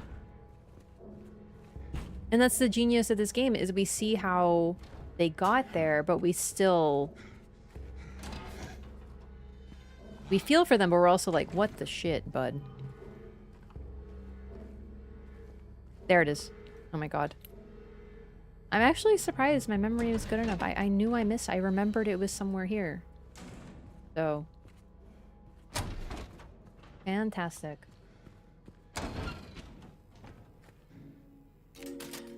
I don't really need the rifle, considering my ammo usage statistics, but I want to use it.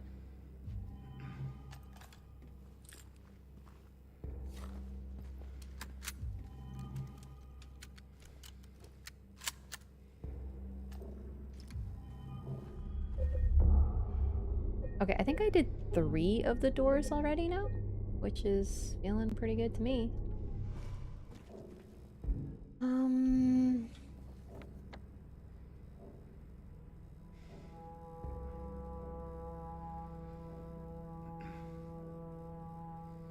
I've done ox, serpent, and boar, I believe. Now I need a wingless dove. Actually, you know what? Give me just 1 minute. I'm gonna use the restroom. I'll be right back, gamers.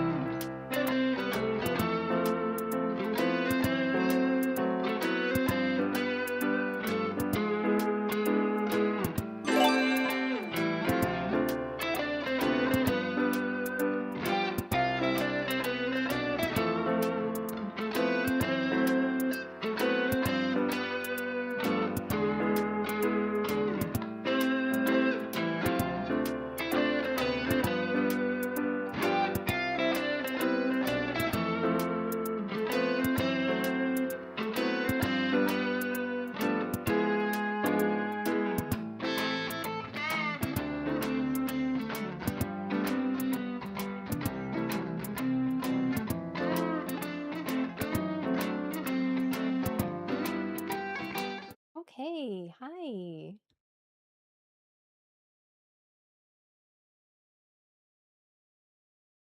Hey, Con, thanks so much for the gift of sub to Suhim. That's very kind. Thanks for supporting the stream.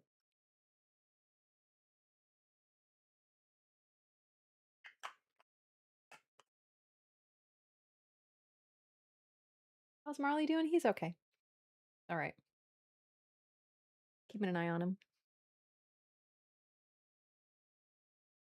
Gotta adjust my cushion, aka my towel. Just my casual beach towel that I use as a seat cushion because the leather is, well, leather.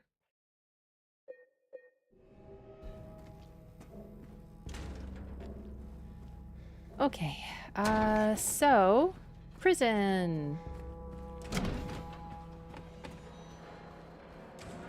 We should have everything we need to open the final door. And yeah, I see y'all. Don't worry. I'm just gonna ignore you. I've evolved as a gamer. A towel. Yeah, it's just a beach towel. It gets the job done. Like, I want to get like a cushion, but I'm like, I only need it in the summer. Hey, thanks. I really like these pants. They're super comfy. They, they're just one of my faves. Wait, what do I need to open? The dove. The dove. So...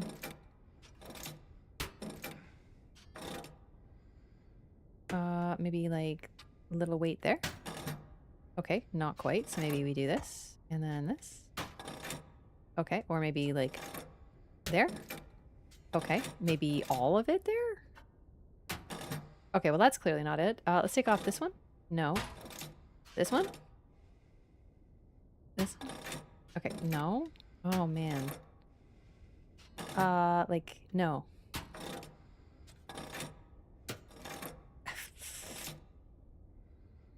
Well, if this is too heavy and that's too light, then what about this? Really? Maybe, oh wait, maybe this one and then like that. For realsies?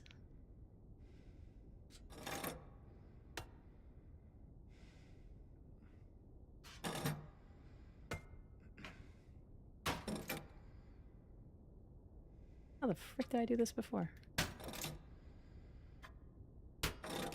Ugh. Almost have the loon outfit from E33. True, although I will say, as listen, I really like these pants. They're orange. They're I wish I had red pants like this, but they're like a burnt orange. I don't know how to see. What can I compare it to? My controller, maybe? You see? They look red, but like they're more of an orange, so I'm not that close to Loon as much as I love her. And I would love to be. It's partially my camera. It's partially the fact that I have like all this, you know, lighting that makes everything look a little different. Looks red on camera? Let's see. Yeah, I totally see that. I don't know. It's like a burnt orange. Here, I'm posting a photo of my pants on Discord. It sounds weird, but here, now you can see. Judge the pants.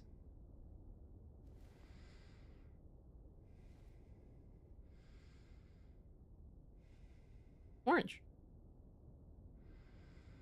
Or Rav's colorblind? No, trust me. It's the lighting. Things look different color on my stream.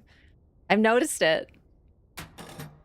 If I could have a loon outfit, you think I wouldn't wear that every day?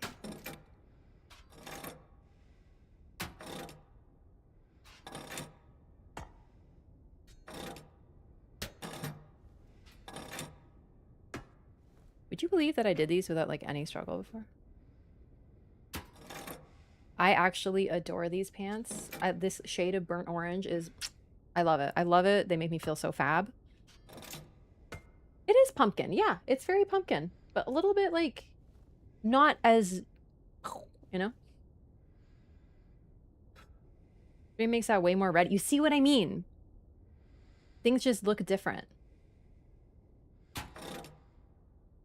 Times like these, I'm glad to get some validation for the dozens of hours I spent on color accuracy for each of my screens. Okay, so you see orange? Orange? I have not spent hours on color accuracy, so I also... Like, when I look at the stream preview, I see... Oh, I can't tell because I have the bias, right? Like, I know they're orange, so I see orange. Hundo P burnt orange. Other colors are different on camera. Navy blue. Well, first of all, actually, good point, Hugo. It depends on your own screen settings. That's a factor. But like, because my lighting is really pink and red, and like purpley and stuff, it like changes hues and stuff. Mainly see orange now that you mention it. I know, it's fun. It's fun to give like color lore. Chat, this quest is sending me. How did I do this? Okay, so that's 2. I need a little heavier.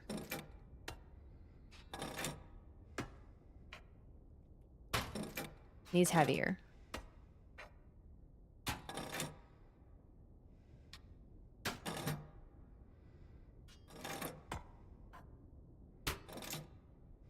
I feel like I'm losing my mind. Am I missing one of the weights? Because I feel like there's 5.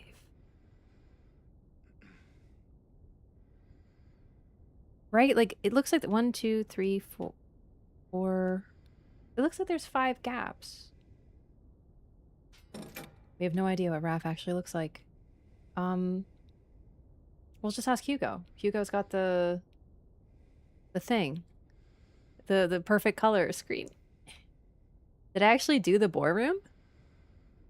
Okay, Serpent is the room where you have to make the electricity go.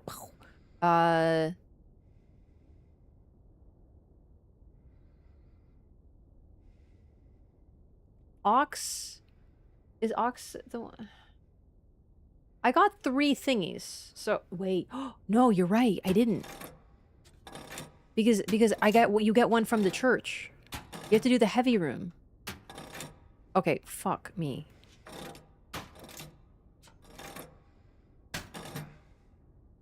The game is gaslighting me.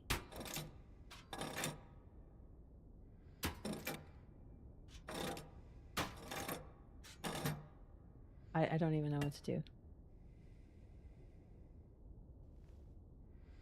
Wait, if I open the boar room, is it already open? Because I could have sworn I opened it already.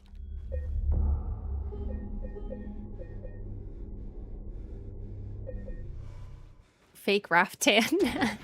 Wait, are you saying that my fake tan is blue? Like I'm pretending to be like Ronnie? Alright, you know what? You can...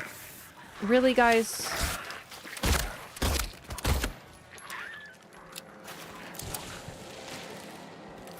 I really didn't like this one aspect of the prison.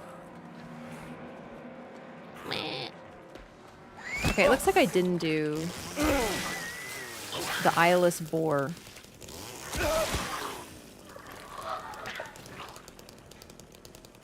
I was thinking I was doing so good here. You have all the maps? Oh, hang on. Let's see. This is the serpent section, right? So I did that. This is the ox section. So that's the showers one that I just did. And this is the boar section, which I didn't touch. Okay, great. Wonderful. Yeah, I just completely missed a whole animal. I was on the copium. And even then, how the frick do I activate? Like, I feel like this game is... Like, this game hates me right now. Wait, hang on. No, I think I'm forgetting a mechanic. Which is that you put this and then... Yeah, I'm just... I have no explanation. Like, I was literally doing the puzzle and then I forgot how to do the puzzle. Actually, I do know. I thought I already did boar. I don't know why I thought I did, but I did. And therefore I thought I was only missing dove, and I kept trying to do dove, and I kept trying to brute force it, and it wasn't working. Perfect. All explained. Alright, we need to get you a health drink, buddy.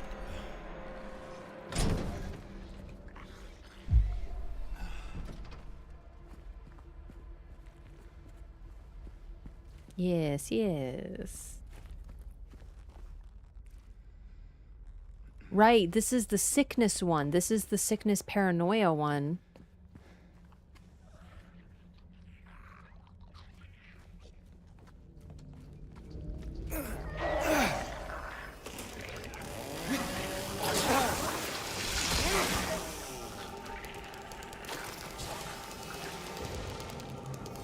Heck yeah.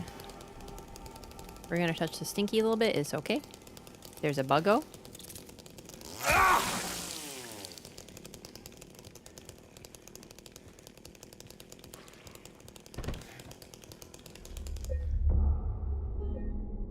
Doing good? I was gaslighting myself, yeah. That's been happening a lot. My memories from the first playthrough are combining with my memories of the second playthrough, and I keep jumping to the conclusion that I've done something, and it turns out that was 2 weeks ago. Reap what you sow. He locked himself in, took the key, none of the COs got a spare, but I know there is one. He was going nuts over the disease. See if the head nurse doesn't have it, thinks he's safe up there.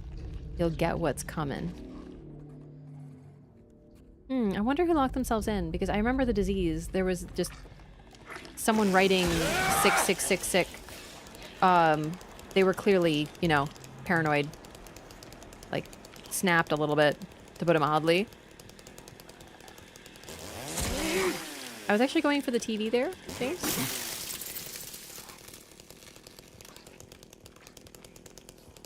You're using night mode on your screens? That would do it, yeah. I also use night mode. So it does change the color of things. Yeah, that's a good point. I forgot about that. Syringes only on birthdays, Christmas, and national holidays. Yep. Like oranges, you know? Like back in the day when you'd only get an orange if on like Christmas, because that was like a special treat.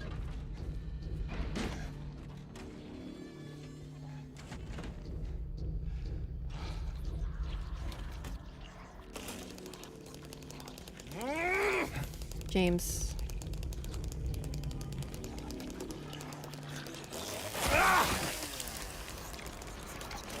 The nurses are so impressed with how big your chainsaw is, I'm sure.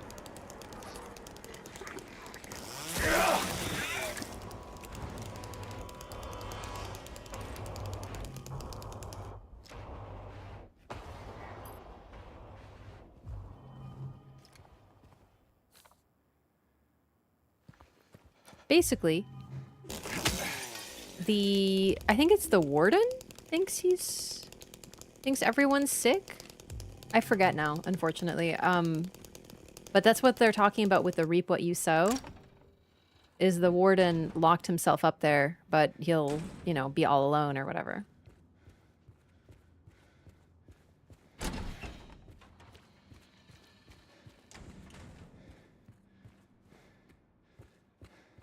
See how good my sense of direction is. Should be right here. Oh my god. Yo. I'm actually like learning the map and whatnot? What? I'm surprised at the stuff that I'm remembering. I know I just played this game like literally 2 weeks ago, but it doesn't matter. Normally things like slip right out of my dome much faster. Also shows how memorable it is. Which is very... What the frick was that?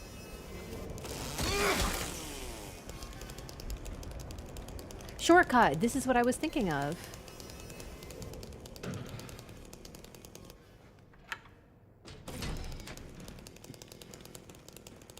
Yeah, he was convinced that they were sick. All the people in the prison were sick. That's a scary noise. James.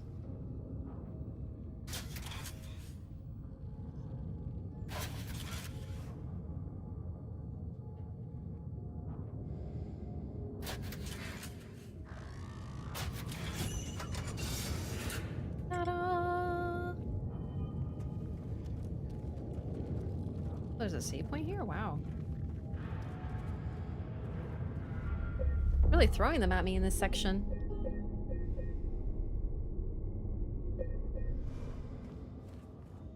Okay, here, chat. Okay, wrong button, but that's okay. Compare the red of my pants. You can see, it's actually, it looks weirdly similar. That's so trippy. It does look similar on my screen. Yeah. When you compare it side by side, but mine looks like a different, like not quite as red, but it still looks really red.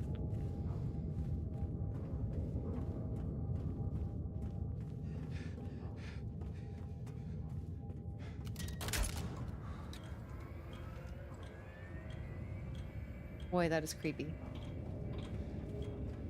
James could save on those pants.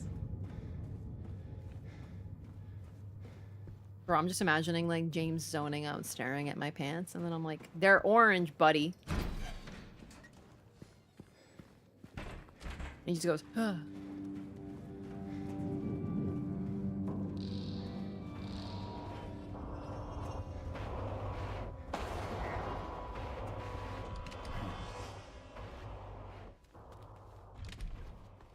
Dang it. Then he does the chainsaw emote? No! He would, he would.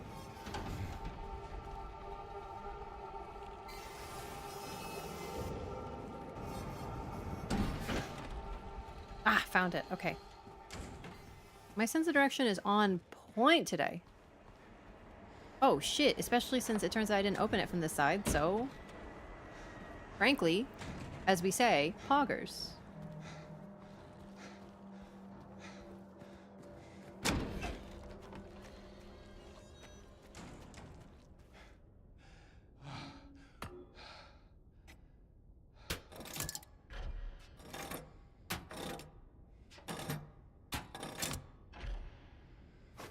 Nailed it.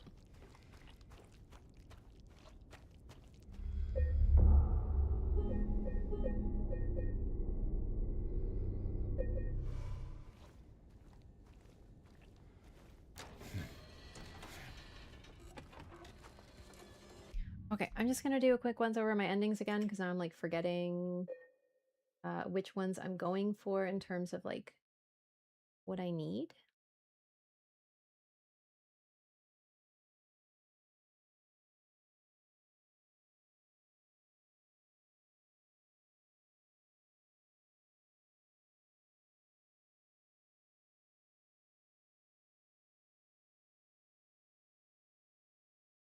Oh, wait. Hang on.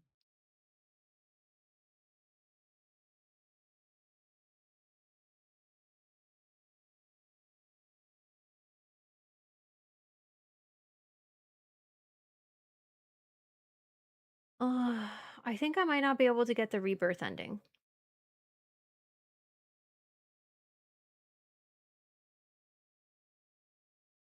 Because that's an ending.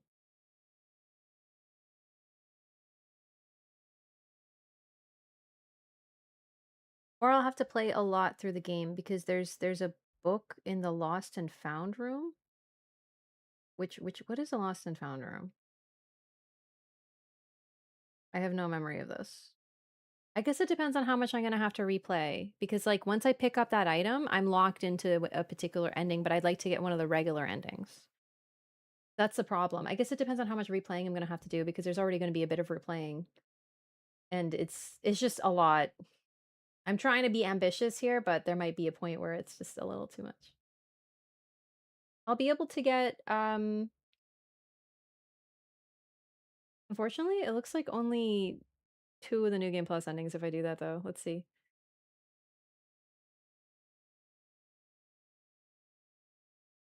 Okay, there are 5 New Game Plus endings.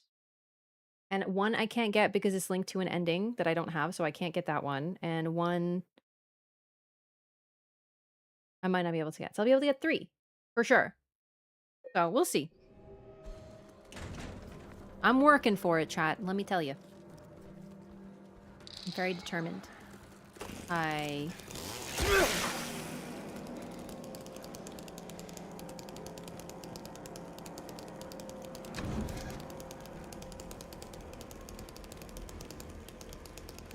I think this is the scary one where you get like locked in a room and it's all very spooky and then it makes noises.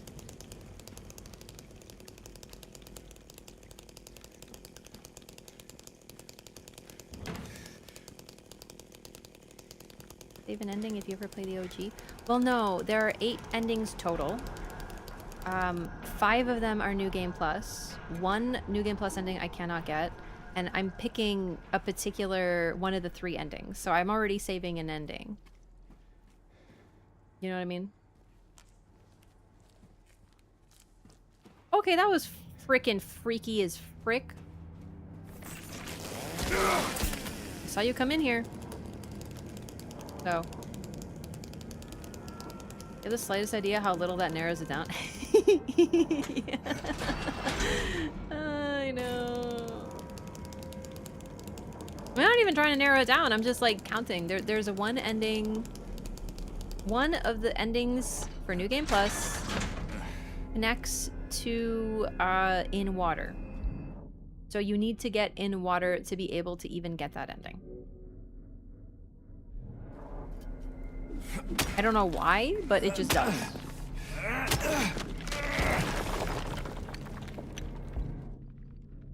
Although I didn't pick this ending for that reason because like I don't know if I'm gonna play a 3rd time.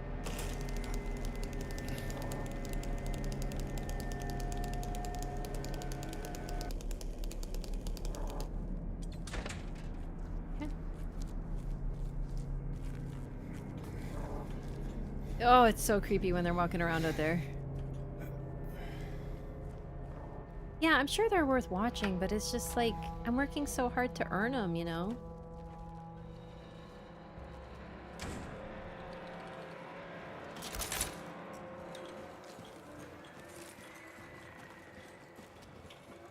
Wait. Oh my gosh, this is a shortcut?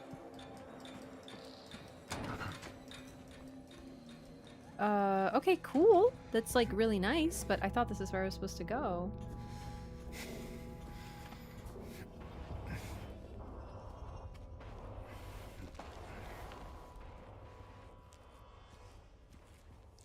Yeah, I mean, I'm sure it's worth playing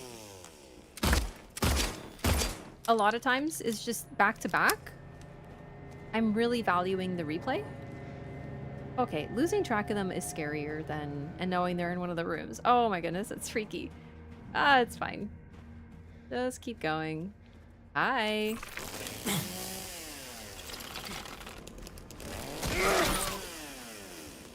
The chainsaw has a bit of a strange hitbox, for certain.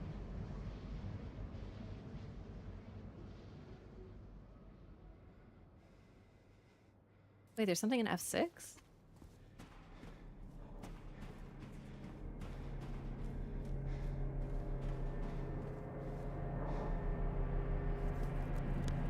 Can I get in there from here?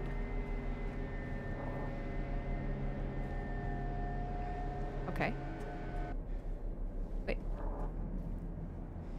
The way the music cut out when I left the room, that was a crazy coincidence. Oh, okay. Can I go in here? The frick do I...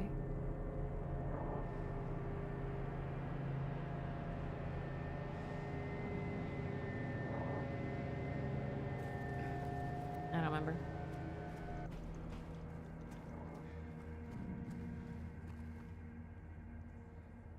Woman in flight. 436 people at a recital. This is what I'm talking about. It says Burning Man. And I think this is the orphanage. I think this is where Laura was killed. Like, I think. I'm not sure. It's just, to me, very strongly implied. I know it's called Burning Man, though, but still. Okay, let's just continue going where I was.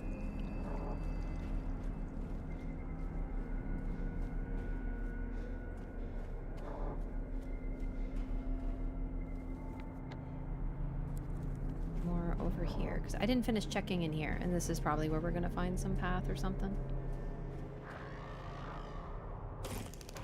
What the fuck was it? What the fuck was that? I have never heard that sound in this freaking game before. What the frick was that? Okay, bro, the leggies are gaslighting me.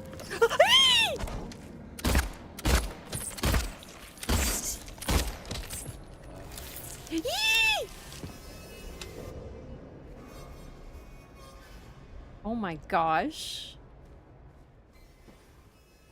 Scared the heck out of me. I didn't think they made sounds like that. I thought it was freaky as heck.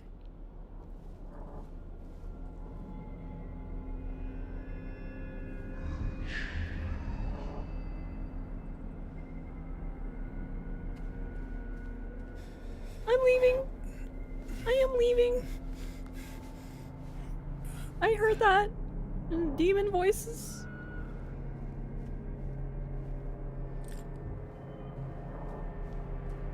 Oh my goodness.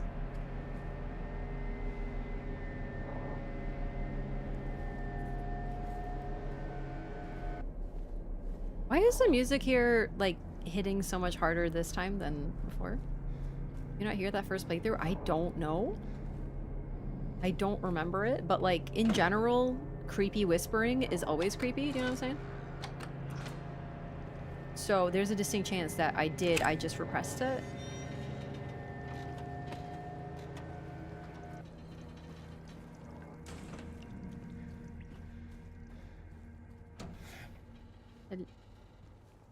I do. Oh. Oh god, I don't like the sounds it's making. Everything's like, okay, in here. Yeah, and then we grab the...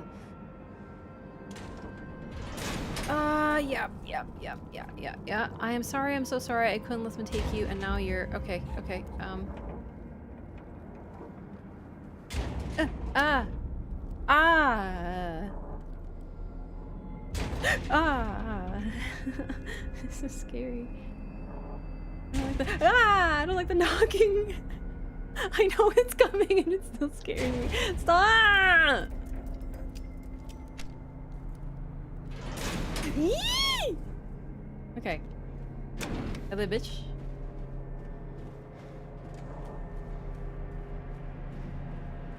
Wait, where, how do I leave? I got what I needed.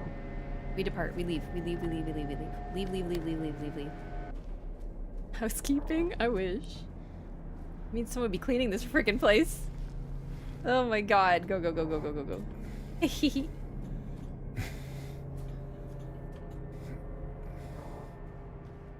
the E for me. Listen, that's the bravest letter of the alphabet.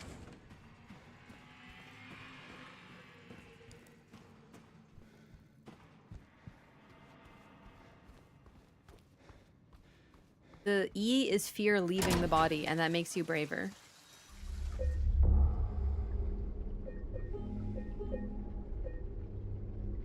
Okay, so I actually thought about re-adding Wraff Hide, and then I remembered that I don't actually have the file anymore. I have to see if I have the file. I might not literally have the file anymore.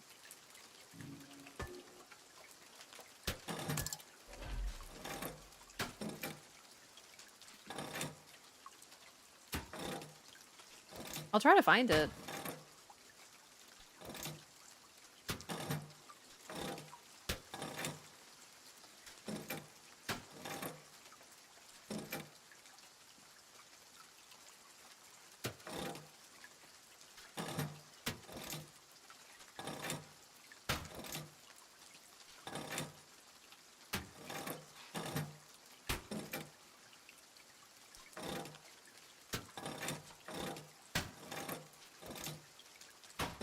This is confusing. It needs to be balanced.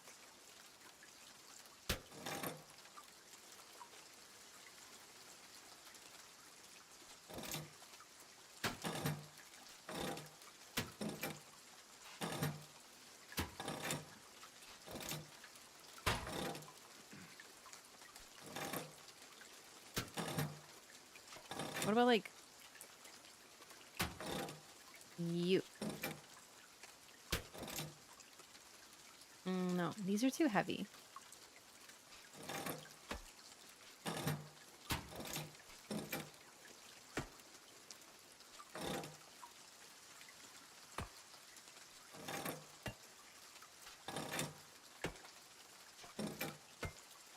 Okay, so it's like almost balanced. So what that means is we need more on the right side. That actually does tell me something. So let's start with the heaviest. And then the next. And then this. And then this. And then no. And then this. And then no. And yeah. Okay. And then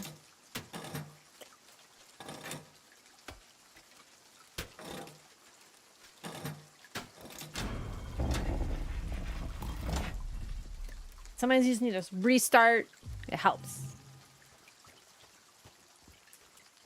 Because it reminded me that it's not balanced at the start, so you have to put more on one side. So I did it with the heaviest.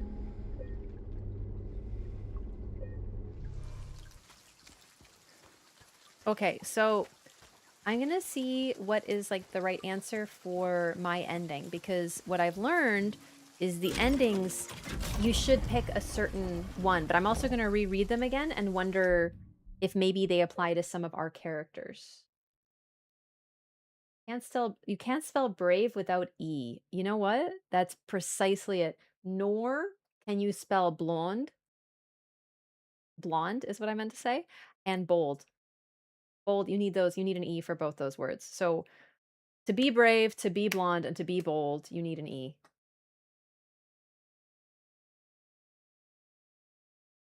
Okay. Let's see.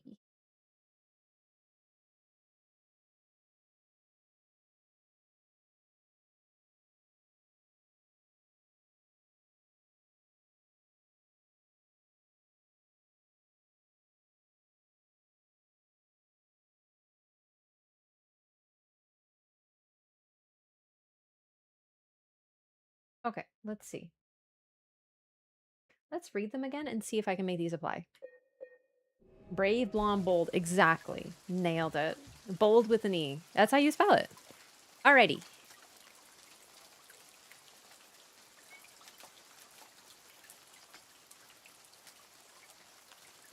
No, no, no.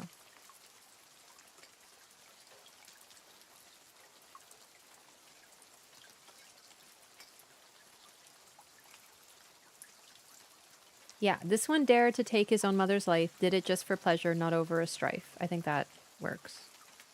Yeah, because it's a rhyme. Stealing not to eat, but to feed his own greed.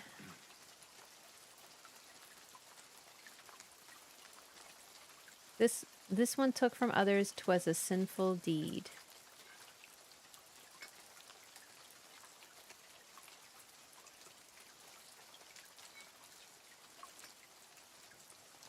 Hallowed was the place this one set ablaze. This is the one I'm talking about that I think Laura died in this fire.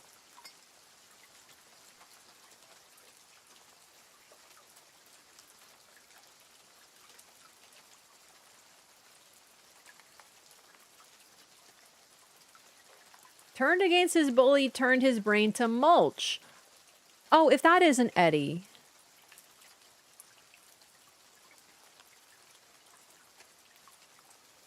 Wait. This one clenched his fist and has pulled no punch?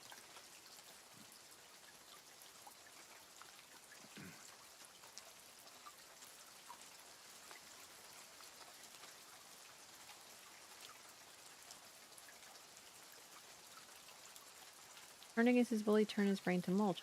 Hang on a second. This one clenched his fist and has pulled no punch, turned against his bully, turned his brain to mulch. This is Eddie, but I don't think it had this words before. That was grammar. I swear I don't remember this exact poem. Maybe it just wasn't as memorable, but like I could have sworn this. I think is this a New Game Plus difference? It's possible I just don't remember. But I think I would have because I remember when I did this, there was only one. This was only one. Oh, it could be difficulty. It could be difficulty. That's true.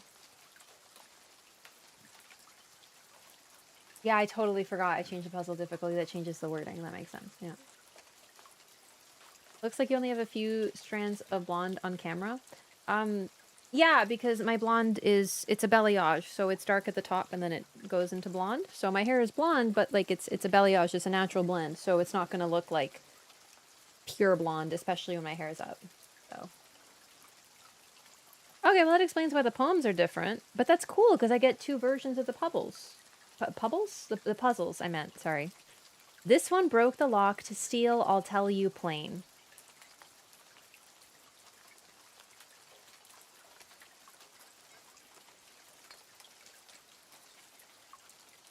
In a fit of anger, bloody end he brought her. This one he did kidnap his beloved daughter.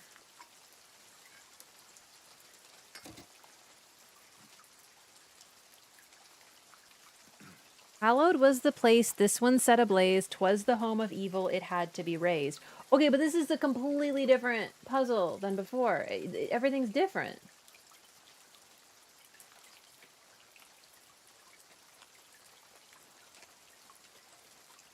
Yo, what if this is Angela? But that doesn't make sense. I'm just confused because now I'm wondering if these apply to our characters.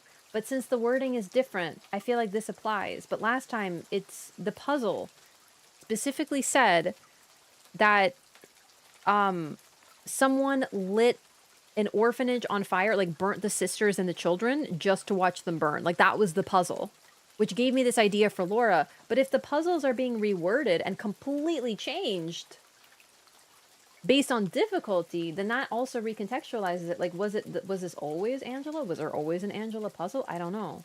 This seems sort of Angela coded. This one took from others, 'twas a sinful deed, stealing not to eat, but to feed his own greed. Okay, that is not anybody as far as I can think of. This one he did kidnap his beloved daughter, in a fit of anger, bloody end he brought her. Yeah, this is a completely different one.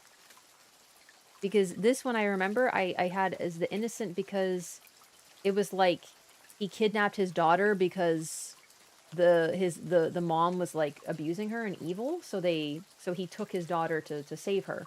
So it completely changes the poem. This one's just a thief. This one dared to take his own mother's life, did it just for pleasure, not over a strife. Clenched his fists and pulled no punch, turned against his bully, turned his brain to mulch. Yeah, okay, that's very Eddie coded. Okay, yeah, so, let's see what it says. For in water, I want to pick 2, 5, or 6.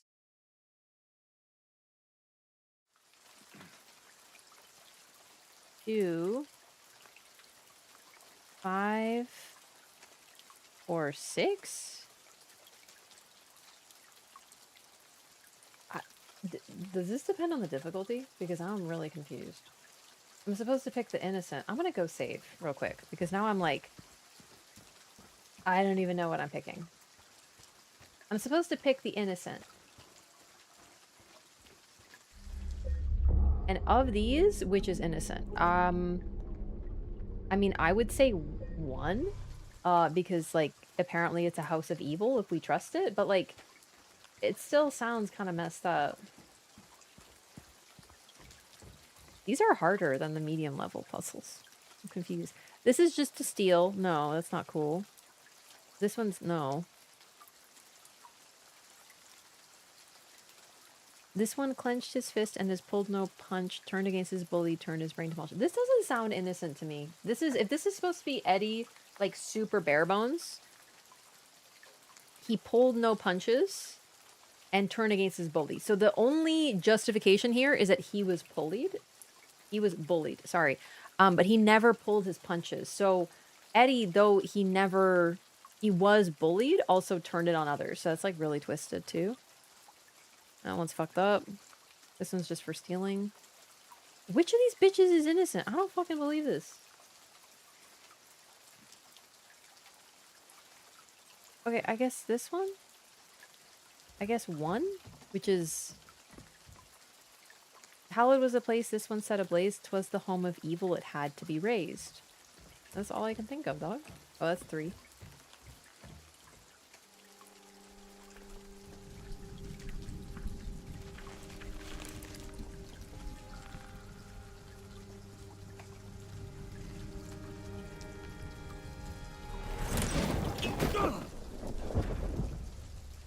I mean, that's what I got last time, so I think I did it right. But I don't know what happens if you pick wrong, I guess.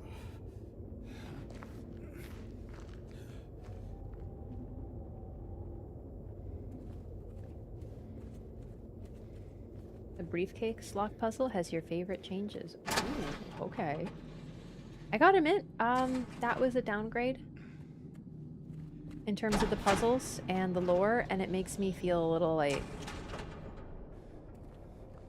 I don't know, I came to lore conclusions because of the puzzles before, and now I feel like I shouldn't have because they're completely different. I don't know. I feel kind of weird about that.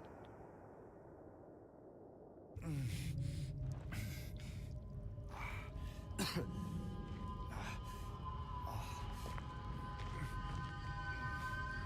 long as you pick the guilty one relating to Eddie or Angela instead of James, you can get in water. So should I go back and reload them? Because it did say you can pick the innocent. And to me, the person who destroyed the house of evil and raised it is, you know.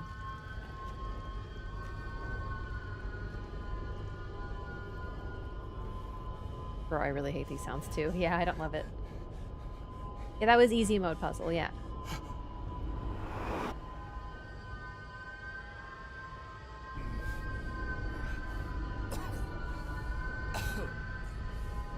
It's like a siren, but also someone screaming. Where am I? Oh gosh. Yeah, we're in Nightmare Town. I hate it here.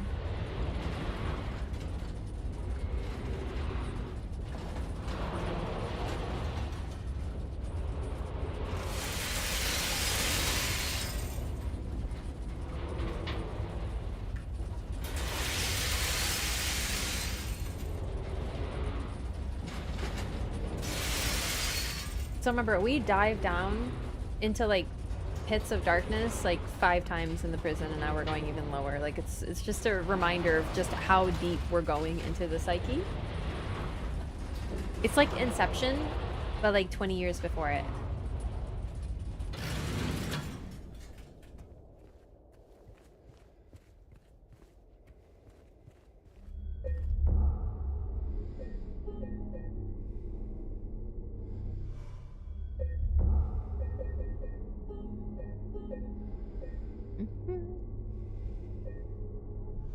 Let's get it.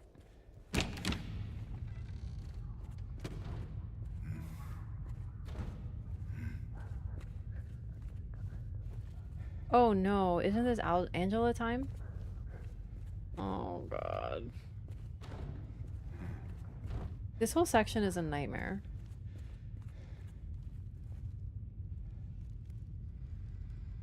The body of a man later identified as Thomas Oro something, lumberjack, age 39, was discovered in the lying something. The probable cause of death was multiple stab wounds to the front of the neck and the left side of the torso by a sharp-edged weapon.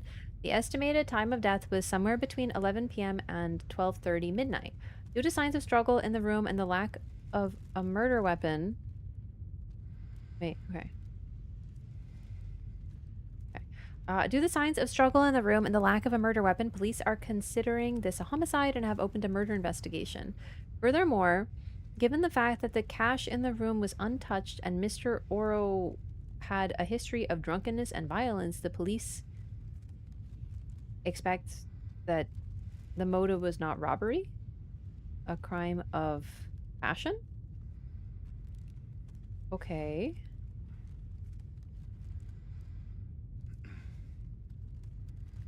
Okay.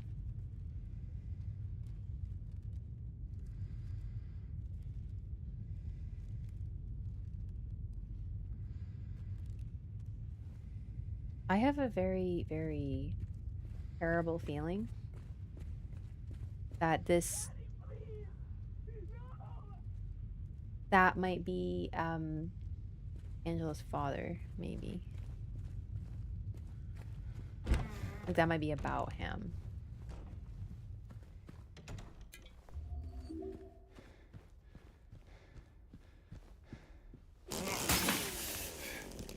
Frick that TV. Because like we're in Angela's mind now. So I say we're going deeper into the psyche. But really we're going to someone else's, I suppose. Ouroboros was killed. Very unfortunate letters. I think that that's... Okay, so hang on. That makes it so much worse. Like, as if it could get worse. He has a history of violence and drunkenness. He had a history of it.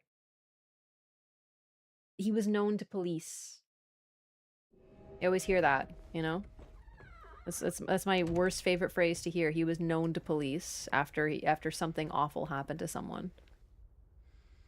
After that known to police individual did something really horrible, and they're like, what could we have done? No one knew. Makes it so much worse. You know what I mean? Like someone should have helped Angela. Messed up. Please. I'll be good, I promise.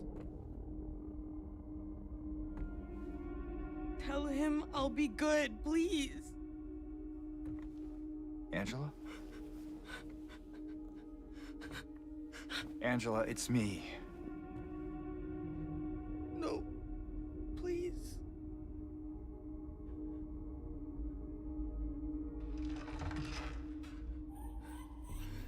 Daddy!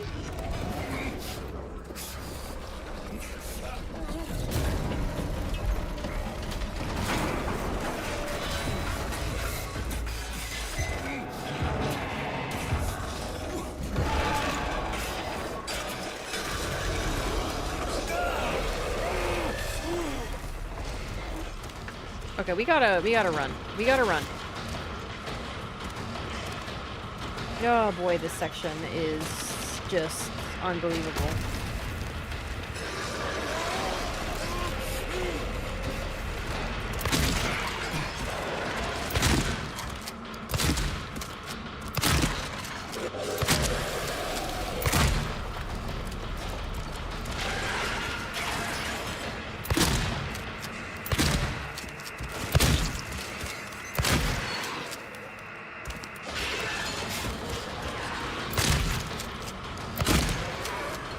Yeah, they made it much easier on easy difficulty. They hardly move in comparison. It's just interesting to compare. I wanted to get through this quickly, so I don't mind. But it's... I like the balance. I think it's good, right? That's what easy difficulty is for. You get the experience without as much action. Literal painting monster? No. It's much worse. Yeah, this... It's a design that is so visceral that the moment I saw it, it answered some questions. It's insane. I still cannot believe they did this. And they managed to depict this with this level of, like, respect. Like, I think they did a good job. Like, obviously they're showing something horrible and unspeakable. But... Oh, fuck.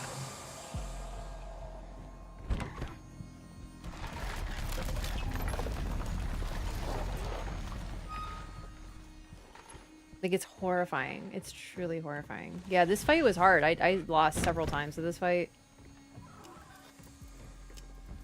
Yeah, so, obviously, for those who don't know, this monster is depicting the childhood sexual abuse of Angela by her father.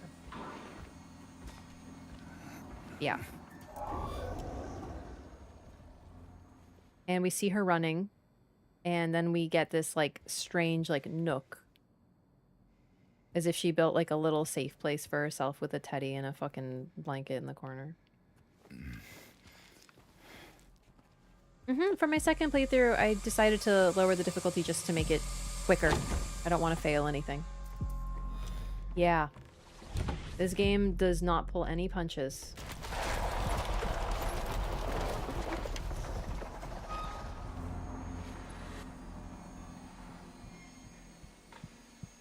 It's not the same teddy. We see that teddy in the hospital with Laura, so I believe it's a different teddy. This one has sewn on button eyes. Make you sick? Did it make you sick? Care of you. All this shit. I take care of you, all this shit. What I did? Look at me! Look at me.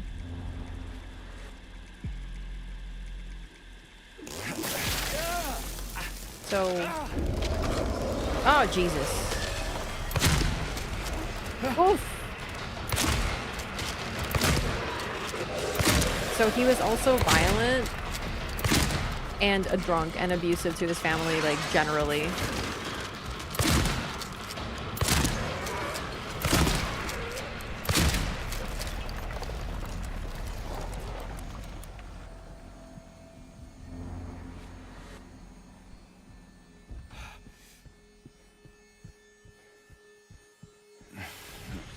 Makes you wonder what else the TV plays.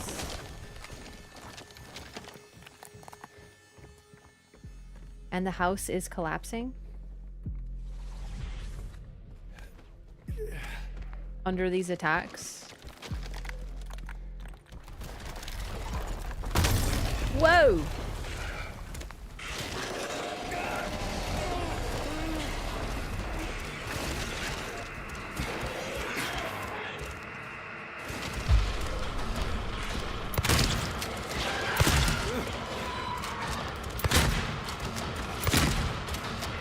Oh, the back! The reason it looks... It's self-harm scars. I think the back. That... on the creature's back, it looks like self-harm scars healed over. Yeah, look at that. Ah, yeah.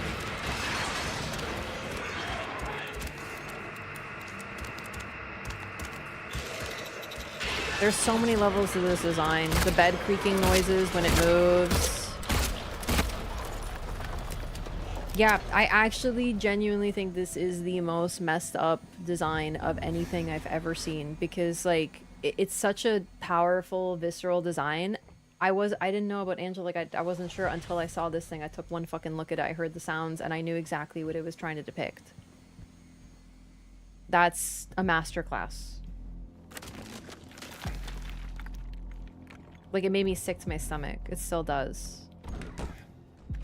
Oh god, and now we're in Flesh Town.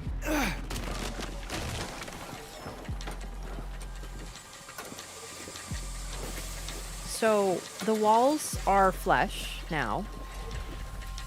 And it's suddenly becoming industrial. It makes me think of like a meat grinder. Pistons, perhaps? Oh, Jesus. I see. Oh, fuck. The rhythmic phallic motion. Yikes. You think you can leave? Run away? Where would you go? Where would you go? Nothing. There's nothing for you there. No one cares. Cares. Best for you. This is what's best for you. What you want. What you deserve? I'm not sure. Yeah, it's very dehumanizing. Just flesh and a machine. Yeah. Ugh.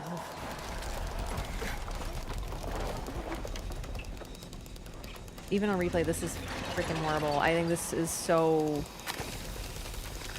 The game is so good, but this section alone, I can imagine, is what sets it apart.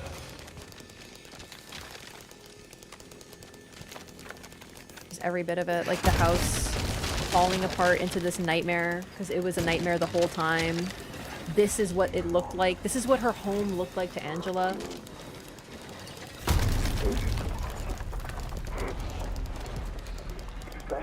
You think you're special. Don't look at me. You're hurting me. Stop it.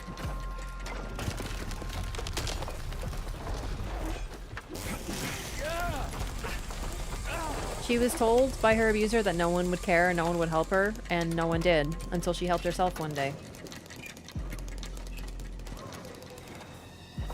Prison bars, yeah, absolutely, like, but in the walls. Oh, I missed that. Ah, this is what you are.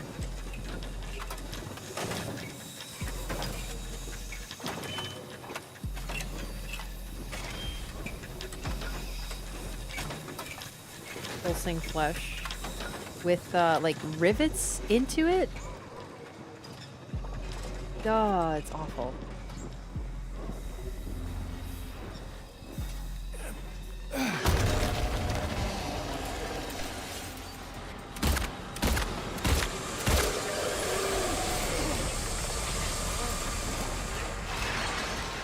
Also, its attack is trying to grab you.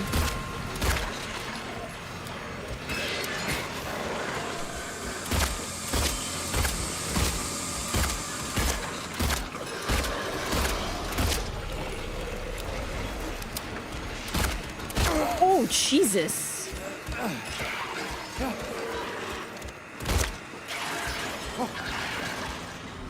Have a little drinky poo there, bud.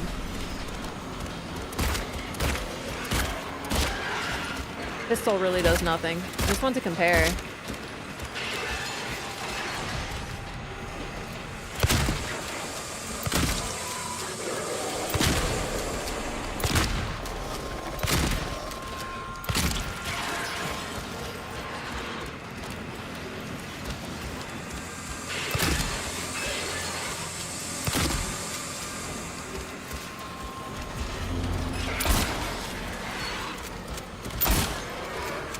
There we go.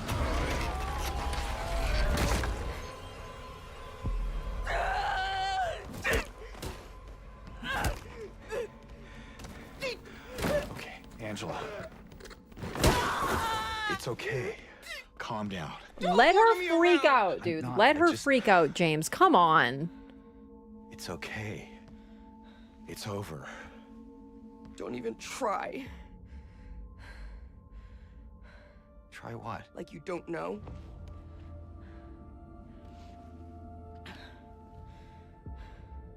I see what you're doing.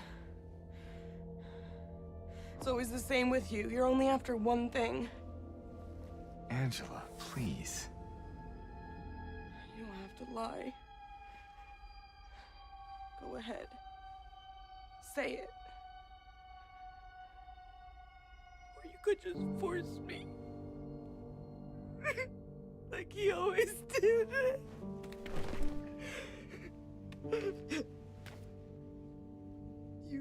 disgusting pig. I hate you. I hate you.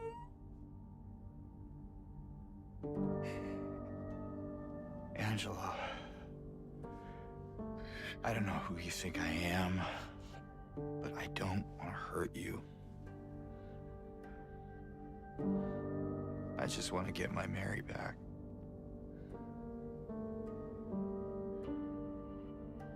You're Mary.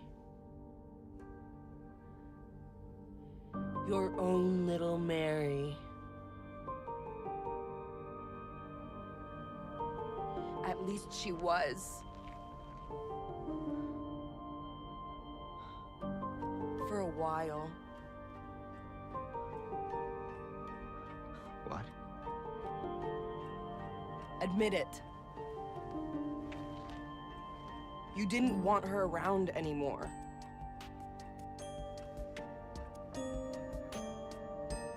No. You probably found someone else. No!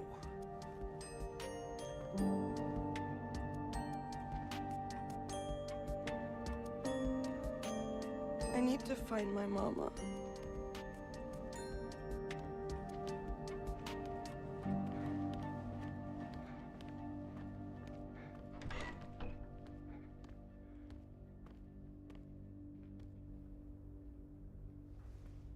Heavy on multiple different I levels. never.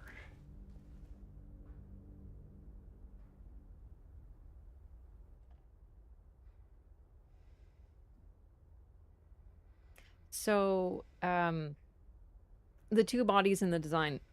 One is on top and active and is the grabbing one. The other simply lays there. It looks like a frame, but it makes the noise of like a creaking bed. It is guaranteed meant to depict Angela and her father. Yeah. Yeah. Yeah. Okay, what else? So that cutscene was very heavy because number one, the whole like, oh, this is what you wanted, like, you know, you all want one thing. She has multiple reasons for saying that. Number one, she was literally told this by her father, most likely. Like, you hear him being like, this is what you deserve, this is what you're for, like, just blaming her for her own abuse. And you think anyone cares, you think anyone out there will help you, like no one gives a shit. And like a lot of that was probably also, this is what you're for, this is what men want you for, it's your fault, right? So she believes it because her entire life has confirmed it, and all the people in her life have told her that it is her fault and that men only want one thing, and she's proven it. There have been no safe men in her life ever.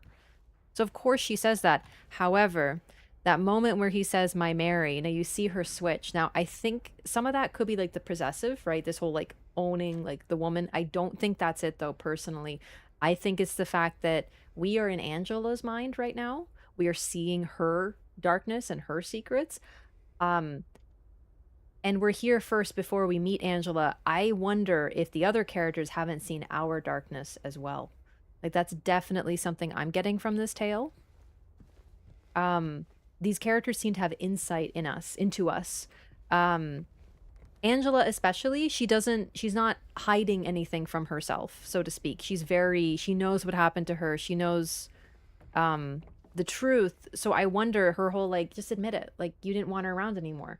Where is she getting that from? Now, it's possible that she is in fact just an aspect of James's mind and thus has insight, and she is there to help him get insight, like symbolically. I lean more toward her actually being a person. I wonder if she hasn't seen fragments of James's mind, if she hasn't seen what it looks like in there, and all she sees is, well, maybe Maria, maybe all these depictions, like sexualized depictions of women, maybe even Mary. Who knows? But either way, she knows him a little better. He refuses to admit it, but it's true. A part of him didn't want Mary around anymore. So when she hears, my Mary, she's like, at least she was for a while, and you got sick of her, didn't you? Because he's saying all this, like, I'm just here for Mary, like, I just want to find Mary, I want to protect Mary, I'm here for Mary. But meanwhile, he fucking killed her, and he still doesn't admit it. So of course she's gonna have that reaction. So it could be multiple things, but I think that's personally my read. That bitterness suddenly comes into her voice, like, "Oh yeah, you're here to save your Mary, the one you murdered." Who wouldn't be bitter if you knew that about this man, right? And having all that context really, you know, changes things for me. Like, now I understand Angela. Watching the cutscenes again really changes them.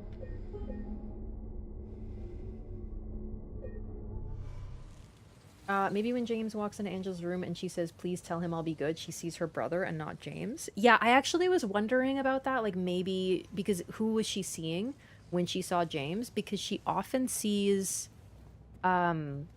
she sees James as other people. Later too, she sees him as her mom at one point. And I think that that's the point where it's like he changes depending on where he's depicted, like what he's doing in the story.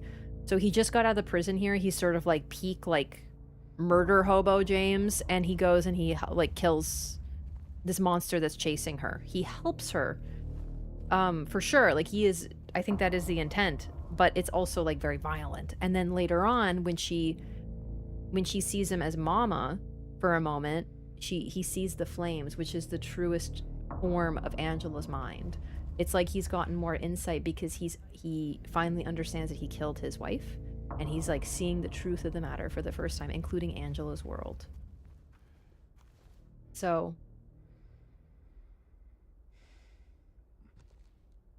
town has a way of bringing people together to confront each other's roles in their stories. Oh, that's a really great way of putting it. Yeah. I guess who it is. Did you miss her? Maria! I thought that thing killed you. Are you hurt? Not at all, silly. But the thing... It stabbed you. There was blood everywhere.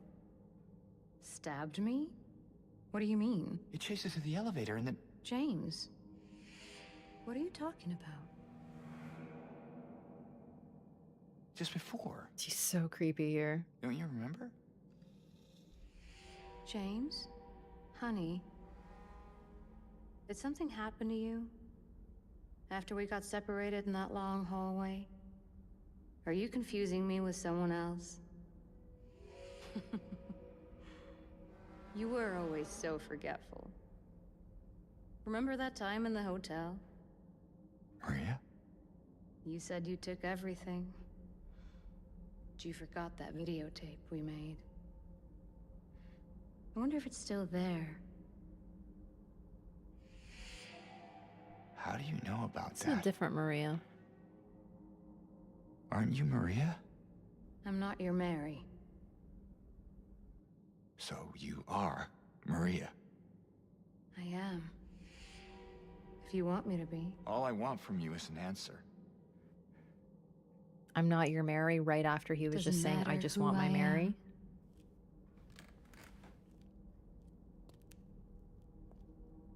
I am here for you, James.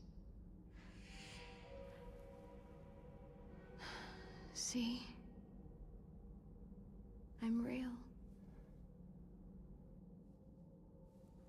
Don't you want to touch me?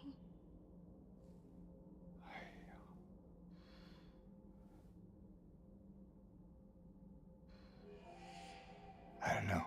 No, James, we're going for a different ending. Well, if you happen to make up your mind,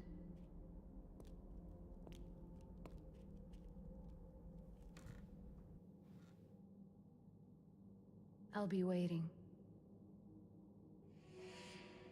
Yeah, you gotta wonder, in this shot, who's the one in I, prison? I'll find some way to... Yo, his dark I'll come circles back, are I promise. heavy. Holy crap, even like 5 minutes prior, they were not so severe. So, I think I mentioned this before.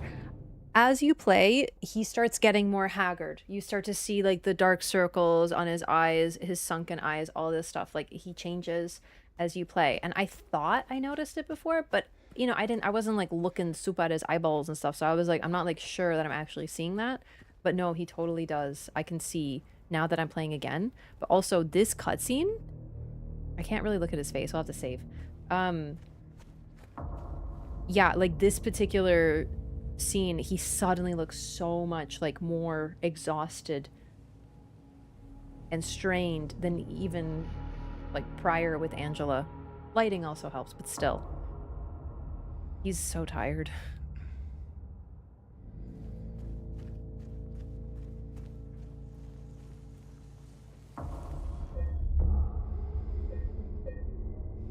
It's hard to see with his red light is the problem.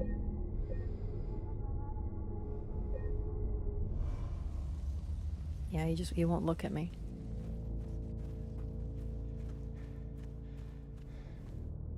We are not going to visit Maria. This puzzle was the bane of my brain.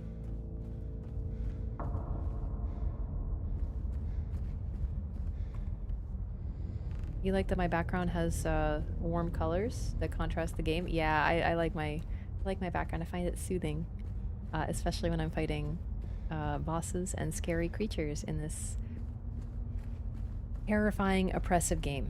So this puzzle is the one puzzle that scared me. I was really bad at the cube. I don't understand the cube. I just kind of fiddled with it until things happened.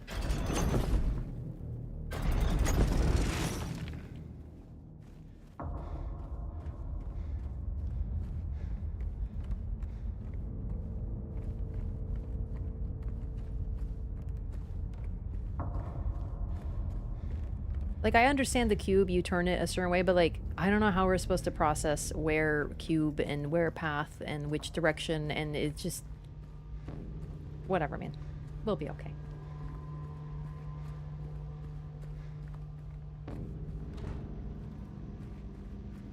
What? Oh. Okay. Rotten area map. Woof. Okay, so this is where... These are sort of the aspects of his mind. Like, we are very deep in his mind, and one area is rotten. No more pretense of looking like anything real. It's just, like... It's just this.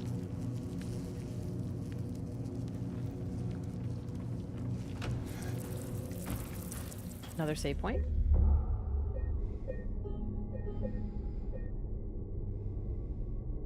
Yeah, I mean, I know that you can, like, look at the walls, if that's what you mean, that the walls actually show you, like, what the front should look like, but it did not work for my brain.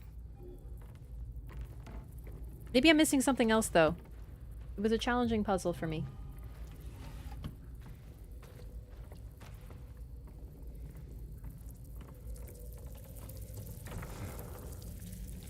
Okay, here we go. Spooky, scary, spooky, scary, spooky, scary.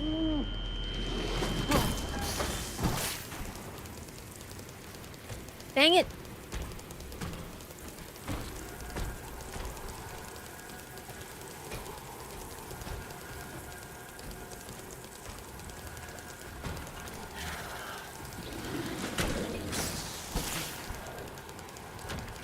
Good, okay.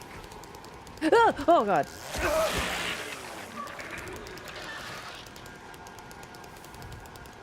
Good. I don't like those creatures. They're really scary. Okay.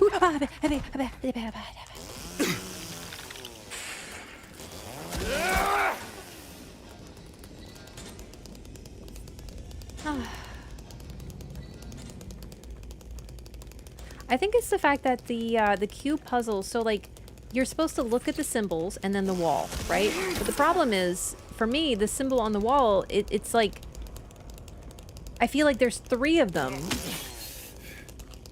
3 versions of the same symbol, but it could just me just having trouble with that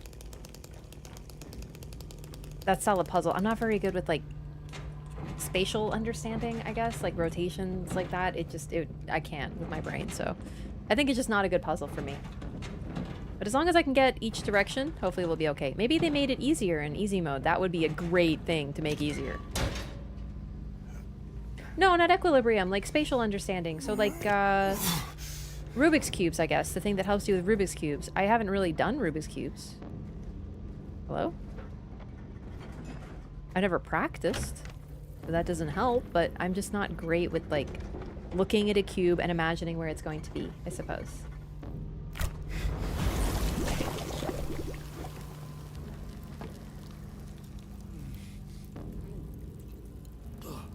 Yeah, it's very stinky. We skip and we get some lighter fluid. Wonderful. That's step 1. That is not a real door. That is a door that is drawn on the wall, and I walked into it. Hey, you never know, right?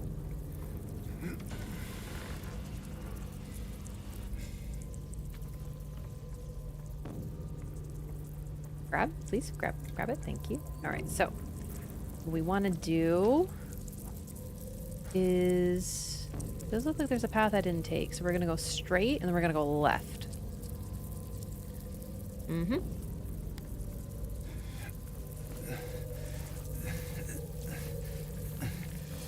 It's funny, because this is definitely scary.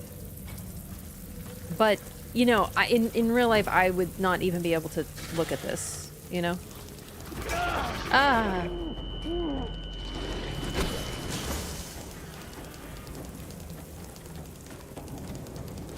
What? Really? Okay, so that's a dead end. Now we know.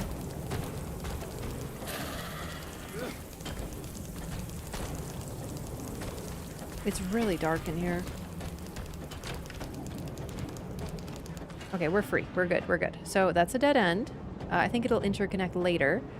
And then we want to go straight and left.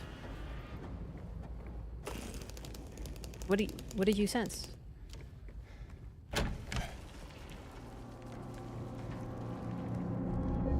We save, making good progress. The labyrinth.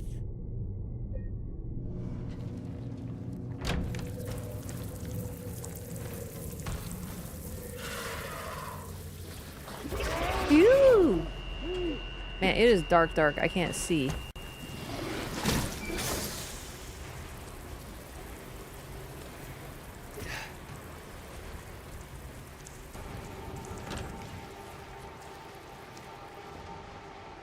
Okay, making good progress.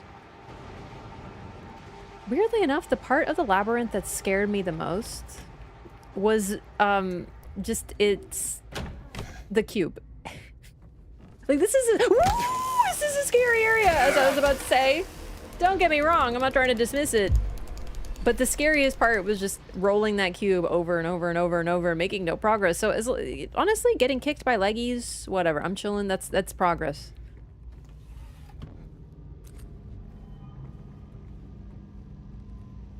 Aha.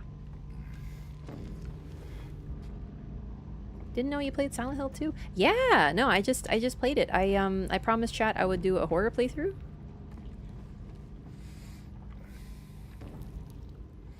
His face is me. And I ended up really liking it. So I decided to play it again so I can get more endings. It's been super fun. And terrifying. Oh gosh. I think, let's see, I'm trying to think if maybe after the second playthrough I will watch the endings that I don't get. I think that's a good balance. Because watching all the endings after getting just one, I didn't feel like I earned it. But after doing as much as I've done, I feel like I'm like better.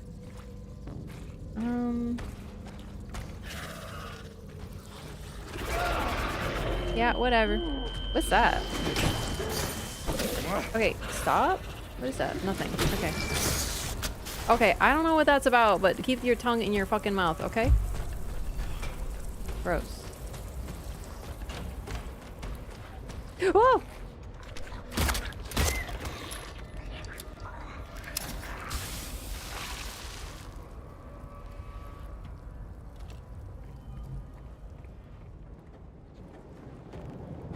Alright, where am I at now? So this should be a shortcut? Yes. Just gonna open this first. It's also good to just examine the various cutscenes for clues too. Absolutely.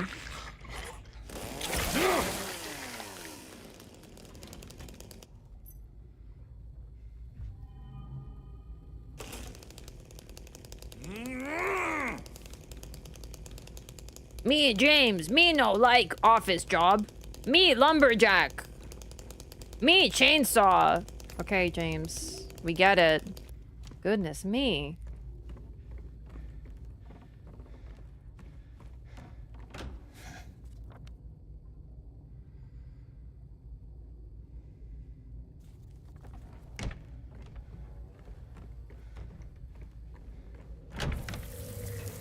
But yeah, no, I feel like one playthrough and then watching it just wasn't enough for me personally. But now I'm like feeling better. Hey, Selena! Thank you so much for the raid. Lumberjacks are humans too? Yeah, we love lumberjacks. That's not the point. It's we're shading James for being so weird. How's it going, Selena? Good to see you. How was your stream of Haunting Ground? What's that? It sounds spooky.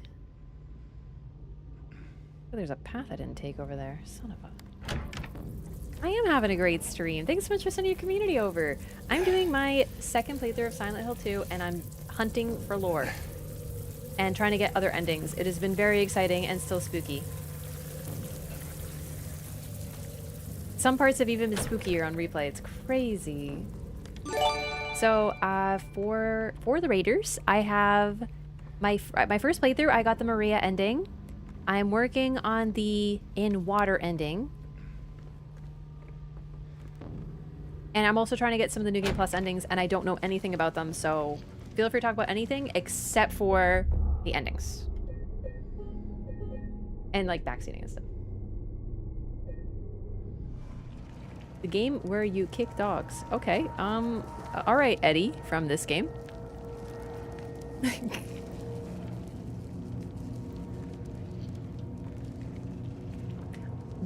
Why did that game sounds so familiar? Haunting Ground.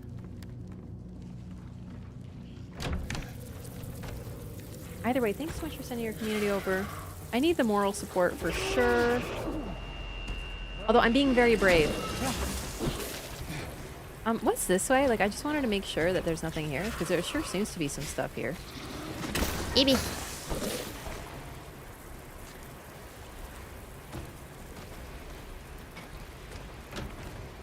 Hmm? Hmm? Oh, dang. Okay.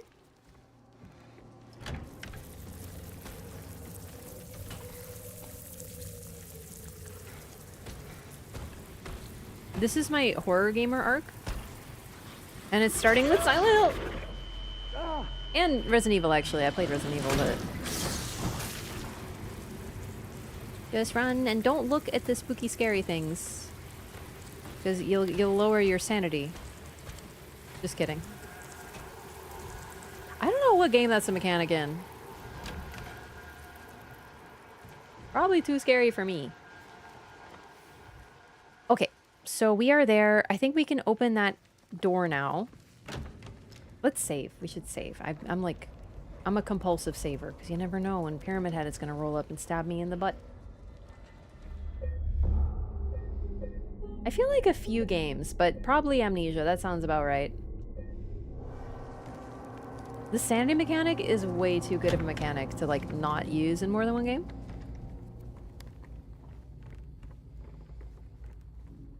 Iron key. Nailed it. Yo, Frank A. the Elder, thank you so much for the gifted subs. Also, give me one second. I think I missed a gifted sub earlier as well, and I'm like... Oh, Con, thanks so much for the gifted sub to Selena as well. And Frank A. the Elder, thank you for the 5 gifted subs. I appreciate that so much. Thanks so much for supporting the stream, gamers. It's very kind. Don't touch the acid, buddy. That's a bit too much for you, I think.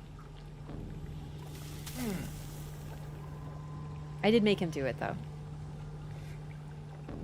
Time from Rancid like 3 streams ago? Oh, well that's way too late now. Dang.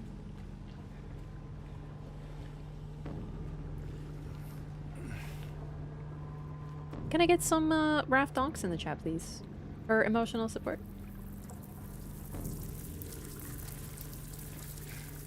Ooh, more pressure valves.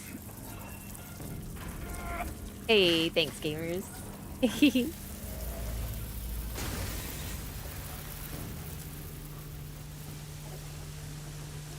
Acid bathtub. And we raise the pressure so that water starts, like, exploding?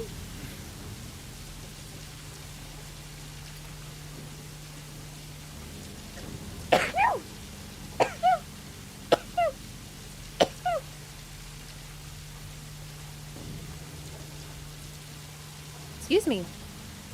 Broken lighter. So, do I have everything now? Lighter with wick with fluid.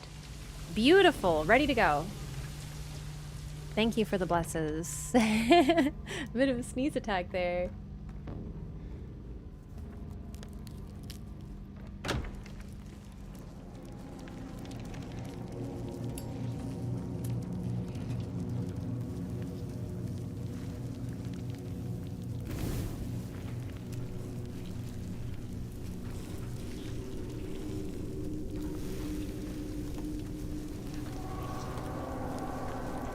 So this wrapped body looking thing, which, so, it looks a lot like the lips thing, I forget the boss, in Brookhaven Hospital, but it also looks a lot like, well, Mary, the final boss. They look very similar to one another. It's like, I'm not sure what I think about them looking similar, but really I think the main thing is that Mary doesn't like directly attack you, she attacks you with sickness, aka bugs, and her bed. And she's like wrapped up in it, like imprisoned in it. It's very significant. I feel like the first fight with the lips thing, whose name I forgot now, is almost meant to evoke like Mary, but it's something that we've forgotten at that point in the story. Something like that is kind of what I'm getting from the fact that they're so similar. They attack similarly too. Although Mary is like a patient trapped in bed versus the lips creature is like a amalgam of bodies. Like it's more about like death. Okay, step 1. Now back to the cube. So I went... Which direction did I go? Okay, so I'm looking for that symbol. Yeah. And I think I did this side. So there's one at the back. I don't know what symbol it is. We'll have to see if we can see it. But we're looking mainly for this symbol.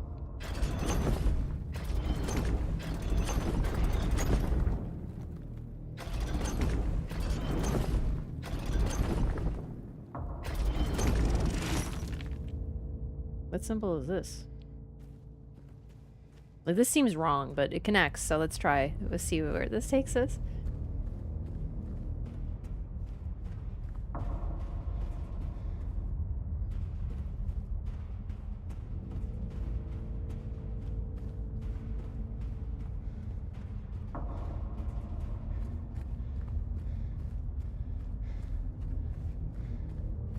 Oh, okay.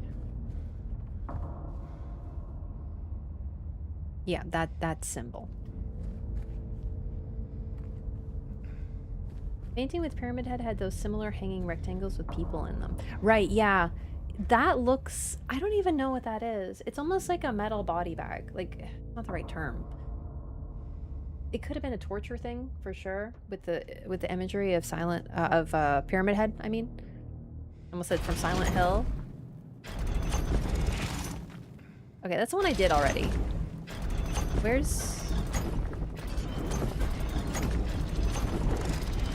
my symbol? This symbol. Okay, so I need it to be like right way around, right? So go up. No, I did it wrong. Wait. Okay, it needs to be the right way around though.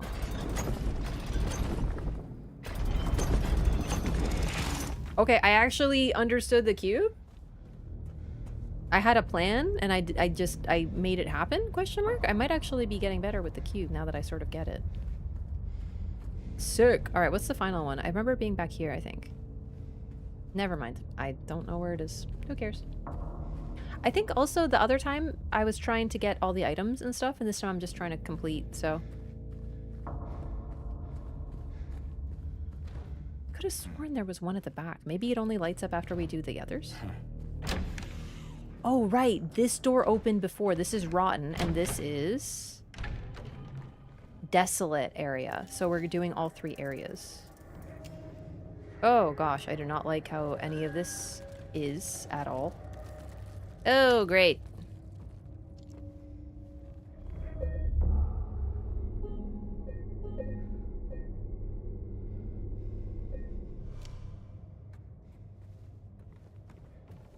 Yeah, I picked, like, the worst ending ever. Well, without knowing. Oh, Pyramid Head is here. Yeah, yeah, the signs. Signs of his presence. Oh my. Okay. Because she immediately says, like, can you have a life with her or something like that? And I was like, what? So I wonder if now that I haven't, like, leaned extra hard into the Maria ending, I might get more dialogue, right? Ooh. Okay, what's over here first? Leggy? Don't even think about it. I can sense you in here. I can smell that there's... I knew it.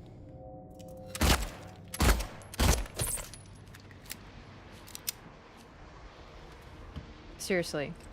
There's been too many leggy behaviors. I know now. Although I really think I might be remembering from my first playthrough because they do ambush you in the same places. So if I get really scared, you know?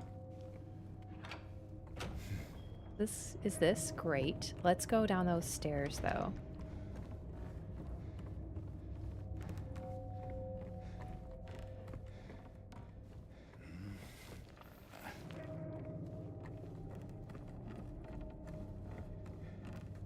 Wait, wasn't there a... Oh, yeah, it was through here. Where was the staircase? Through here. And staircase is a bit bold. That's a ladder into nowhere.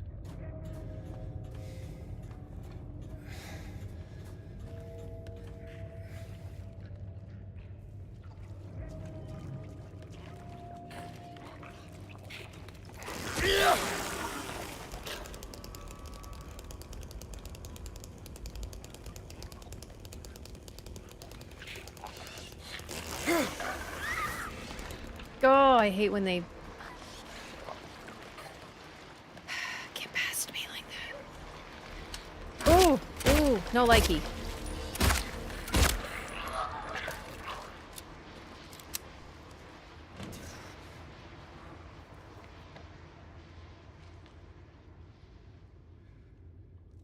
Okay. Something. Just keep on going. Dead end. Dead end's good, because that means that's one path blocked off. So let's go...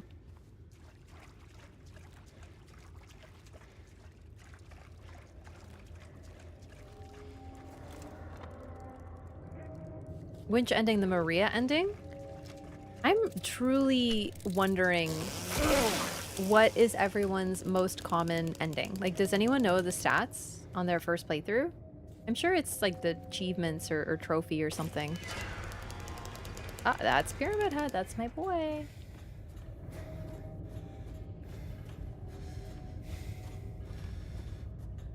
You got in water. Mm.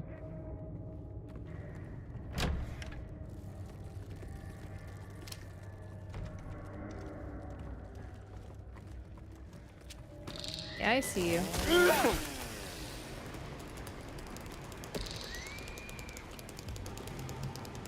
Gosh, they're so scary.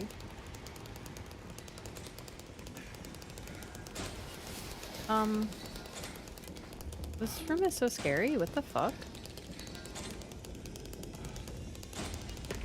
Why is it so scary? Fuck me. Ah, yes, enough. Ah! Okay, enough with the kicking in the back of the freaking head, you big meanie! This jump scaring me. Have a juice box.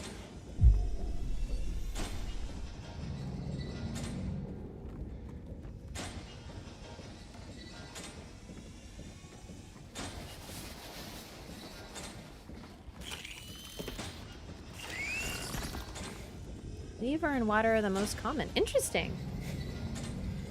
Makes sense.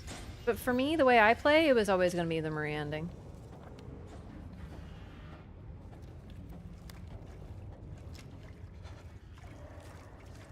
Oh!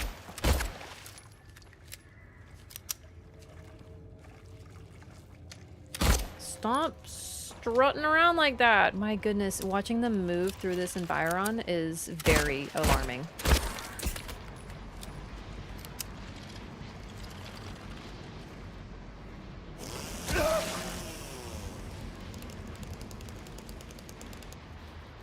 The sound of bravery.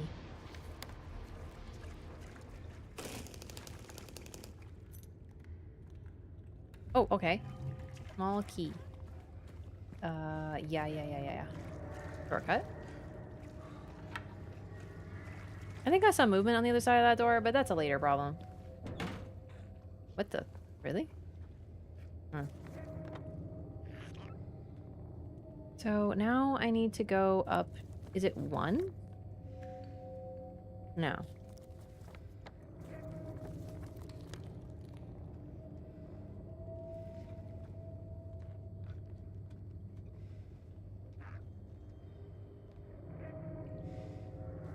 I think it's 1 I need to climb up, indeed. I hope. Which is scarier? Resident Evil 9 or Silent Hill 2? Both are scary. I think 9, because Resident Evil 9, because of the use of like the hunting enemies that like pop up and hunt you, like the girl. That shit scared me so much. Like if Pyramid Head showed up randomly in the level and, you know, tried to eat my ass, I think that I would have a similar feeling. Both are really scary though. Like it's just, they're just different, I suppose. Like there's the idea of something like showing up at any time and unexpectedly and feeling like really alive. Yeah, Mr. X. Resident Evil 2, I think was scarier for me even than Resident Evil 9. I was horrified by that game. Resident Evil 2 Remake made me freak out. That was so scary. I did not think 2 Remake would be scarier than Resident Evil 7, and yet it was. So, like, getting hunted by something like that is terrifying, for sure.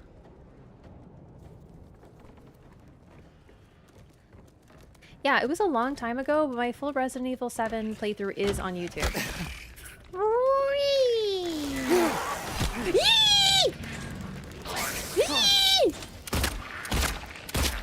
Where's the one who kicked me? Oh my god.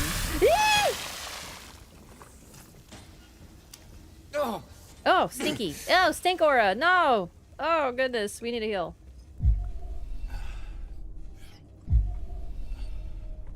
Cooldown game ritual after this? Usually I just like chill. I don't know. I did have some trouble sleeping with while playing Silent Hill, I mean, not Resident Evil.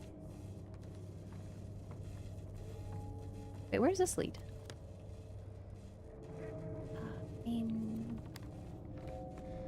I don't know where to go. Like, where's best? Like there, but also, where does this take me? Let's go down here first. This might be one way, right? I don't know.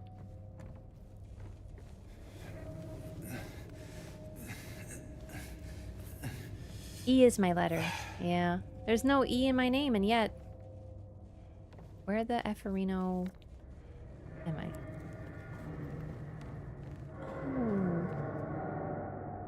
Oh, I understand. I found an interconnect. Good, let's do a little save because I'm nervy. This is like nerve-wracking. I'm making good time though. I'm doing good. Feeling good with my progress. I might go a little late tonight because I have to be up really early tomorrow. Normally you'd hear the opposite, but we'll see. Maybe.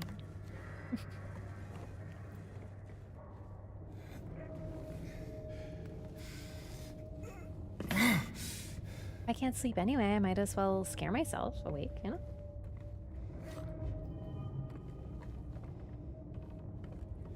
Yeah, I gotta admit, this game started off very scary. Sorry, I thought I saw a spider.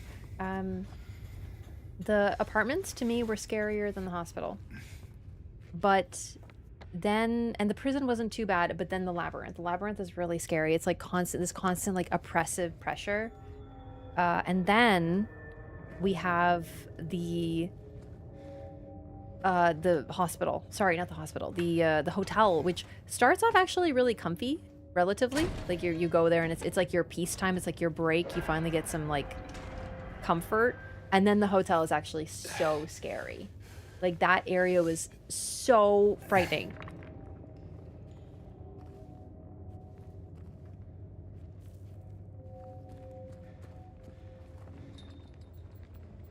No. Okay. Okay, so I kind of remember there's a section here where like Pyramid Head chases you, but I don't remember where or when it is, so it's like really scary. Because even though I know it's coming, I don't remember exactly, and even though it's like, it's so scary. Why is there all these circles here?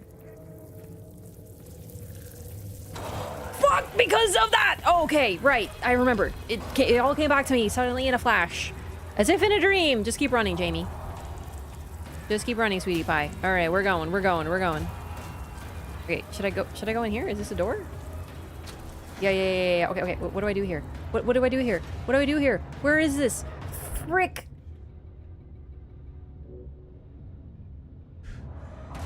He's coming for me! He's going to kiss my ass!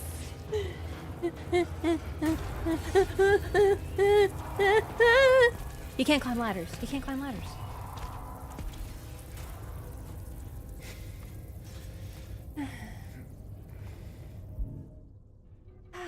That was scary. Just seeing him coming at me was a little alarming. There are bugs in your room? That's not good. Unless you mean in this guy's room, because if so, yeah, for real, he sure does. So thank you so much for the Prime, by the way. That was like 3 streams ago. Because it turns out that I didn't freaking see it. Thanks so much.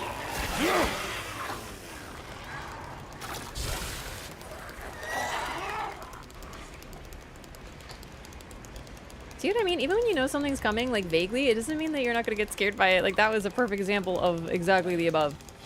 Gimme. Eee, how dare you touch me in the butt. I did not give you permission.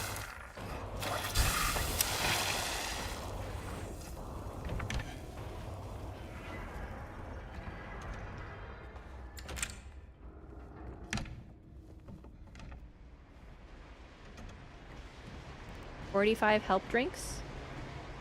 Yeah, I mean, I just don't need to heal because I'm such a whittle gamer. Alright, where do I need to go? I need to go like to 4, I think. 4 is like...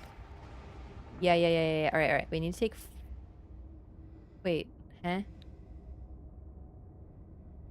I don't know where to go. I don't know how to read.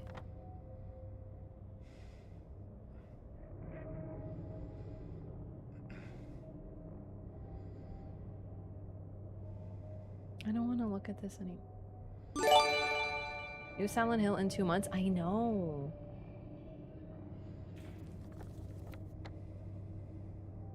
Hey, Con, thanks for the gifted sub. I guess you didn't Prime, actually. I guess I was lied to. Guess I was manipulated. The lack of upgrades in Silent Hill makes them scarier. I think Resident Evil, I don't know, they're both different. Like, I'm not trying to say that one is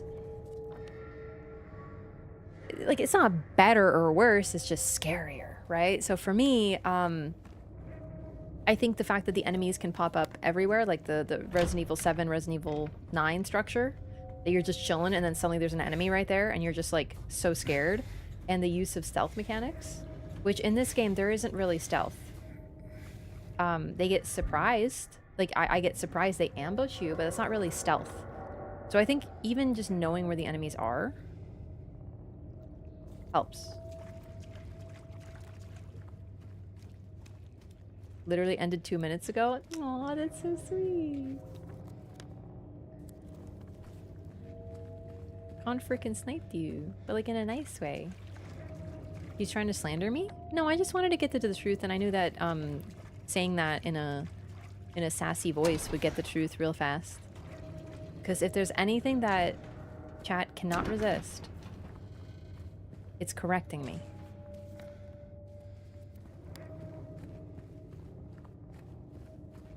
I hope you have nightmares. Joke's on you. I'm probably not going to sleep. So, consider that. Do I take 4 and then, like, how do I get to the wires?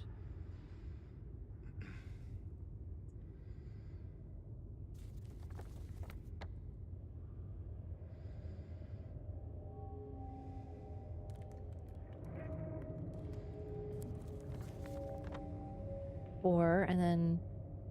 Where's 5? And then go 5, right? Try that. Why aren't you going to sleep? Well, I have to wake up early tomorrow, so I won't be able to sleep much anyway. I'll sleep a little, but it's just, you know. Wait. I have no memory of this place. Why does it look so different? Huh?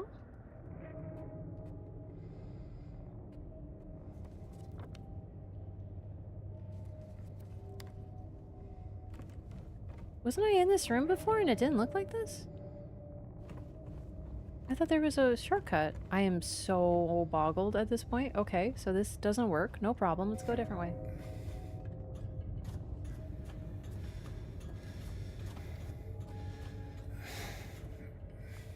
Yeah, both Resident Evil and Silent Hill are very scary. That's basically my conclusion. They're both different. They're scary in different ways. Also, I feel like Resident Evil is scary in the moment. Silent Hill scares, like, it stays with you. It's a type of deep-seated psychological fear that just, you know, built different.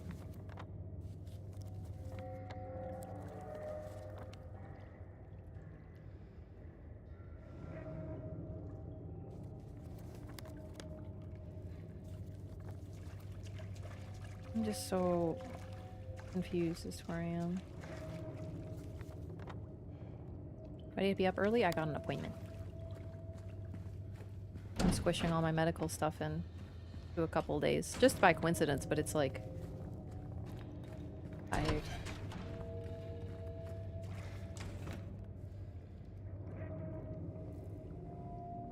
Agreed. No, seriously, like, it's the real horror. Like, you know, the whole idea in Resident Evil of, like, people are like, aha, I want to be a superior, so I'm going to release a virus, ha ha ha, mustache-twirling villain, my name is Wesker. You know, like, it's very, it's good, but it's camp, it's campy, right? You're not sitting there being like, oh my god, I live in terror of, like, a real-life Wesker. You know, but here, like, you meet these characters, and they're real. These stories are real, these things that happen is real. Right? So they just hit in a different way. Fuck me. Nothing's happening, but it's making scary sounds. Oh my god.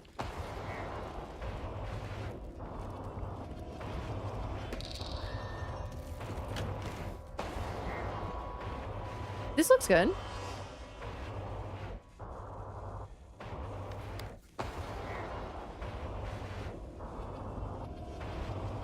I need to get to 5. How do I get to 5?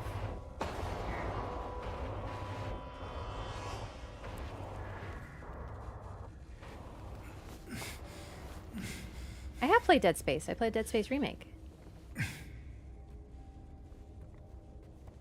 Yeah, Dead Space is campy, but once again, like camp is good. I love camp. I love campy things. I think it's delightful. I do think that the chasers are better though, for sure. Like I actually do think I'm like more alarmed by being chased by any of the figures in Resident Evil. Like I feel like they're gonna chase me. I feel like they have caught me. Here, Pyramid Head hasn't really caught me. They lock me in a room with Pyramid Head and he smashes me a little bit, but like I'm like, ah, whatever. I live. Okay, what is over here though? Because like I clearly haven't been here, so.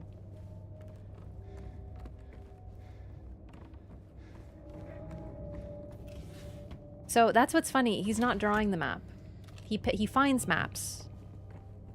That's the thing with James. Like he finds maps as he goes, and then he just draws on them like details, right? However, in the other worlds, the map fills out as we walk because we are in our mind now. You know what I mean? Like it's really cool. I like that. They make the maps grounded. Like you go to a place, you find a map. Yo, Khan, thanks so much for the gifted sub to Casavilla. Thanks so much. And 360 gifted subs total. That is crazy. Thank you so very much. Okay. We go here. We go right. We run, and then we run more, and then we cry. Let's get it. Which direction did I say? I forgot already. Straight. Left. And then just go. Just go with what you feel. Hey, what up, gamer?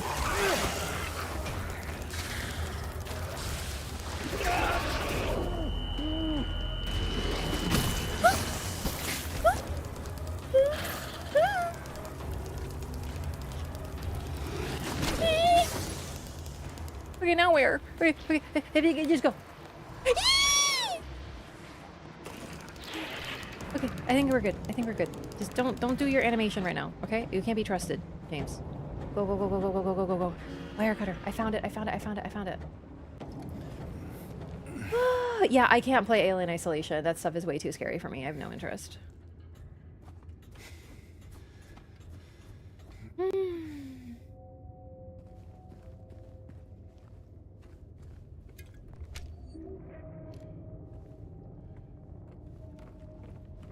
Go. Just go. This is what you're good at, James. Jumping into pits. That's progression, baby. That's progression. Go, go, go, go, go.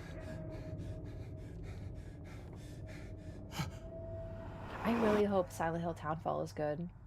Because I gotta say, I feel like I really want to play Silent Hill F. Silent Hill F, sorry. Although, isn't it a Silent Hill Sharp, actually? Because isn't the F symbol mean sharp? Didn't chat tell me that? Wait, no. Sharp is the... Never mind. Sharp is the other thing. Sharp is hashtag. Not my fault chat lied to me. Wraff, you're literally remembering wrong. Yeah, chat lied to me. It means fortissimo, which is loud. Okay, but like, isn't sharp the same as loud? Like, aren't they synonymous, I feel?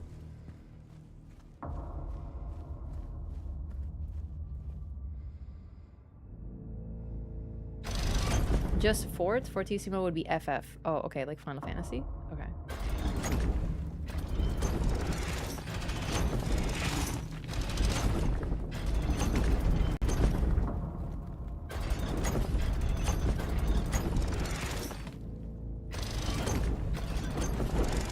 Okay, but where am I going now, though? There it is. There it is. It is in order. Okay, we go down triangle. Down triangle. That's not what you were supposed to do, but that's okay. You can have a health drink. You're fine. You're doing good. Sleep. Sleep. Okay, that's down triangle.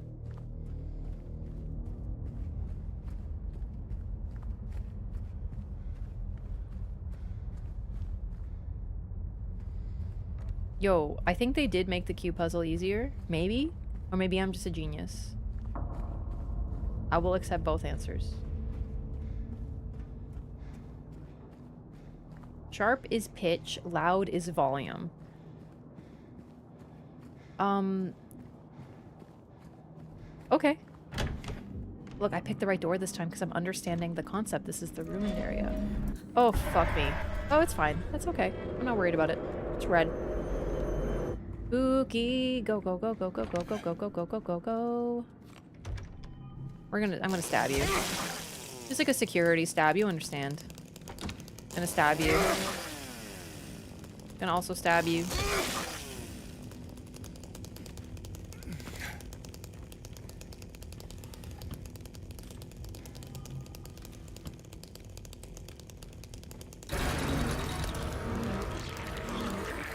Didn't work.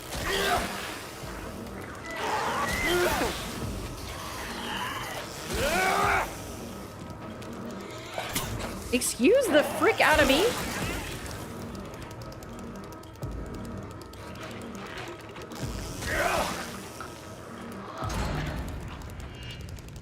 I don't really need stuff, so I think I'm just gonna like largely run through this section.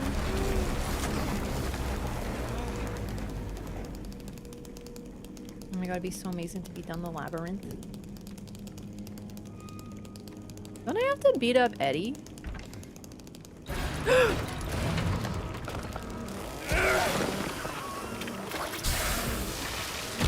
Ow.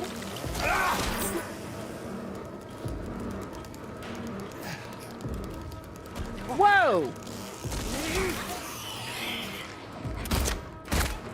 When did I kill Eddie before? I really thought I beat him up in the prison area. But I guess it's just been a while.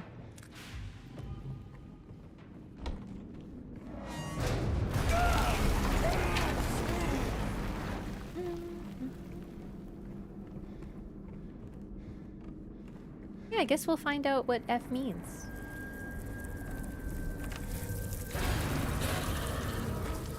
Yeah, just cool, because when Silent Hill F was announced, it was announced at the... Oh, wait. Oh, shit.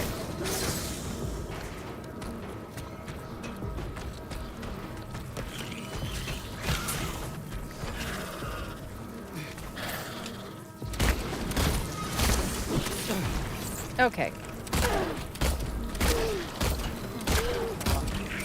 God damn it.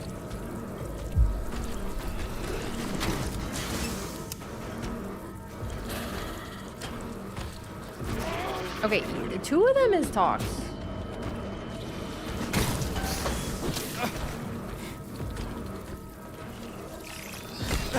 Yo, I can't even see these stupid creatures. What is hitting me? Yo, do a quick heal. Just to make sure. I'm sure we're doing okay, but like it's hard to tell because I have the UI off. Can I chainsaw these nerds? Because I feel like no.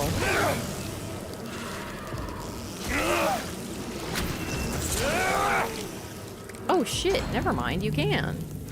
Oh, thank you.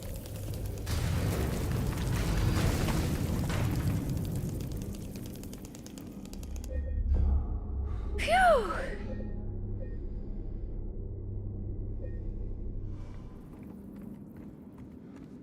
I think I did it. I think we're like done with the labyrinth. I don't remember. I might have to beat up Eddie though. I don't remember where I beat his ass up.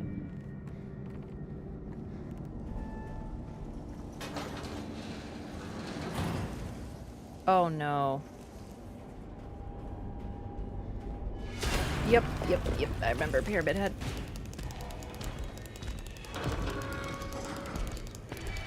Oh, but he's very handsome.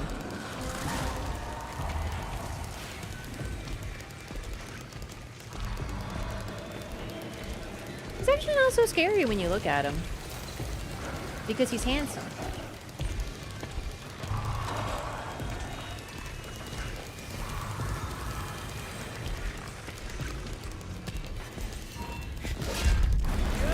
Oi, gone!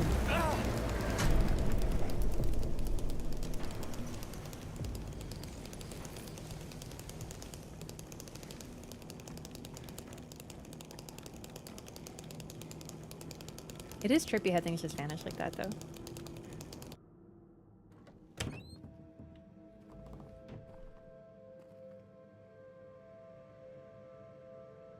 Maria?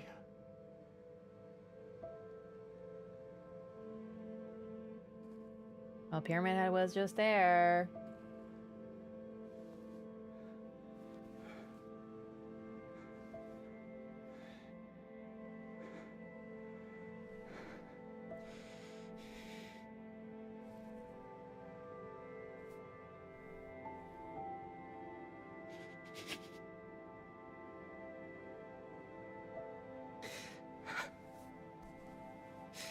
Hard to look at.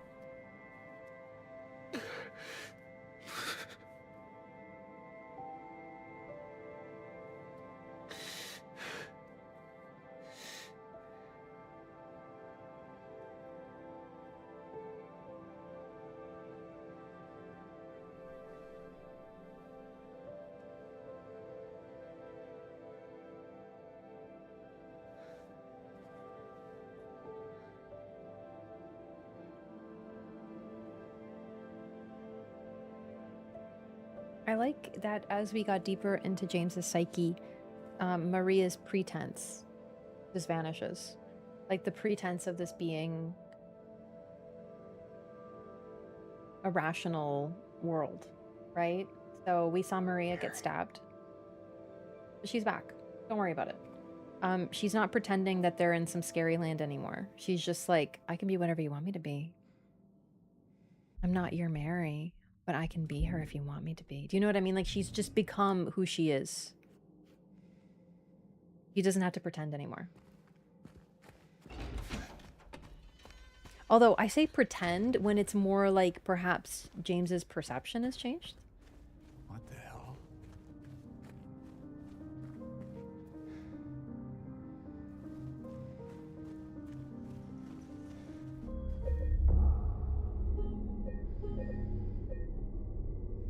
Hmm.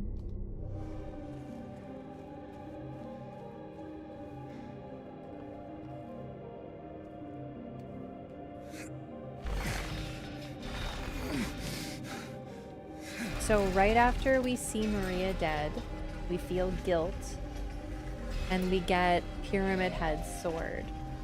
The sword of the figure that represents guilt. He leaves it behind for us so that we can get through the strange, sexy leg door.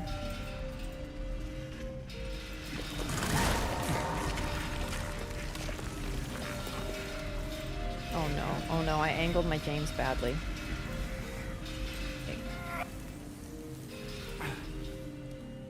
Oh, that's how you turn around? No, James.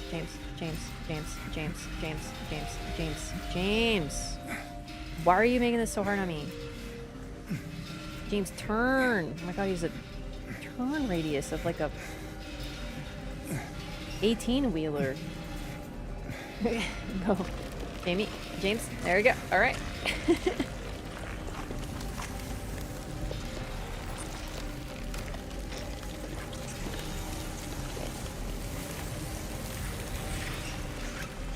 So the sexy legs, sexy being perhaps relative, vanish before our guilt.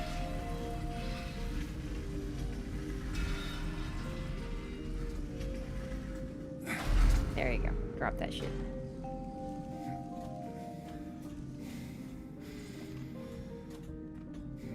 What a wonderful soundtrack that I would never want to listen to outside of the game.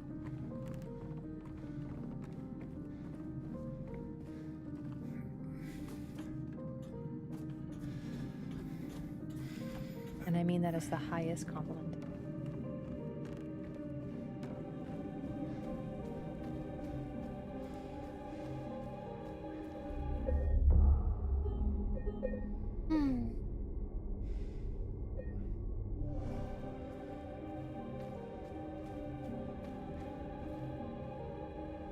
Miriam K. Trader. Wait.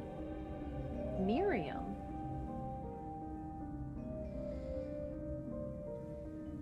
That's confusing, because there was a Miriam, but it was Miriam Locane, not Miriam K. That is interesting. This felon drank one last bottle of ale before he was executed and laid here to his eternal rest.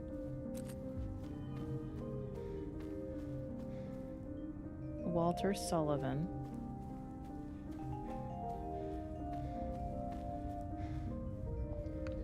James Sunderland. Eddie Dombrowski. Angela Orozco. Oh, I forgot her name was Orozco. Yeah, that confirms that it was the Orozco family. I read the note. I missed that note in my first playthrough. Here we go.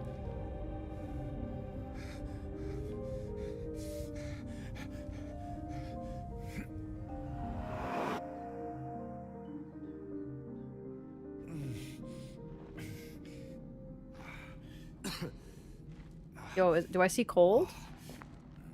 Is this Eddie? Eddie time? No. This is the point where I don't have a good chronology of the game because it's kind of like nonsensical, like in a good way. Like it has like dream logic. You know, we jump into a pit, we're in a hallway, we're in a freezer, we're in a hotel. Like it's all very like. It doesn't make sense how we get between these places, but it fits with the story.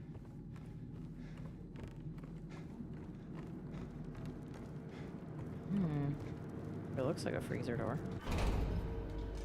Yeah, here we go. Couldn't leave well enough alone, huh? You just had to follow me all the way out here. How many times do I have to kill you? So yeah, Eddie is being Eddie. tormented by his Whoa, bully. Eddie, it's me. Oh. Hi, James. Eddie, That's who's showing What are up. you He has to doing? kill him again and again. What's guess he it look doesn't like have I'm to. doing? But if he doesn't You kill fat, him, disgusting piece of shit, you make me sick. You gonna cry, fat ass? You gonna run to your mama? Waste of skin, why don't you just kill yourself? oh yeah, I did forget about this. I can't believe I did. But to be fair, all I remembered from this whole speech was the dog Oh. part, and everything else I just saw red. Maybe he was right. Maybe I am nothing but a fat, disgusting piece of shit. All right, so he But was you know what? bullied. Yeah. It doesn't matter if you're smart, dumb, ugly, pretty. It's all the same once you're dead. And a corpse can't laugh.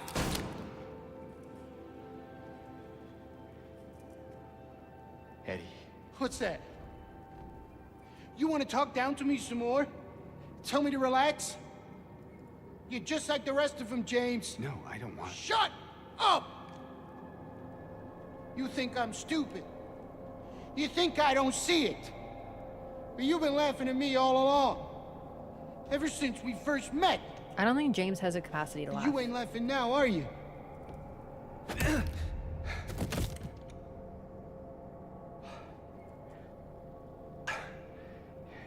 You need help, Eddie. Don't get all holy on me, James. This town called you too. You and me are the same. We're not like other people, don't you know that? Yeah. Well, you're about to find out.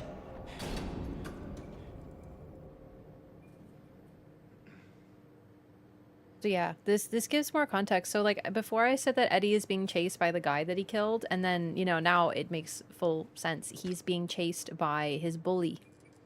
And his bully shows up and says those things to him, like all those awful things, insulting him just like his bully did, unless Eddie kills him. So that's his hell.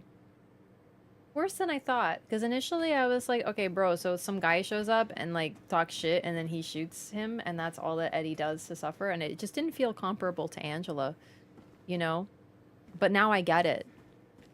This guy shows up, like literally spawns in and just talks endless shit, like the horrific traumatizing stuff that he said his entire life, presumably. And yeah, he sure looks... This is a different outfit. Completely different outfit. He's wearing a completely different jacket this time. So, yeah. No, is it the same guy as before? Maybe there's more than one.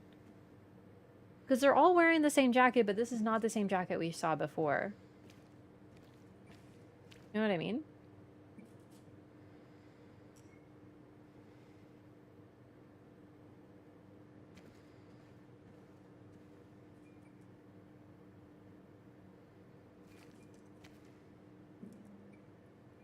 Okay. Hang on, let me see the back. Show me the back of the head, because I was going to say, that looks like fucking James now. Huh. It's so hard to tell with the frost, because like it's making the hair look more wavy.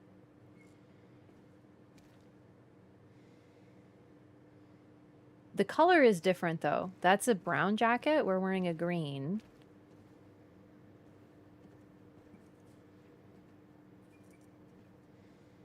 And like, I know it's supposed to be frozen hair. Looks different. I think this is supposed to be James though.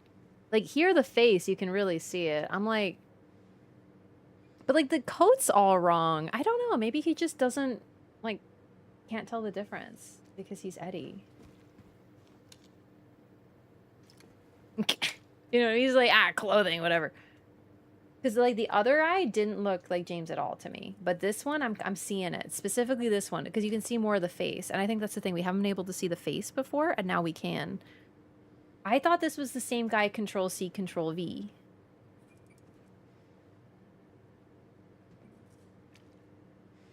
Okay, so he says you're just like them, James, and I would like to point out that James may be, like, I know I've been talking some smack about James, that he says the wrong thing a lot, you know, like he's tactless. He's tactless, right? He sort of does the wrong thing, but he's more of a bumbler. Do you know what I mean? Like he's not, I really, even knowing everything about James, do not get the impression that he's doing it on purpose, right? I don't think he's trying to hurt people or say the wrong thing. I think he's just got issues and he doesn't think sometimes. So walking up behind someone in a graveyard and touching them and being like, hey, instead of using his voice, or like, oh, you got your appetite back, you know, to the guy who he found puking the first time. Just little things like that where it's like, he did not think before he spoke. But he is so clearly not the problem with Eddie, right? I think we can agree that even if you're like, yo, James is like secretly shading him the whole time and he's like spitefully, even if you really take that read, Eddie overreacts. Like there's no fucking way where it's like, yeah, that guy suggested that I'm fat. By implying it slightly, I'm gonna shoot him forever now. Do you know what I mean?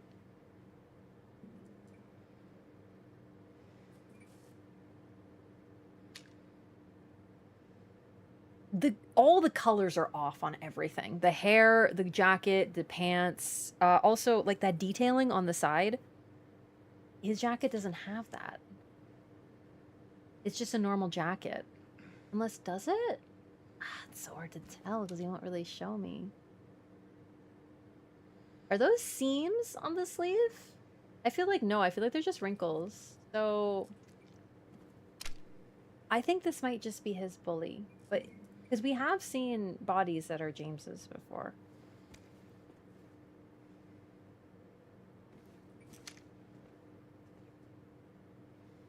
I don't think that's the same guy. I don't think it's James. But I see what people do. Okay, I wanted to take a look. Pretty neat, pretty cool. I don't know. Because he looks like he has brown hair. You, James? What? When you're hated, picked on, spit on, just because of the way you look? Yeah, I ran away after I killed that dog. But you know what? It was fun. Yeah. It tried to chew its own guts up. Finally died all curled up in a ball. Then he came after me. I shot him too, right in the leg. He cried more than the dog. And now it's your turn, James. Yeah, I'm going to... Yeah, this is the problem. I forgot about the bullying, because of this. Okay, bro just tanked a fucking chainsaw. You got her, and I just... Oh my god. Tanked the chainsaw, and then I shoot him in the butt. No, sweetie pie. I am the one who hee-hees in this house. Squirm and squeal and cry like a little girl. And then you'll just curl up and die. And it's gonna feel great. Just like before. Remember that his first victim is a dog, chat, and he enjoys watching it suffer. I'm coming for you. Please, by all means.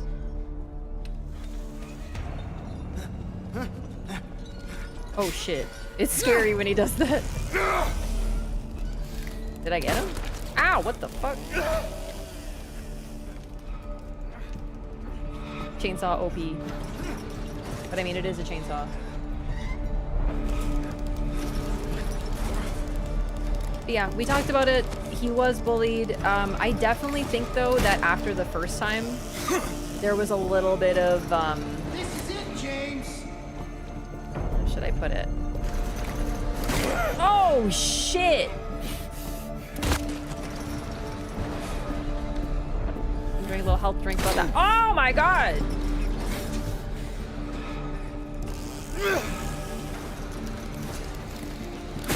Dude, stop, brother. I'm trying to chainsaw him for the lulz. Where are you, Eureka? This is...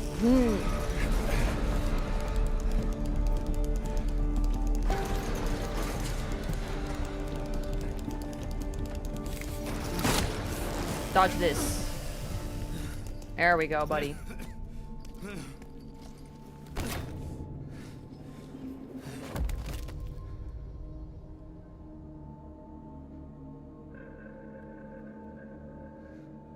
Yeah, this is significant because it is the first time in the story that we have killed someone who is just a person. Just a person. Like a twisted person.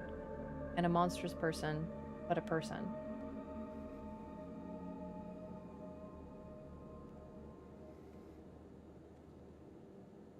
Easy difficulty plus chainsaw, yeah.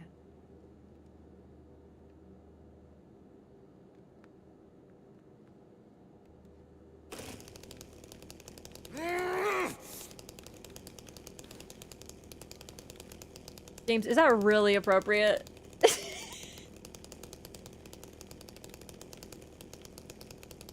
Oh my god.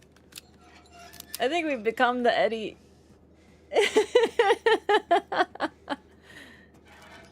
Live long enough to see yourself become the Eddie. To be fair, yeah, avenging the dog. Yeah, you're right. That's worth.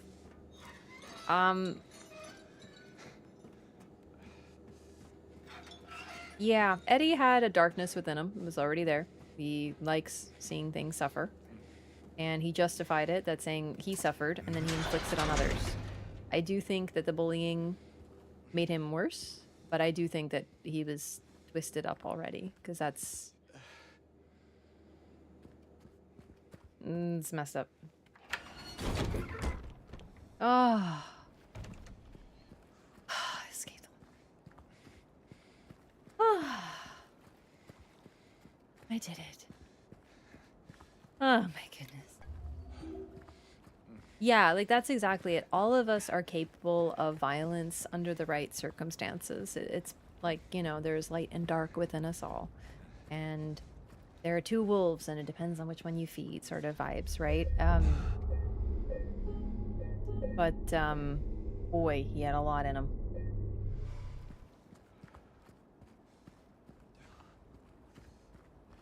Okay, give me just 1 minute here. Gonna use the restroom. Be right back. Give me a minute.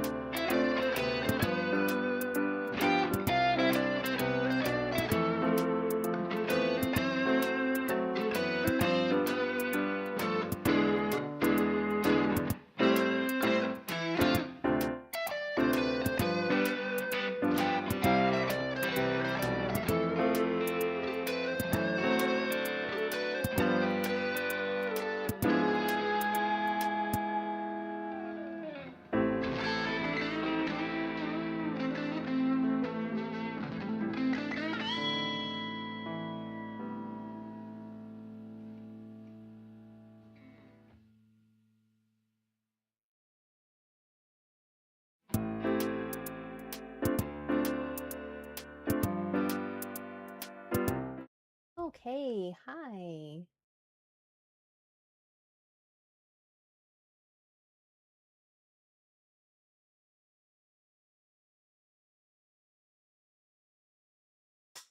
Does look like James. Yeah, I totally get I guess I'm caught up in the details. Like, I understand maybe Eddie doesn't see James accurately, but like hair color wrong, coat color wrong, everything wrong.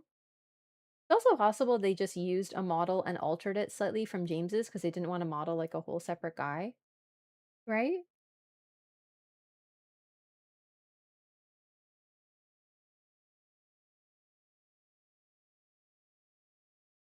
They just took James, like made a shiny version and then stacked his corpse all around. I don't know.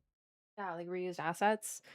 But that's why, so for chat, or not chat, but like the people in chat who are like, oh, that's James, it's close enough to James. But for me, who's like, the hair's wrong, the coat's wrong, the style of the coat is wrong, everything is different colors, it's not enough.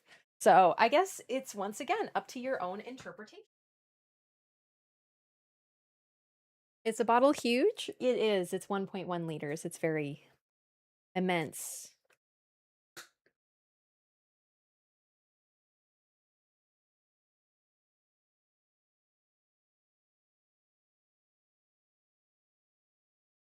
It's a bit of column A, bit of column B, though, I think. Not super large.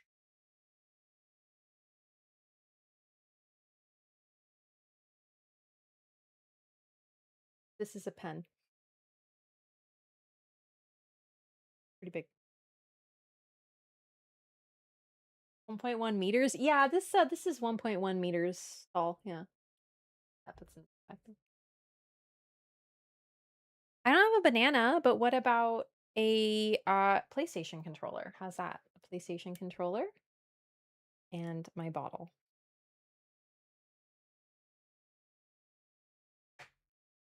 Okay.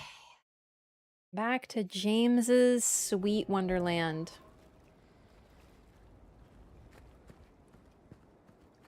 Are you really hurt? You sure?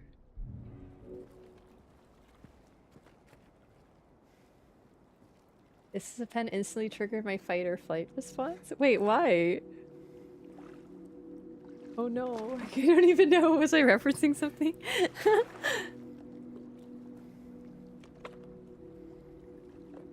So now we are just like the man in the boat. Going to the Lady of the Light.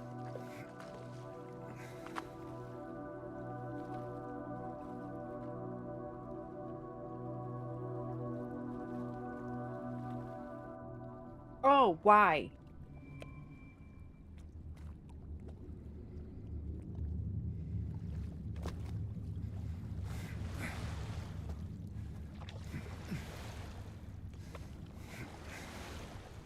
We have to be careful of the false reflection. This is an apple? Okay, I actually don't know what that is.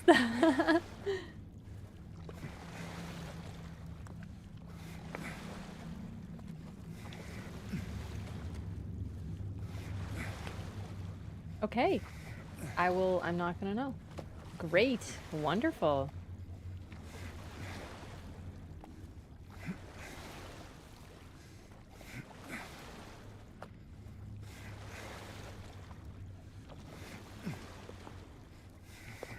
Oh, it's backwards.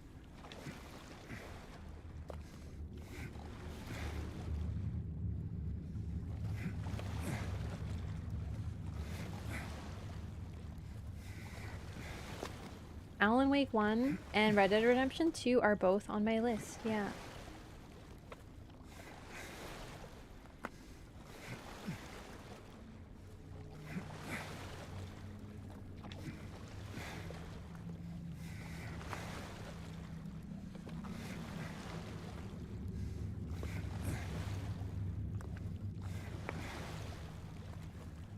I know there's so many good games. That's why I play variety, and I listed 2 ones that I really want to play. It's a horse game. You know I love horse games. I don't love cowboys, but I like horses. They really had to do me like that again, huh? Ow.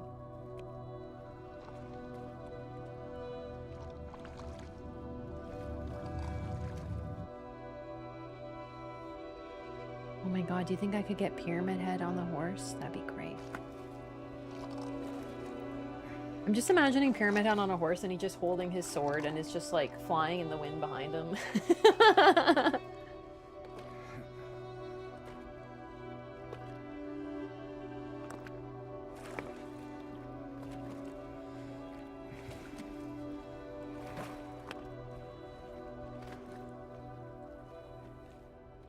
Why do they keep doing this to me? We get it. We're in the fog. Flashbang. Ow. Flashbang. Ow. Eyeballs.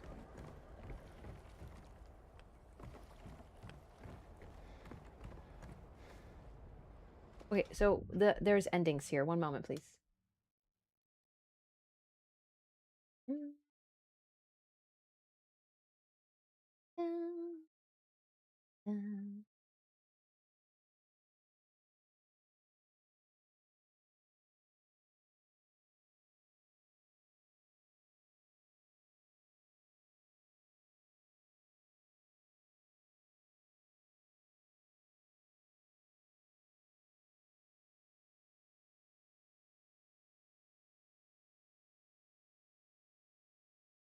Okay, just reading about the endings just to reiterate. Okay, this is weird with the lost memories, something, something, whatever. Okay, got that.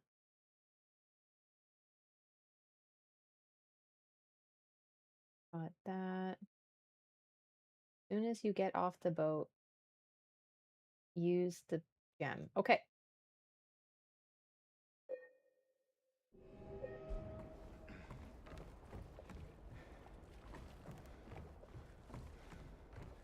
It's not like here? Okay, let's just use the gem.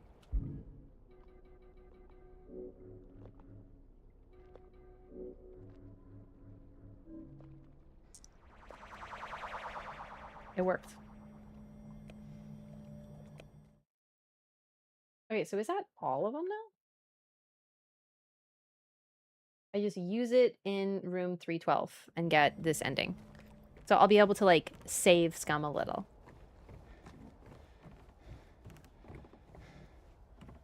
Ending endings shouldn't be this obscure.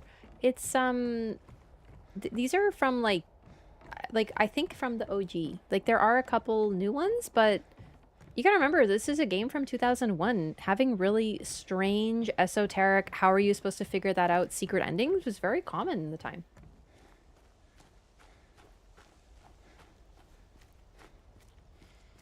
And how did you find them? By trying stuff, by testing it. It was just a thing. It was cool to have a game that if you're really into it and you want to keep playing it, you can find cool secrets. Right? It was the type of thing that you hear. It's like, oh, hey, did you know that if you use an item like a few times in New Game Plus in Silent Hill 2, you get a secret ending? Like, it was cool, you know? That's why I don't mind it. Because nowadays, I just look it up and I get to do it. So I don't mind. Right before going up the videotape room, we need to do the final 2 boss fights. That doesn't sound terrible, but I'm scared of getting lost. What are the final 2 boss fights? Oh, duh. Yeah, I was like, who's the other one? Yeah, okay, okay. That shouldn't be too bad. I think I can manage that.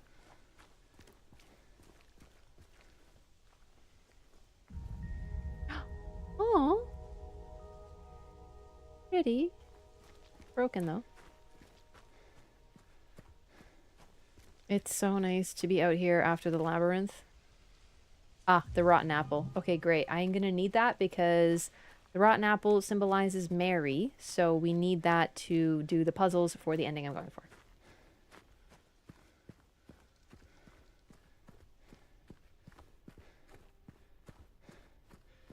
Exactly, yeah. That's why I did the easy difficulty. I just wanted to get through this as fast as possible, and I think it's been good, because I already had my... I had my regular run that I struggled a little, and I failed, and I died, so I think this is perfect.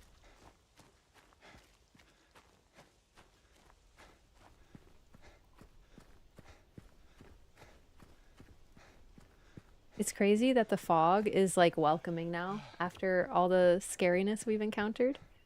Welcome back. Special places spark fires that warm our hearts forever. It's such a lovely, cute message that you would love to see at a hotel like this if you're visiting. You're like, "Ooh, I'm on my tourist arc, haha!" And then here it's just sinister. Welcome back.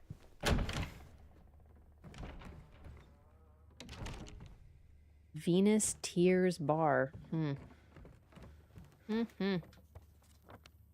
Our room. Mary. Waiting for you. Now that we're here, I think it's time.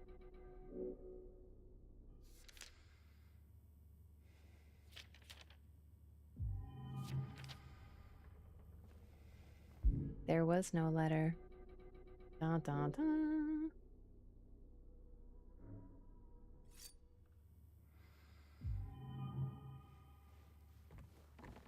Can you see room 312 from outside? I have no idea, actually.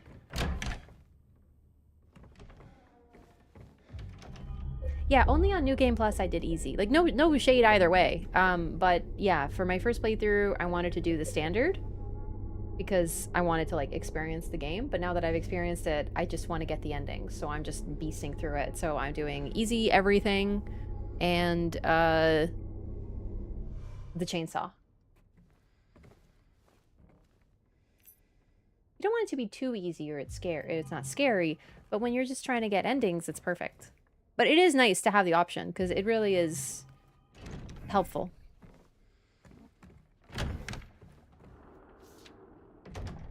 Mr. James Sunderland, regarding the videotape you left in your room during your last stay, I'm glad to inform you that we have recovered the item and moved it to the employee section on the first floor.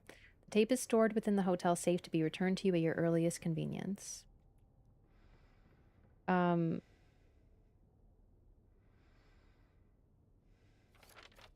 So remember, the videotape is like a symbol. It's not real. It's a videotape of us, of James killing his wife, right?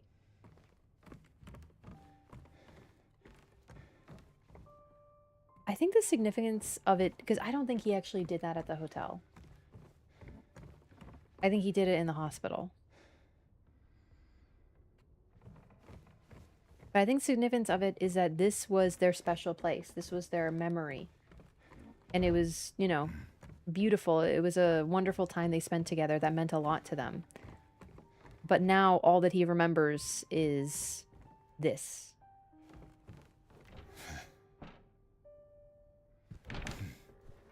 You're approaching a point where you can lock yourself out of an ending if you collect an item without leaving a save behind first. Is that the lost and found item?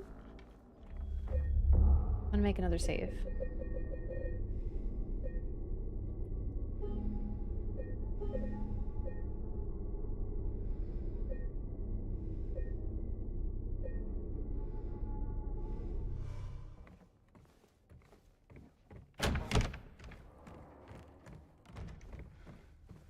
I know Silent Hill 2 is not the right time to be talking about pillows, but I kind of want to get a new pillow. I don't feel like I have very good pillows. They're very necessary for your sleep.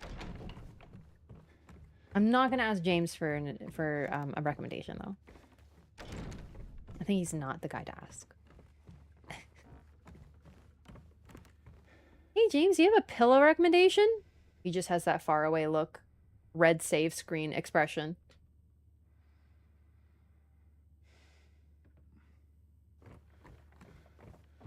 Disassociating. Eternal sleep. Oh no. Alright, let's go get scared by Laura. Holy shit, that scared me. Wait, what is this room? I have no memory of this place.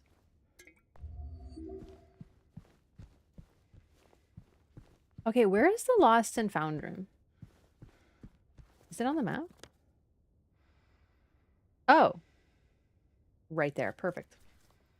But to be really careful because there's an item in there. Yeah, I did actually notice that, but thank you for confirming.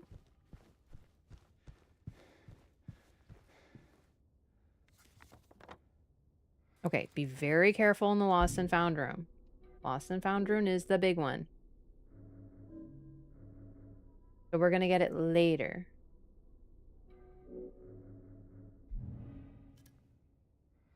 No touchy.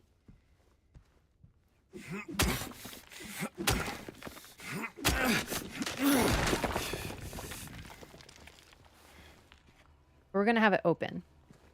Because that makes sense, I think. Do I need anything from here? Let's do a save.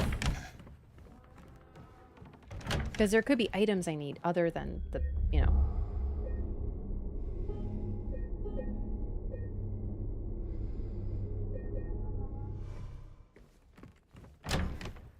Just to make sure I don't pick up the wrong thing. So what do we got? This thing. Yeah, that is important for something. Look at it, it's like a book. Bullet. Okay. I guess I'll just progress this file up until the very end, and then I'll save one where I pick it up, and then I do the final stuff. I mean, I worked this hard to get this ending, I might as well.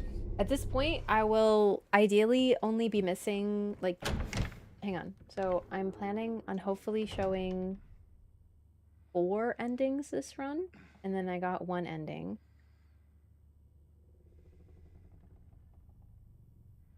One ending, 1 base game ending I can't get. 1 ending is linked to that ending. There's an ending missing and I can't figure out what it is. That's okay. Maybe I'm counting bad.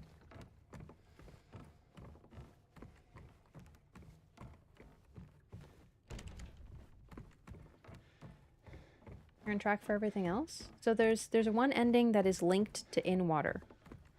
So I can't get that one.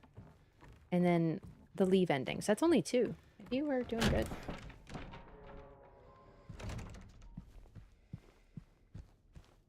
Boy, it's dark in here.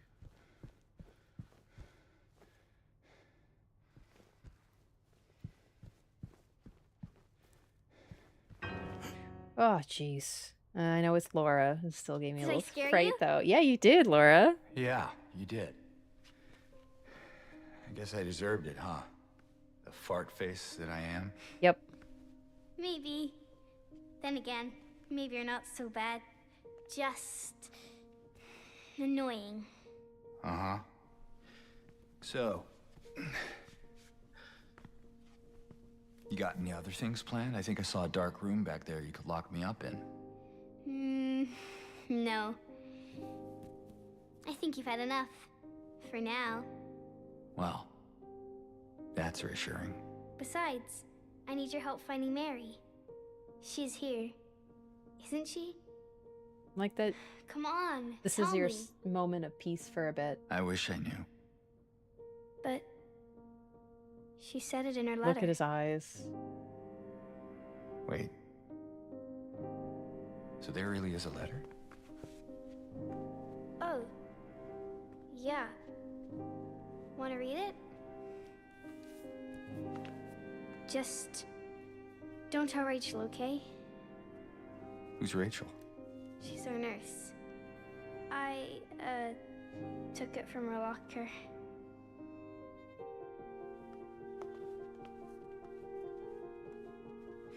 He wasn't even involved enough My in her dearest treatment Laura, to know her nurse's name. I'm leaving this letter with Rachel to give to you after I'm gone.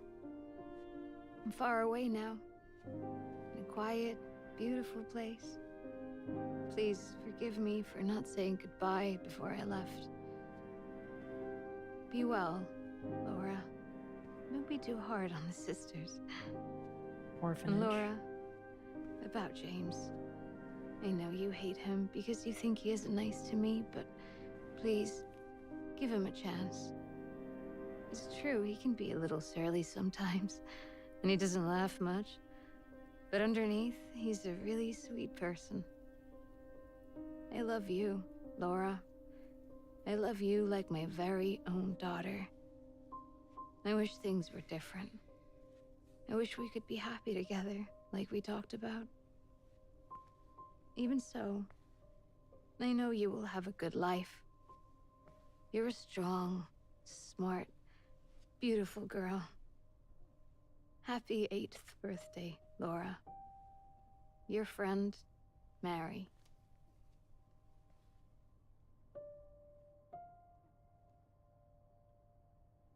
Laura, Hard. how old are you? I turned 8 last week. That means Mary couldn't have died 3 years ago.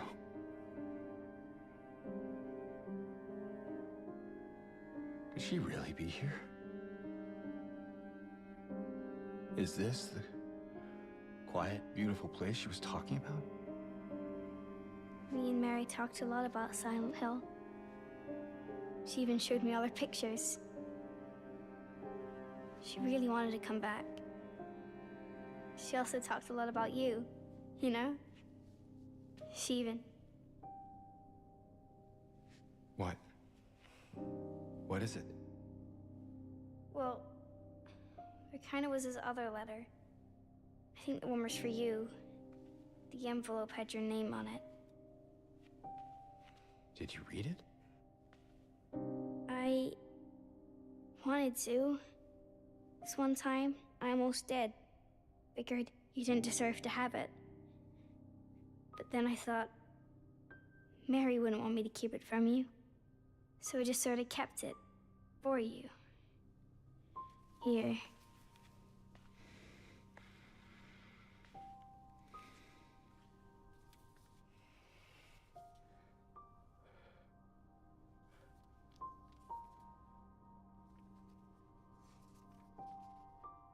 It's empty. Laura, there's nothing in it. What? But I didn't take it.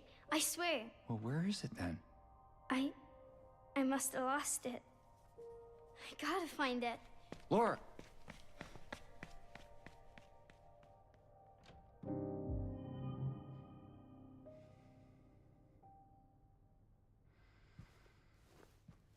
Rather than an angry wolf, now he's a puppy dog with a collar.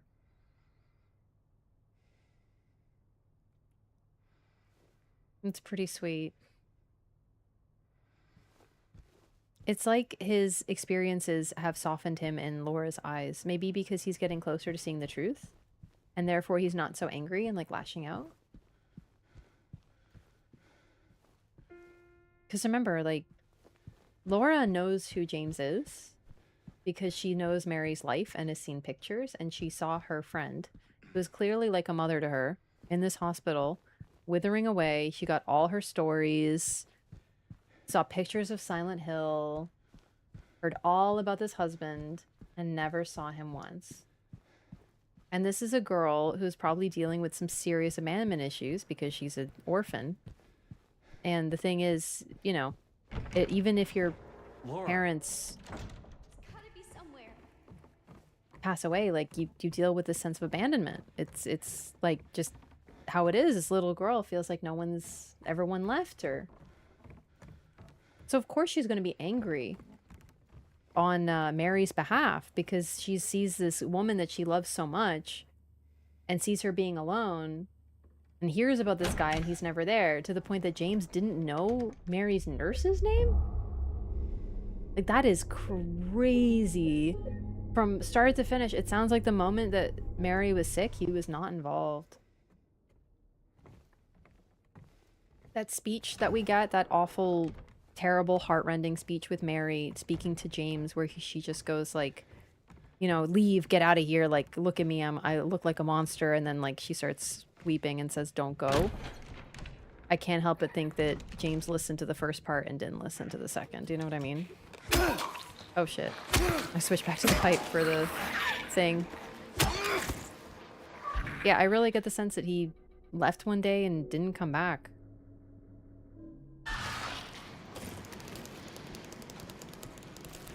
Whoa! Okay, yeah, we get it. You love leggies. Goodness me. Yeah, that's the thing. From James's perspective, Laura is a menace. She makes everything more difficult for us. She's mean to us for no reason, but now we understand why.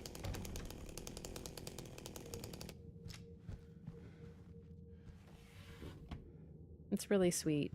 Like, sad. Like, heart was so sad.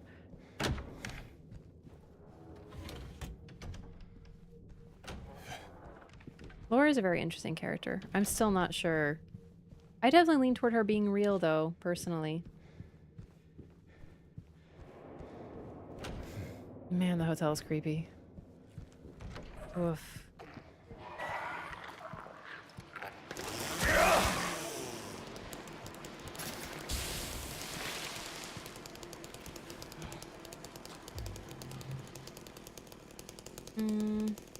Feels like the 3 years he keeps reciting to himself is when she stopped being who he wanted her to be rather than her actual death. Yeah, like perhaps when he thought of her as dead. Yeah, someone else mentioned that. And I definitely think that's a possibility.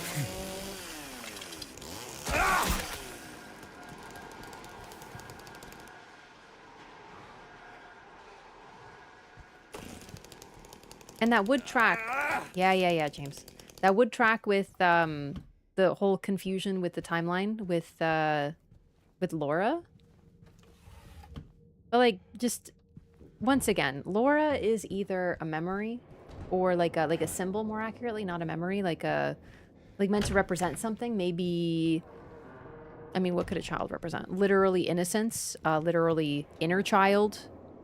Could also be symbolic of like the future that James and Mary never had. I think that's a bit of a stretch, personally, because like Mary's like, oh, I love you like my own daughter. I think that's too far. But still, the idea here is that either Laura is not real and represents something in Silent Hill, or she is like, at best, she's a ghost or something, because what child is just magically teleporting around Silent Hill at will, effectively, from what we can tell? She vanishes and then reappears. Like, it doesn't make sense. She is definitely... There's something special about her. It's just an argument as to what it is. I've been here.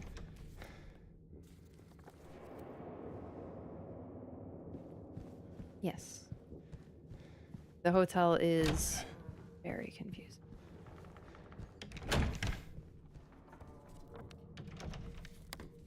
And full of so many enemies. Oh!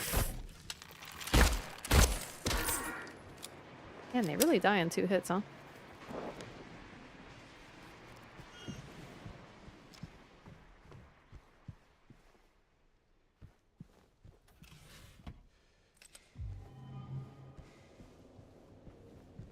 New here, hope you have a good stream. Thank you. I have been. Have I been out here? Oh, no.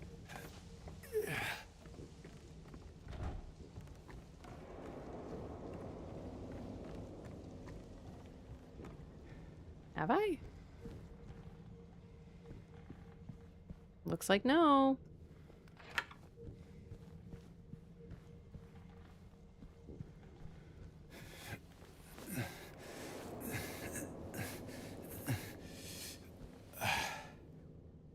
What the? Oh. Okay, check the utility room. Don't jump me. I swear, no more leggies in this hallway. There's been too many leggies in this hallway already. The hotel was a section where I was like, okay, enough leggies. Like, there's too many leggies. Oh, God. Scared me. Sunrise wing key. Nice. Helpful. Important.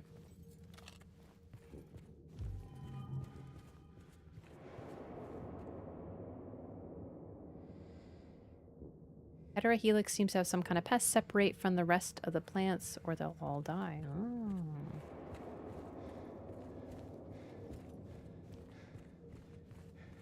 Yeah, in the end, I think it's preference. Because, yeah, if she is a manifestation of guilt, she operates similarly to Pyramid Head. And also, like mentioned, she references things. She's like, oh, I think you've you know, been through enough for now. So, like, it's like we have a moment of peace with her because we're starting to get deeper to the truth. And when we're starting to get deeper to the truth, we are more acceptable.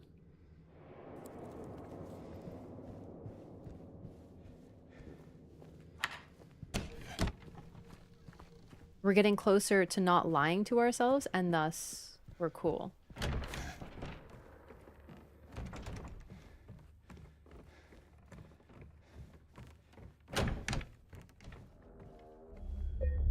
Okay, started the first floor, but gamers, it's late. Thank you so much for watching. I think we made really good progress. I think this next stream of Silent Hill 2 will be all the endings, and I don't think it'll take too long, but the hotel is a whole chunk.